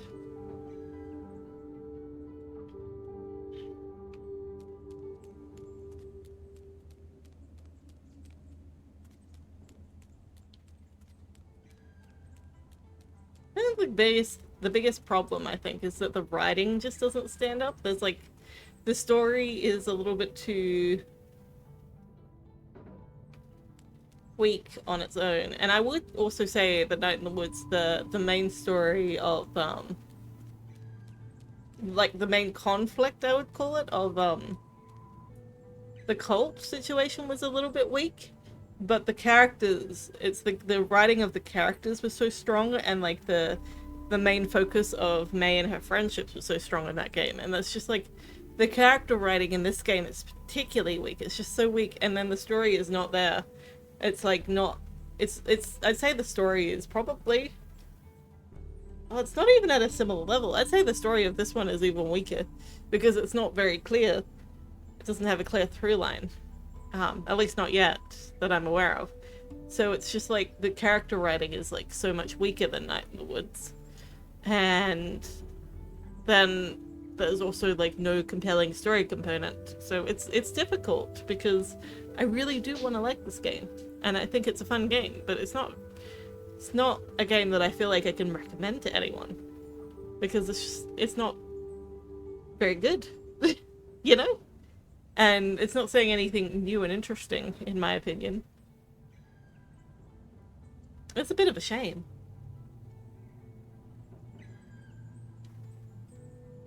Hey look, it's Kid Doctor. Good thing you took off that hideous hat. It looked ridiculous. Okay. See, like, they're not saying anything useful or meaningful. There are even special postcards for Hibernation Festival.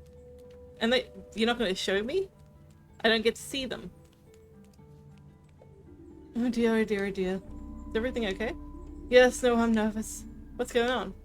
Chloe's competing in the shoe contest today. That's a good thing, right? I'll keep my fingers crossed for her. Yes, yes, a good thing. Cross your fingers, take the paper off the roll. Check the caps on the pens, lift the register, turn off the lights. I think I thought of everything. Is everything okay? Yes, yes, I think so. Today's an important day for Chloe. She's gonna be defending her title in the shoe contest. Everything needs to be perfect. I'm looking forward to tasting her recipe. See you there?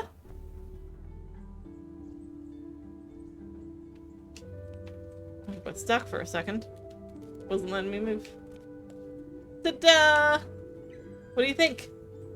I made this just for today. Oh wow, you really didn't clean up that paint I spilled. Of course I didn't. Look how beautiful it is. What do you think of your masterpiece? My masterpiece? You're the one who painted it. Yes, but your contribution was essential to the whole. That makes it a collaborative work of art. You could even call it performance art. Does that mean I get a share in the proceeds? We'll negotiate the details another time. I mean, it's not like I can just sell this artwork to a collector. Because you're emotionally attached to it? Because the store is physically attached to it. Oh. Right. Anyway, that's what I wanted to show you. While you're here, why don't you come into my store with me for a minute? Got another surprise for you inside. Is it a new plant?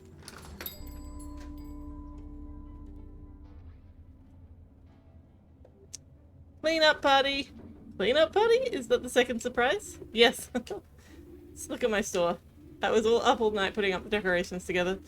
And I was thinking, since you're such a nice person, maybe you could help me tidy everything up. That way we'll get to the Hibernation Festival in no time. Alright. Yay! Your job, my super kind friend, is going to be to clean the floor. Let's go!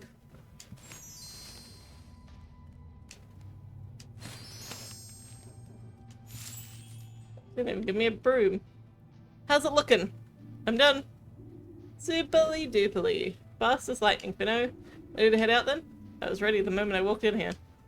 Yay, to the town square, to the Hibernation Festival. Such an unnecessary detour. Like, we didn't need to go there.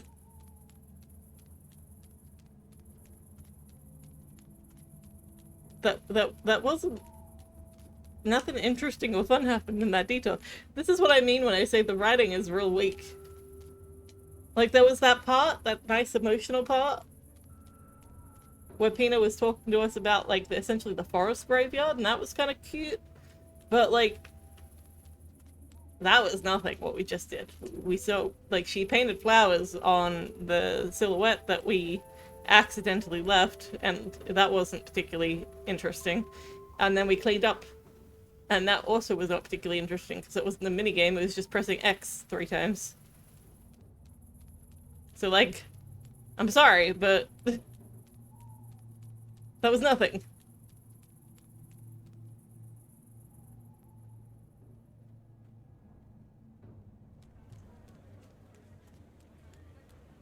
Hey. Hiya. Warmth and comfort to you. Is that what they say? Not yet, but I'm trying to make it a thing. It's a new greeting for the Hibernation Festival. Pretty festive, right? Wow, that nougat punch smells so good. I think I'll have a mug of it. Maybe even 2. Let me celebrating too, Squirt. Yeah, can't you see we're celebrating here? That's right, celebrating.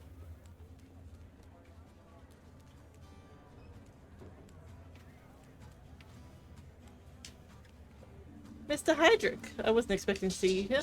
But of course, I never miss a Hibernation Festival. It's a time when the whole community comes together, and the economy is stimulated. A fantastic day. There's also the small matter of my participation in the stew contest, of course. You like to cook? Cooking relaxes, cooking satisfies, cooking has a purpose, meaning, which is to say, that's great. I'll be cheering for you, but too. Of course, even though Mia's my favorite. Naturally, team loyalty is essential. And in the end, it's the stew that wins, not the support.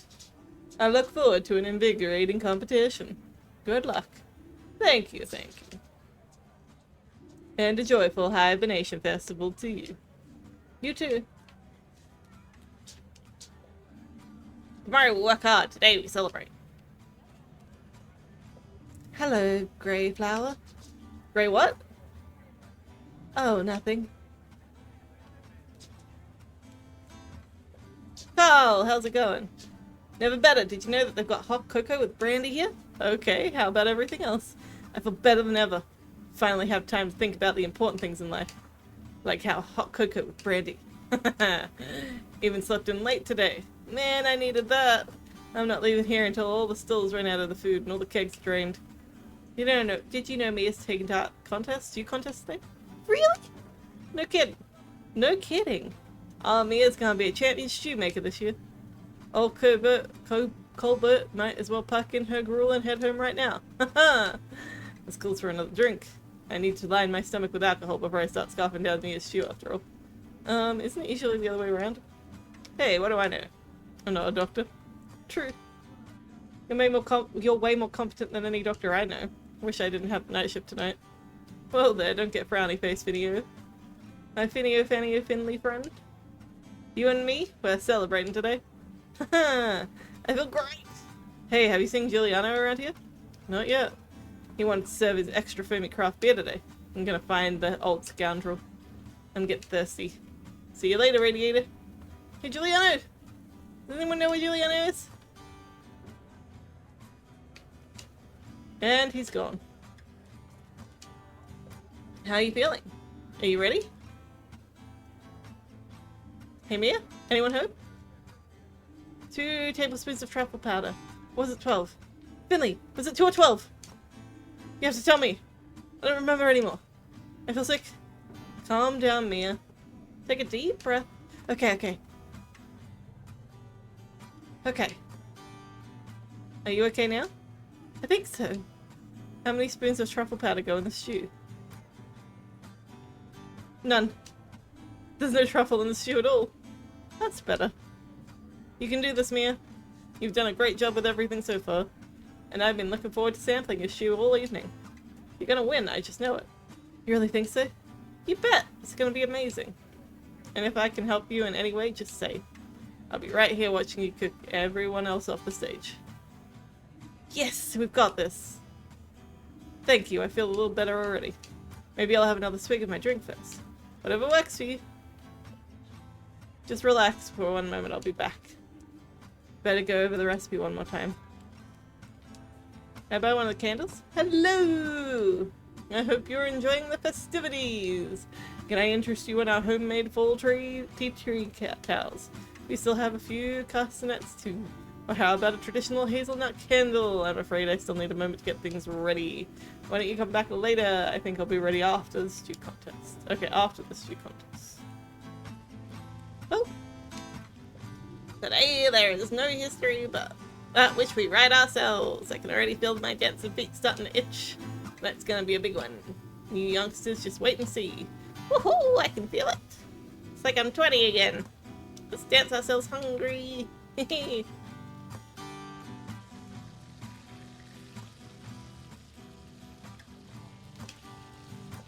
Sergey, I didn't know you had a stall here too. Well, of course I do. I can't deprive the town of my street food.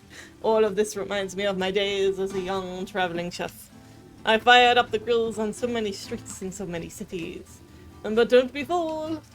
This is just the warm-up. Today I too find myself in the orchestral pit of flavors, allowing myself to be enhanced by the bubbling pot of the hot pots.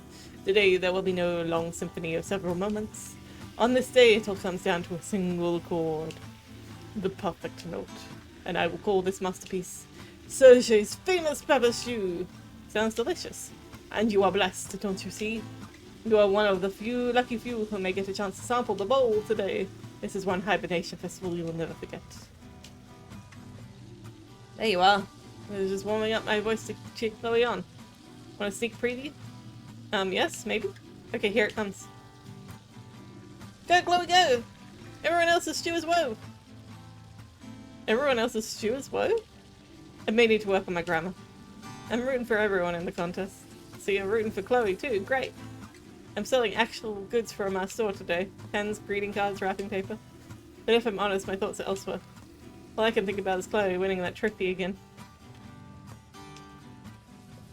Hey, Doc. Fancy bumping into you here, huh? Good to see you. How are you? Lungs doing well? Couldn't be better. I got this cool spray thing now. I just keep it in my pocket all the time. And when I'm out of breath, I just take a quick breath from it. It's awesome. Yay! Awesome inhalers. I'm so glad to hear that. But lay off the cigarettes, okay? I know it's hard on special occasions, but your lungs will thank you. Sure thing, Doc. I really don't want to end up back at hospital. Is the internet working better now, at least? Pretty not.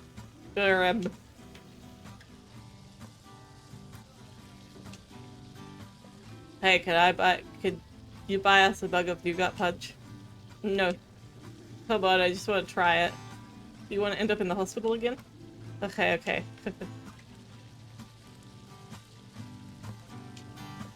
Well, look who it is. You got the day off too then? Not quite, sadly, night shift. Okay, well, it's still cool that you stopped by. I hope the decision doesn't come back to haunt me tomorrow. Guess that'll depend on what else you've got planned today. How are things going in the surgery? Oh, you know, same old, same old. Old Linwood spends all day acting like a big shot, without even ever actually lifting a finger to help. Benny and Renee are running the whole place. Who's on shift for you today? I think Dr. Linwood and Benjamin are there. Maybe you'll have time to drop by later. If you do so, say hi to Benny from me. For now, I'm going to treat myself to a tall mug of nougat punch. It's great to be able to take a breather for once. Enjoy your evening. And have a good hibernation festival. You too, safe journey to St. Ursula's later.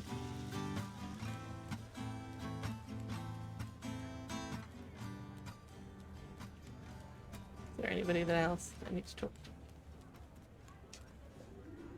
Did you know that today is Hibernation Festival? Isn't that great? I really want to make a hazelnut candle today. A really big one. Have you ever made a hazelnut candle before? I have not. Can I speak to you? No, I cannot. Okay.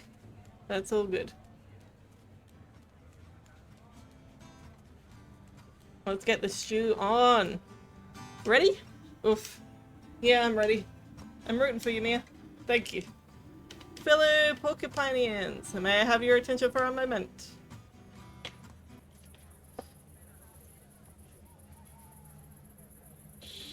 A happy Hibernation Festival to you all.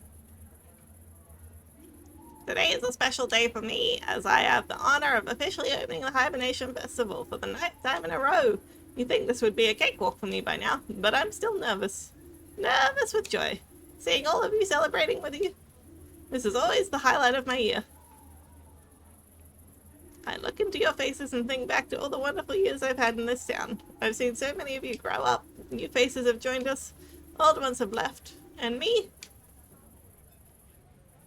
I'm still here. I'm still standing after all this time. For that I am truly grateful. I don't want to ramble too long. After all, we're all here for a party, right? I just have one more thing to ask of you. As you enjoy your delicious drinks today, and treat yourself to a heartwarming hearty bowl of hot stew, or gossip, and laugh with your loved ones. Spare a thought for those who cannot be with us today, those who have passed away over the course of the last year, and also for those at work right now or simply somewhere else. And think of them. When you see them again, tell them how much fun you had today. Make them turn green with envy. Alright, let's get on with it. I, Adele von Wittenstein, and feel the hairs on the back of my neck standing up in anticipation, as I hereby declare this year's Hibernation Festival open! Ta-da! Here's to all of you! Cheers, you old biddy. Cheers! Here's to us. Turn on the water!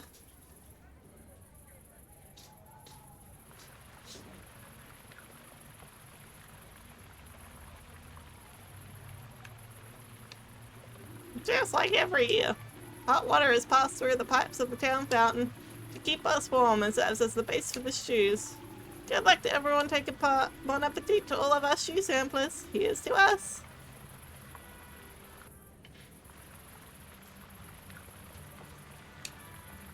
Look at our Mia.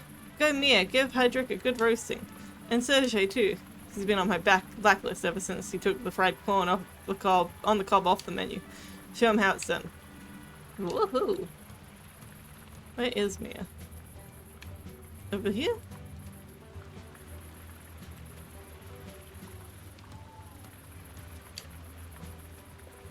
Good news, the hazelnut candles are firming up. They should be fresh and ready to go right after the contest, if not before.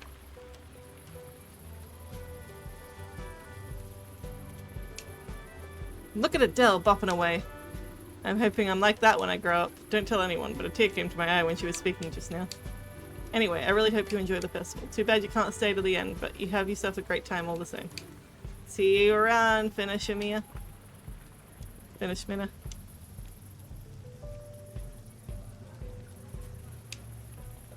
We are hungry, we are hungry, hungry, hungry, we're so hungry. Hungry, hungry, and thirsty too.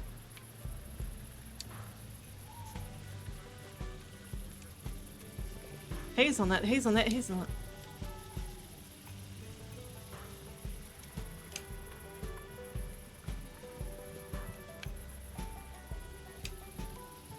You're doing great, Mia. Can I taste it? Finley! What's wrong? Finley! Yes? The pickleweed! What's a pickleweed? A secret ingredient. The spice that makes my tomato stew special, and I forgot to get it. I don't have any Finley. What am I gonna do? I can't leave my stew, everything's already simmering. And time's running out too. Don't worry, I'll get some for you. Where do you get it? Something like that. The grocery store, but that's closed hours ago. Any other ideas? Yes, you see Roman Hydrick over there on the front? Yes. Pickleweed is one of its main ingredients. I don't know why, it just makes this stew terribly bitter. But knowing him, I'm sure he won't give any of it away. I'll ask him. You just keep doing what you're doing. For a few more minutes, dear contestants. That's time to drop your spoons. Oh no, did you hear that? Don't worry, I'll be back. Really? Oh, thank you. Mr. Hydrick, may I disturb you a moment? No, I'm always happy to listen to my team's concerns. But I still need a moment or two for my stew. And as you've heard, the time is of the essence. I need some of your pickleweed. What? From my ingredients? Yes, could you spare some? You'd be doing me a huge favor. No, you'd be doing me a huge favor. No, sorry, out of the question. You're a very likable young man, and I would like to help you. Truly, I would. But my ingredients have been measured precisely according to my recipe, and if I change the slightest thing, it will affect the taste. I am sorry. Okay, thanks anyway. Don't mention it. He said no. Mr. Hydrick can't spare any of his ingredients. I'm sorry. That's alright, my fault for forgetting after all. Thanks for trying anyway. Could I not steal it?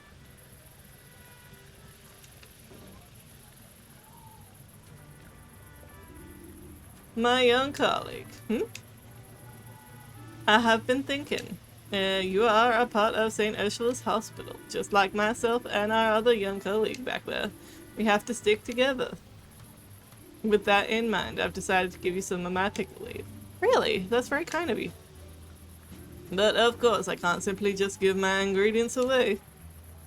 So I would also like to ask a favor of you. Okay, what do you need? I would like a bottle of caraway liquid from the wine stand. Oh, okay, no problem. So I'll just head over there and buy you one. Unfortunately, it's not that simple. This caraway liquor is a very special. The owner has produced only one bottle of it. Oh, I'm guessing it's insanely expensive then. Expensive? Not at all. In fact, the wine seller is looking to give it away. Oh? Yes, it's a prize of sorts of the first person to say the secret phrase to her. A secret phrase? Exactly. It's sort of like a password. The solution to a riddle. Do you have any idea what it's about? No, but talk to the person at the wine stand. I'm sure you'll find some answer there. Okay, I'll get you the bottle. Excellent. Even though it would have been nicer if you'd helped us for free.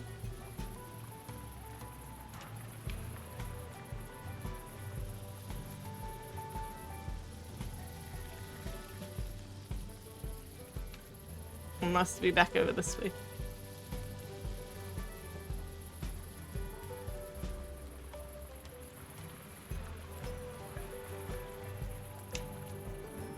I'm interested in winning the bottle of caraway liquor. Oh, really? Then tell me. The red trees have left the forest. I'm sorry? Oh, you don't know the answer? Apparently not, no. Oh, okay. There are a few other people here who are also playing the game. Maybe one of them can give you the answer. How do I find out who knows the answer? It's part of the puzzle. But I'm going to give you a little something to help you get started. Now pay attention. And the blue shell glitters prettiest and prettily in the morning sun. That's it. That's it. Take a look around, talk to people. Bye, and good luck. Thanks. Oh, heck.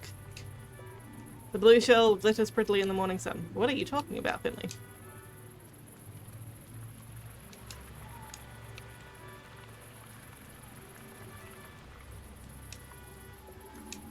The blue shell. Ah, I know the answer to that. Hold on. They hide where the yellow sun grows too hot. No idea what that's supposed to mean though. It's a yellow sun.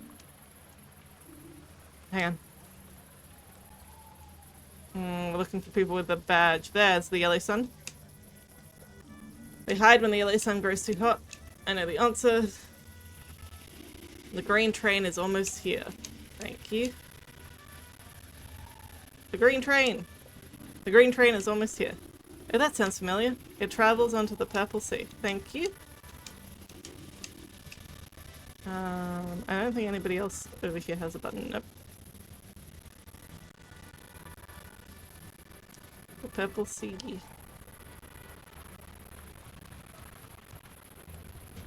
Are you the purple sea? It travels onto the purple sea. The answer to that is... the red trees have left the forest. I hope that helps you. It does, thank you, Susie. Ah, you've returned. So do you have the answer? Hold on a second. Are you playing the game too? Why, of course, there's no rules against it after all. So do you have the answer? Yes. The red trees have left the forest. Now they grow on the golden beach. Incredible! That's the right answer. You've won. And in record time too. Really? Yay! Congratulations. Here's your prize, a bottle of caraway liquor. Thank you very much. Get a dash. Have a good evening. You too, my fine friend. Don't drop the bottle. Is that a risk? Is that a real risk? Mr. Hydrick, I have the liquor. Very good, my young colleague. You can always rely on saying the team saying Ursula's. Can I have the pickleweed now? Of course, you've held up your end of the bargain, so shall I. Here is your prize, a bundle of the finest pickleweed. Thank you. Sorry, I've got to run now.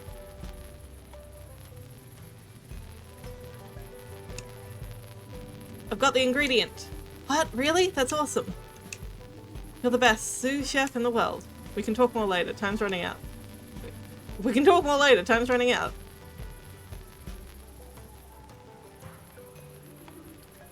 So, my lovelies, your time is up. The cooking period is now officially over. You gotta go do food shopping. All good, JD. Oh my gosh, my ability to talk. All good, JD. Thank you. I will have a great rest of the stream. I'm probably gonna play out the rest of this day and then be done for the stream. So I appreciate you coming in and hanging out and saying hello. I hope that you have a good rest of your day. And hopefully I am awake when you start streaming later tonight. Later today for you, but later tonight for me. The cooking period is officially over. Set your wooden spoons to one side and prepare for the tasting. Dig in, folks. Official announcers get first dibs. Ah.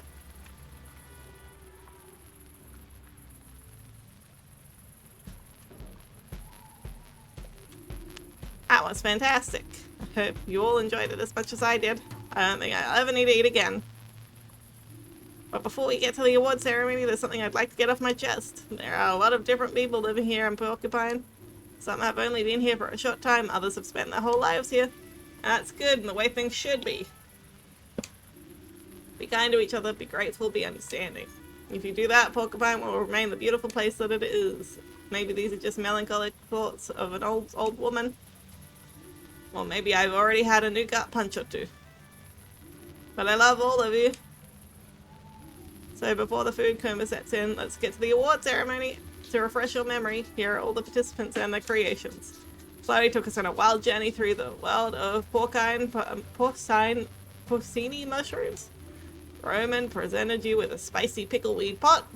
Isaac whipped up some handmade alphabet soup, and for our bookworms, wonderful handwriting, by the way. Our lovely Mia, our first-time contestant today, gave us a tomato stew that I'm sure has bowled more than a few of you over. Our last candidate is someone we only normally see when they're sick. Sergey, head chef of the cafeteria in St. Ursula's. His entry this year was a fiery hot pepper stew. Okay, that's everyone. Now hold on to your spoons, it's about to get serious. Winner of this year's Porcupine Stew contest is... Mia with a fruity spicy tomato stew.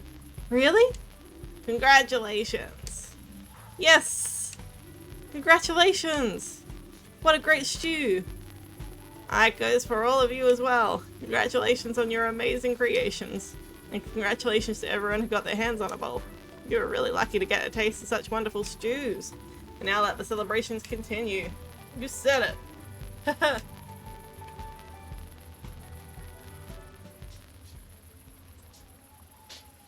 Can I get a candle now?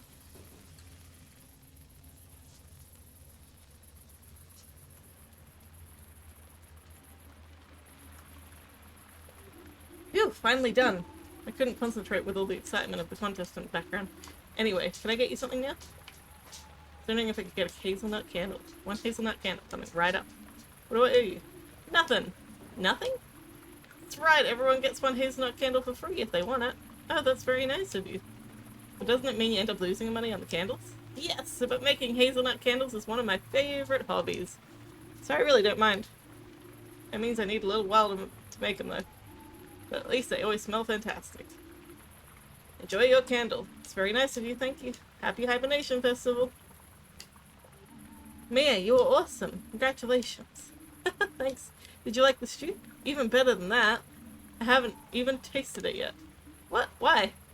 Because the whole pot was got gobbled up straight away. I didn't stand a chance. Oh, I'm sorry. Hey, it's no big deal. I could see how delicious it was even from the looks of everyone's eyes. Celebrate, Mia. You've earned it. Thanks. I feel a little awkward, actually.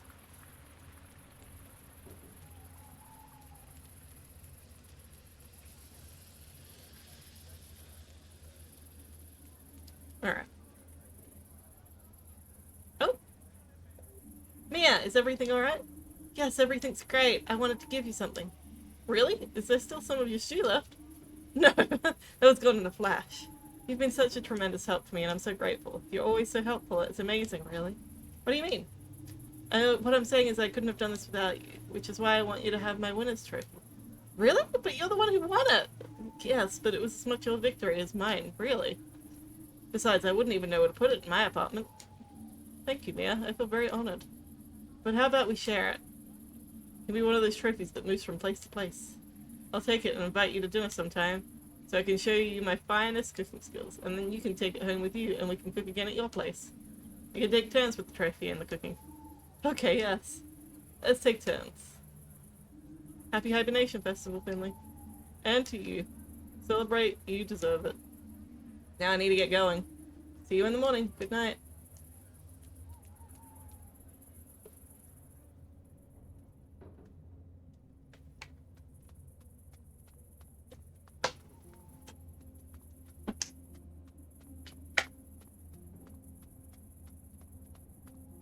Oh, it is snowing.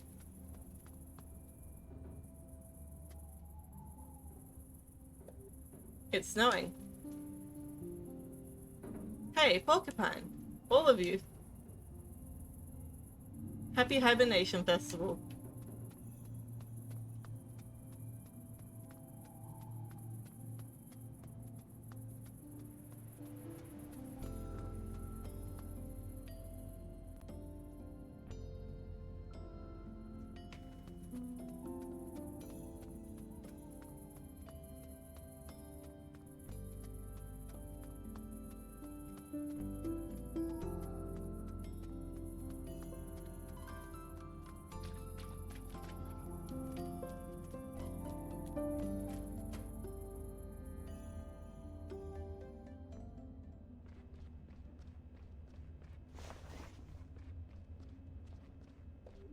Not in the mood for Hibernation Festival? Sure I am. But someone has to keep this place running. I'll be down in a minute though. Then we'll get the real party started. All that nonsense beforehand with the stews and everything, I can't stand it anyway. Boring. I heard you can win a bottle of the caraway liquor at the wine stand though. I'm gonna get my hands on that. I heard it's delicious. And there's only one bottle of it. I'm afraid I got some bad news. What? Has someone already claimed the bottle? Well... Roman Hydra has the bottle. Ah, greaseball. How dare he? The world just isn't a fair place. He won't even appreciate a drink of that quality. When I get my hands on him... Now off to your shift. Dr. Krokowski is waiting. You're on the night shift together tonight.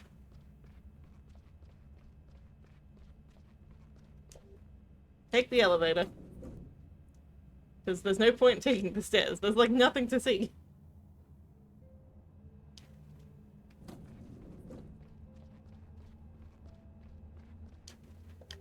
Good evening, Finley. Happy Hibernation Festival, Dr. Krokowski. Yes, I hope you had a good time. Yes, it's just the two of us today. Holidays are all well and good, but someone has to keep the lights on here. That's true, so how are things looking? As they should. People actually always feel a little better on days like this. Some are homesick, others are just happy to have some peace and quiet. Still, from a psychological point of view, the Hibernation Festival actually seems to help them. It will take care of our dear Irma today. Please handle your duties, and you'll find me in the break room when you're done. Alright, see you soon. Oh, someone's messaged me.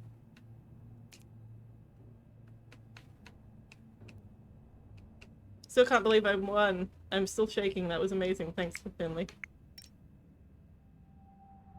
It's cute.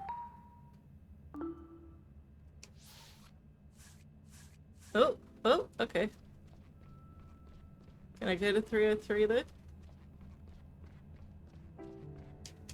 I have a candle for her.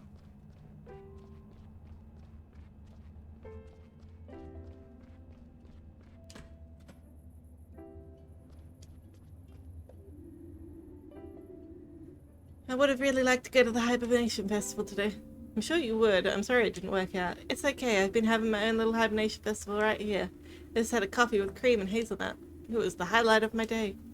You had an information of the Renal pelvis. Are you in pain? Yes, but I'm trying not to let it get to me.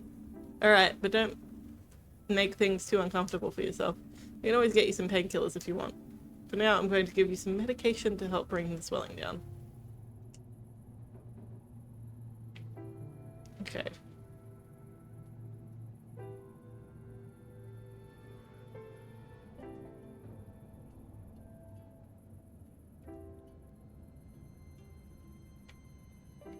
This seems like the closest.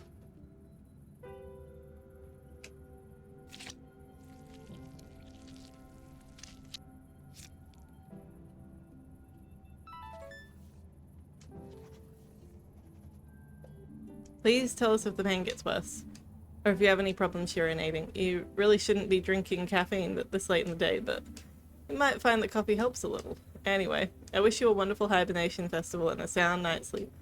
Thank you, I'm definitely wide awake right now, I've got to admit.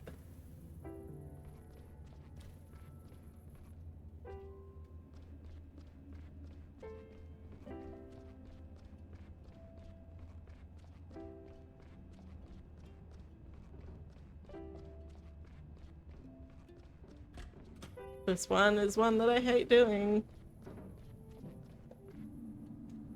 Good evening, Miss Van Galen. It's important not to get rattled. After every inhalation comes an exhalation. Everything that is closed will one day open and vice versa. May I interrupt for a moment? Oh. Hello, Finley. I didn't hear you come in. We were just lost in conversation. I bumped into our dear Sonia this evening in the cafeteria. That's one way of putting it. I forgot that I was meant to have an important meeting today. I suddenly got hard to breathe and I passed out again. Dr. Gutter brought me back here. Gottura brought me back here. I have to admit, a certain amount of luck. Benjamin from surgery happened to be passing through at the time too. He was a huge help in getting Sonia up here to safety. Thank you, Dr. Gottura.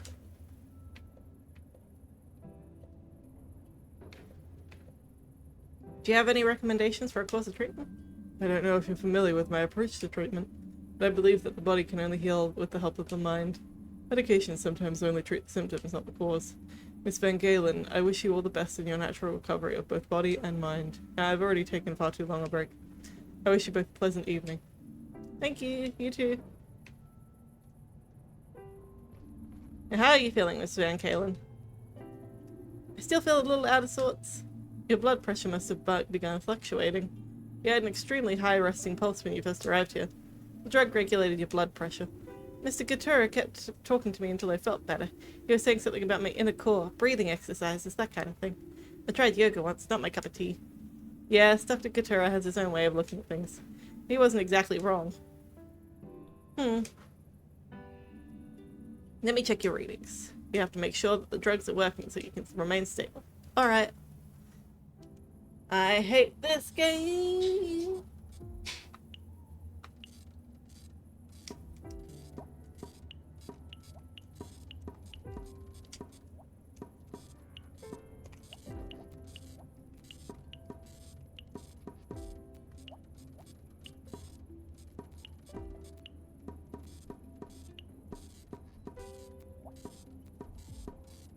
God damn it.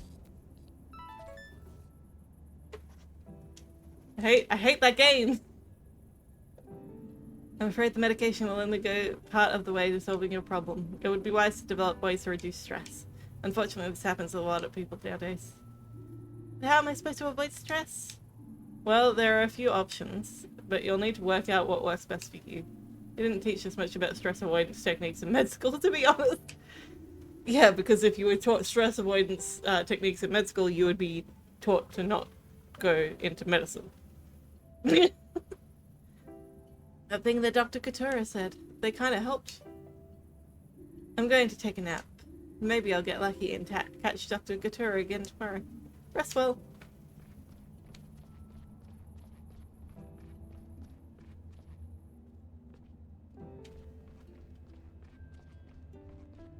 P33.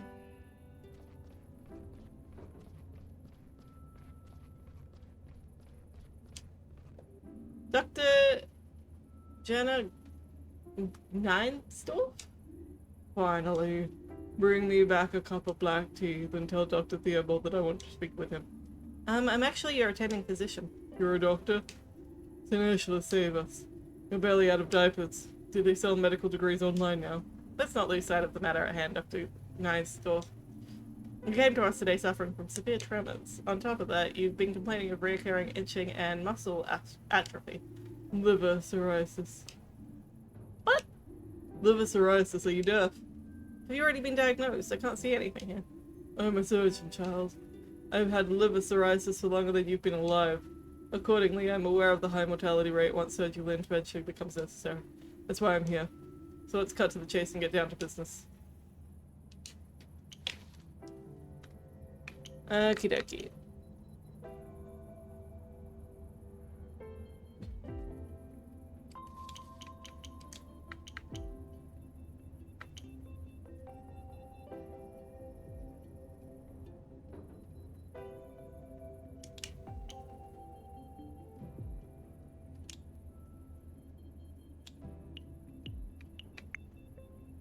Okie dokie, that seems good.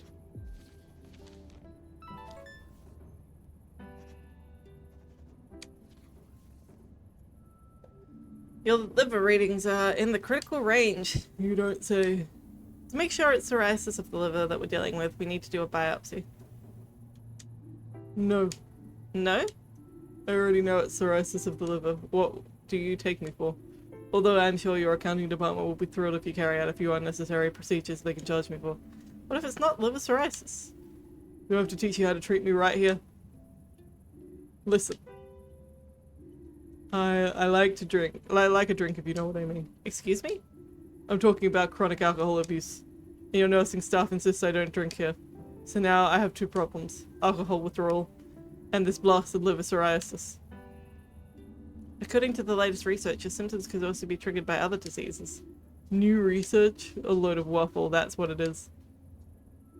Well, go ahead. I'm sure you know exactly what you're doing. I'm walking away now. I'm leaving. How do I give this candle to Irma? She asks me, I bring her a candle. I'm done, Dr. Krokowski. And did you notice anything out of the ordinary? No, everything's fine. You're right, the patients really are doing a little better today. I'm glad I'm on a night shift now. It's really quiet, pleasant. If you say so. Well, let's see. I did not do great because I hate that one stethoscope one.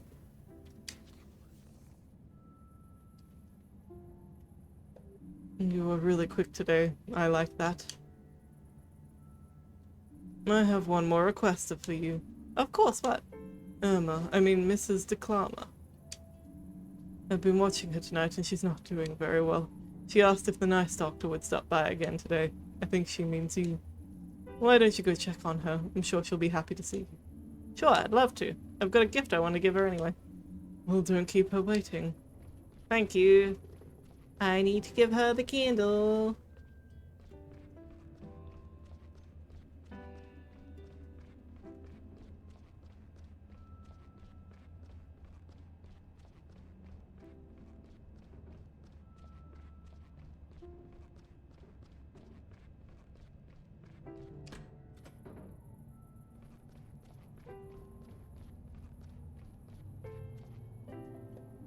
Hey Emma, how are you doing? Finley, what are you doing here? I thought you were out celebrating today. I was, it was great. I met a lot of people and the stew contest was really exciting. We got the fountain working again for the occasion. And look what I found, Emma.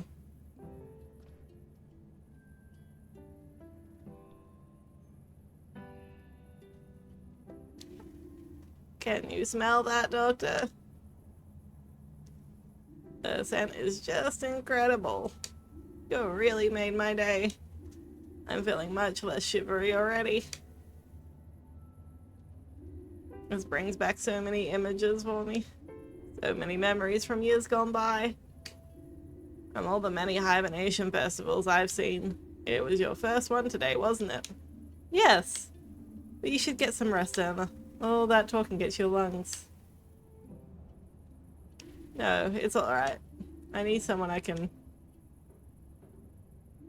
spin my yarns to.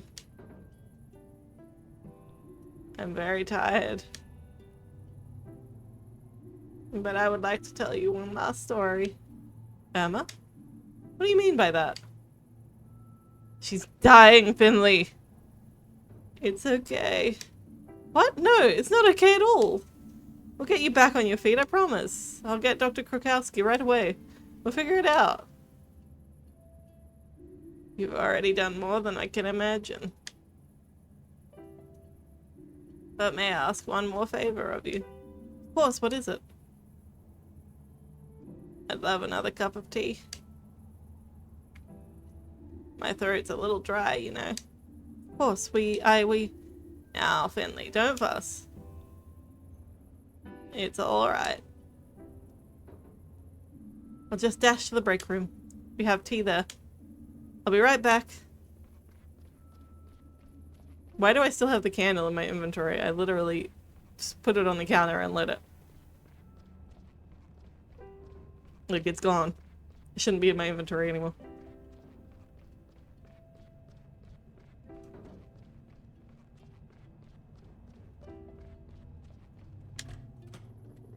Emma wants tea. Always have hot water here, thank goodness. What kind of tea should I make? Oh, winter tea. Okay, now I better get this straight to Emma. Finley, taking a break already? No, I'm just getting a cup of tea for my patient. Oh yes, old Irma has a taste for the finer things. Could you come with me, please? Irma isn't doing well at all. I know.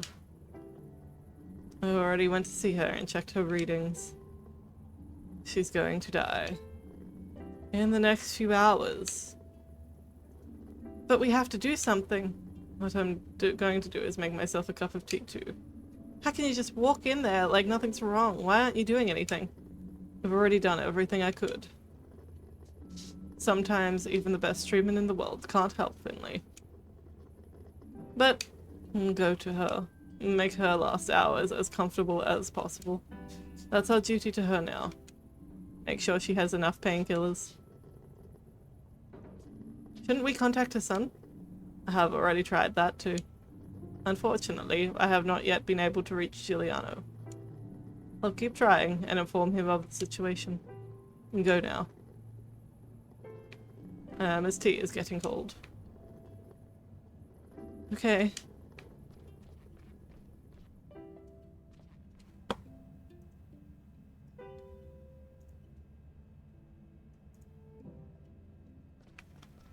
Wrong way.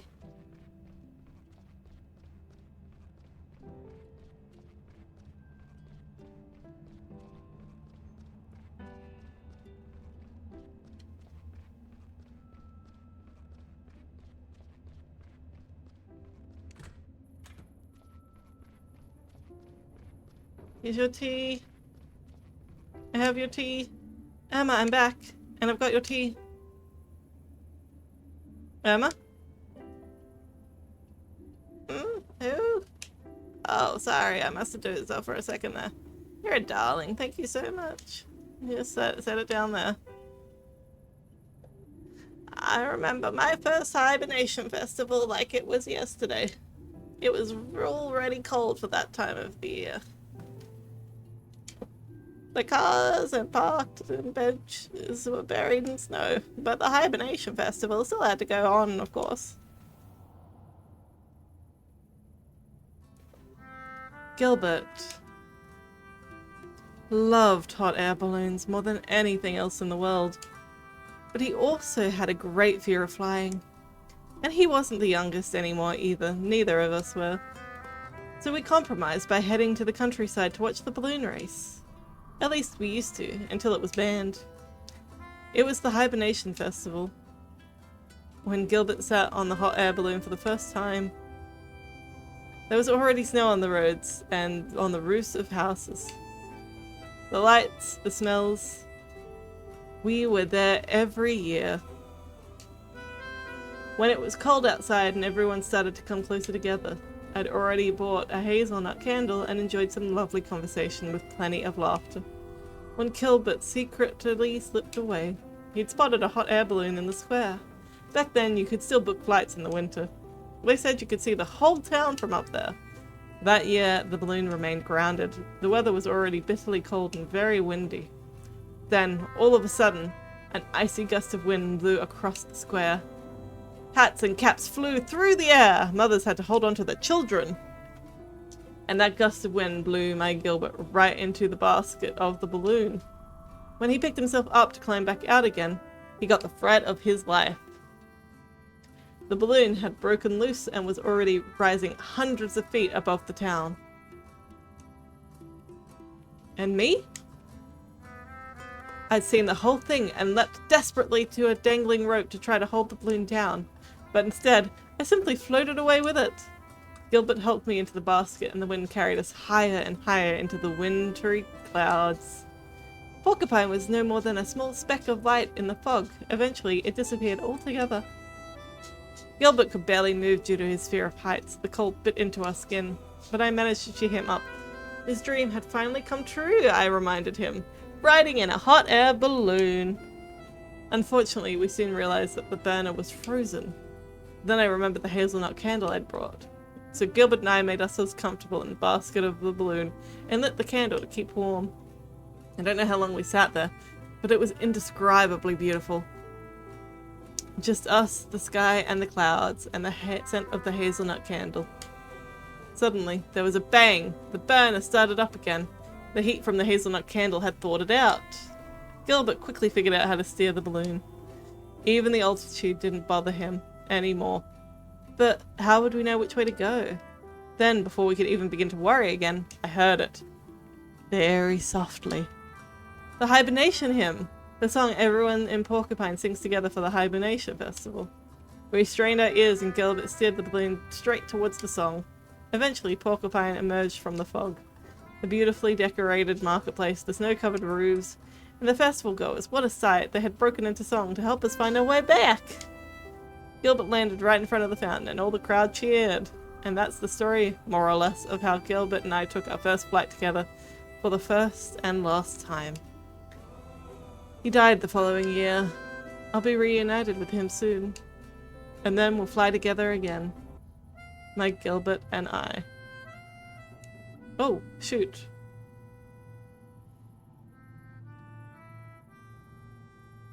I don't know what I just skipped there. It's made me sad. I hate it when games do that. Maybe, I'm not quite sure. I think I can hear it. Just faintly. I think she was talking about the hymn. Yes, they're probably still celebrating. And here's the two of us, stuck working the night shift at the hospital, eh? You're doing a good job with the work. But Irma? I made it to the hibernation.